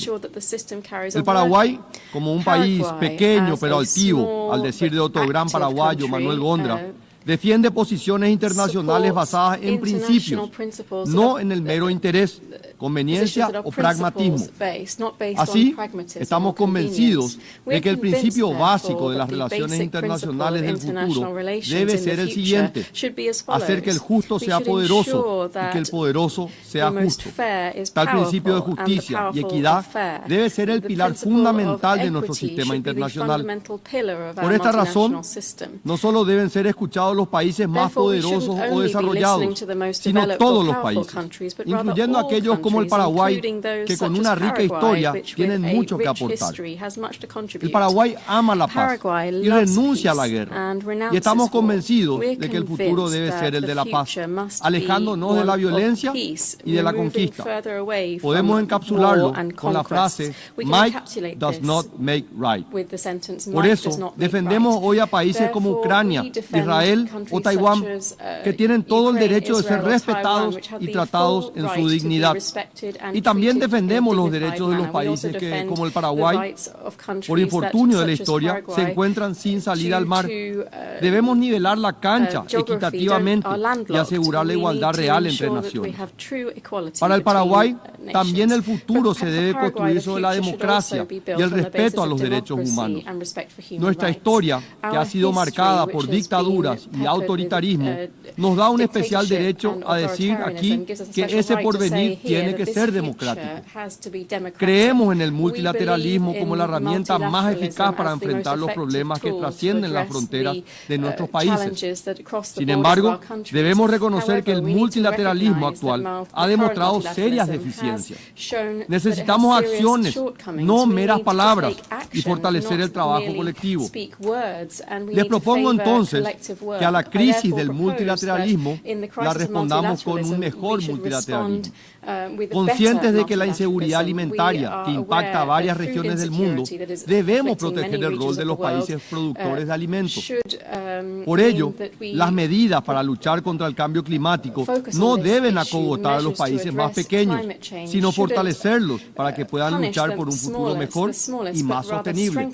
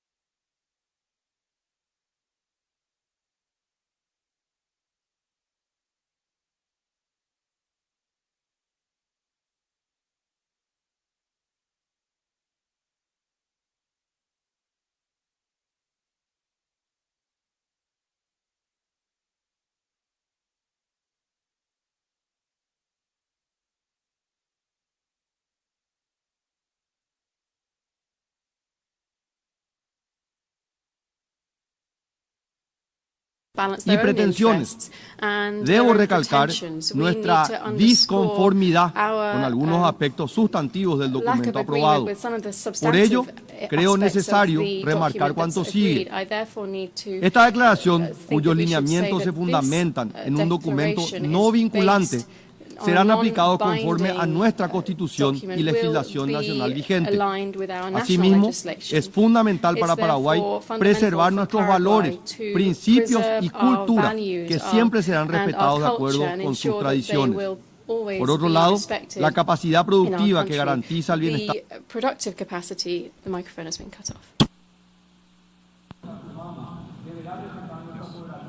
I thank the President of the Republic of Paraguay.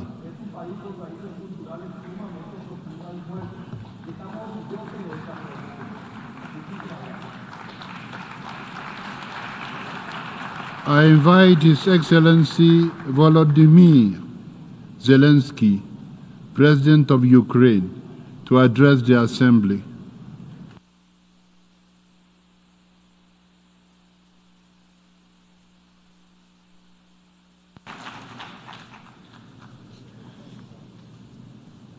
Thank you so much, ladies and gentlemen. It's important that the world is working to develop a shared vision for the best future for humanity. As soon as such collective efforts begin, true interests are always revealed. Ukraine supports efforts to keep all nations united, safe, and strictly adhere to the UN Charter. And you all can see who always not only stands against it, but also also actively works to undermine global unity. This time during the work on the Pact for the Future, the same small group of 7 accomplices led by Russia has once again acted destructively, always opposing any global initiatives that strengthen the effectiveness of the UN Charter. This group has always behaved this way whenever the UN tried to do something that works for everyone's good. And you all see it. I thank Germany and Namibia for their co-facilitation of the Pact for the Future. And I'll also thank Zambia and Sweden for facilitating the negotiations on the Global Digital Compact. My thanks go to Jamaica and the Netherlands, who co-chaired the intergovernmental process on the Declaration for Future Generations. It's very, very important that we hear a united voice from Africa now. This common stance of African nations strengthens global efforts. And my sincere thanks to all the countries that have offered their helpful ideas for the future. The world needs a peaceful future and sustainable development. And I say this as the president of Ukraine, a country resisting Russia's brutal colonial aggression. And we know exactly how much global unity can achieve, both here at the UN and through the peace summits for Ukraine, where we aim to overcome the destructiveness of Russia and its accomplices. We are now preparing for the second peace summit, moving forward with our partners step by step according to the peace formula. And we are working on food security, energy security, and holding Russia accountable for its terror. Next, we will address all other points of the peace formula, including the release of prisoners, the restoration of territorial integrity, and more. And we are preparing a document to present at the second peace summit. I invite all leaders, nations to continue supporting our joint efforts for a just and peaceful future. Putin has stolen much already, but he will never steal the world's future, I'm sure. Thank you. Slava Ukraini.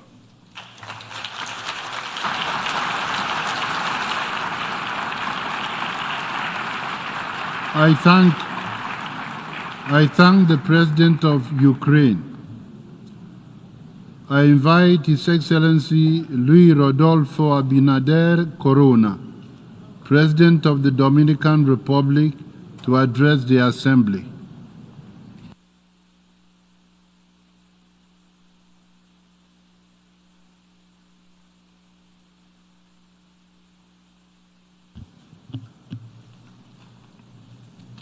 Excelentísimo señor Filemón Yang, presidente de la 79 Asamblea General de las Naciones Unidas. Excelentísimo señor Antonio Guterres, secretario general de las Naciones Unidas. Distinguidos colegas, señoras y señores. En nombre del pueblo y del gobierno dominicano, felicito a la Cumbre del Futuro, bajo cuyo lema nos reunimos con el propósito de crear un mañana basado en los pilares del conocimiento, la paz, la inclusión y la sostenibilidad. Como dijera Peter Drucker, la mejor manera de predecir el futuro es creándolo.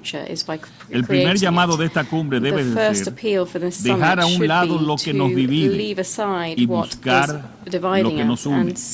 Este es el enfoque más favorable para lograr soluciones conjuntas que impacten concretamente la vida de las generaciones presentes y futuras. Esto también implica tomar en serio la descarbonización de las economías para enfrentar la crisis climática. Y aunque todos los países deben aportar, naciones como República Dominicana tendrán un impacto limitado, a menos que los principales productores de gases de efecto invernadero greenhouse contribuyan de gases manera contribute proporcional a sus in a recursos proportionate y a manner, su impacto. proportionate to their resources and Tanto los impact. fondos verdes Both como green las funds regulaciones adoptadas en and materia climática the deben ser commitments made in priorizados. climate change must Para be aprovechar prioritized. plenamente el To fully potencial de la harness the inteligencia potential of artificial, hay que artificial hacerla intelligence, accesible we e need to make it inclusiva a accessible todos and inclusive dentro de un marco for de soberanía all digital within y the context ética of tecnológica, ethical and digital permitiendo así sovereignty, revolucionar la producción, enabling la us educación, to la atención transform médica y el cuidado ambiental, manufacturing, y a la vez education, evitando health que and se environmental transforme en una care, herramienta de and also explotación y de ensuring that it exclusión. isn't turned into a tool of Hoy somos exclusion or testigos en tiempo exploitation. real We are del seeing in sufrimiento de cientos de real miles de time the personas que suffering of padecen una hundreds of violencia thousands of people who are desproporcionada suffering e disproportionate, injustificada de la unjustified que no son violence for responsables. which they are not Debemos responsible. buscar We incentivos need para to evitar que las seek naciones incentives to violen las avoid normas the básicas de nations convivencia violating the y basic resolución principles of pacífica de conflictos. coexistence and the peaceful A la settlement of vez, disputes. es At the necesario same rediseñar las time, we normas must en que se basan redesign los organismos the norms internacionales underpinning para que puedan international cumplir institutions so cabalmente that they con sus can fully objetivos comply fundamentales, with their fundamental salvaguardar la aims, paz y safeguarding estabilidad peace and internacional. international peace and stability. Reafirmamos nueva We vez el reaffirm compromiso once again inquebrantable the de República unwavering Dominicana commitment con of the el Dominican Republic multilateralismo to renovado y multilateralism, efectivo. renewed effective Hacemos un llamado a que multilateralism. se We respete y se appeal cumpla el for derecho respect internacional for and de manera que abidance todas by las naciones international cuenten law so con that medios all efectivos states can have para su effective means seguridad. to be able to Señor ensure their Presidente, security. nada de esto puede President, lograrse none of sin this can be recursos. done without Debemos resources. acelerar la We need to construcción de una speed nueva up the arquitectura building of financiera a new internacional international que financial garantice la architecture, disponibilidad de los guaranteeing recursos available para la inversión resources en for desarrollo, investment bienestar, in protección development, ambiental well-being, y environmental resiliencia protection, climática. and climate El resilience. futuro The está future aquí. is here. Es nuestro presente. It's our present. Es el cimiento It's the que very construimos cement hoy on which a we través de la build suma de today decisiones through all cotidianas. of the El daily pacto por decisions el that we futuro take. The Pact es for the nuestra Future oportunidad is our para redefinir un opportunity futuro to más justo, redefine a fairer, equitativo y more sostenible equitable and entre sustainable todas las future personas in which en cualquier everyone, lugar del planeta anywhere puedan around the prosperar en world, paz, can con prosper in dignidad peace y with en dignity armonía con and el in medio harmony ambiente. with the Muchas environment. gracias. Thank you very much. I thank the President of the Dominican Republic. I invite His Excellency Maugwitsi Eric Kabetrwe Masisi, President of the Republic of Botswana, to address the Assembly.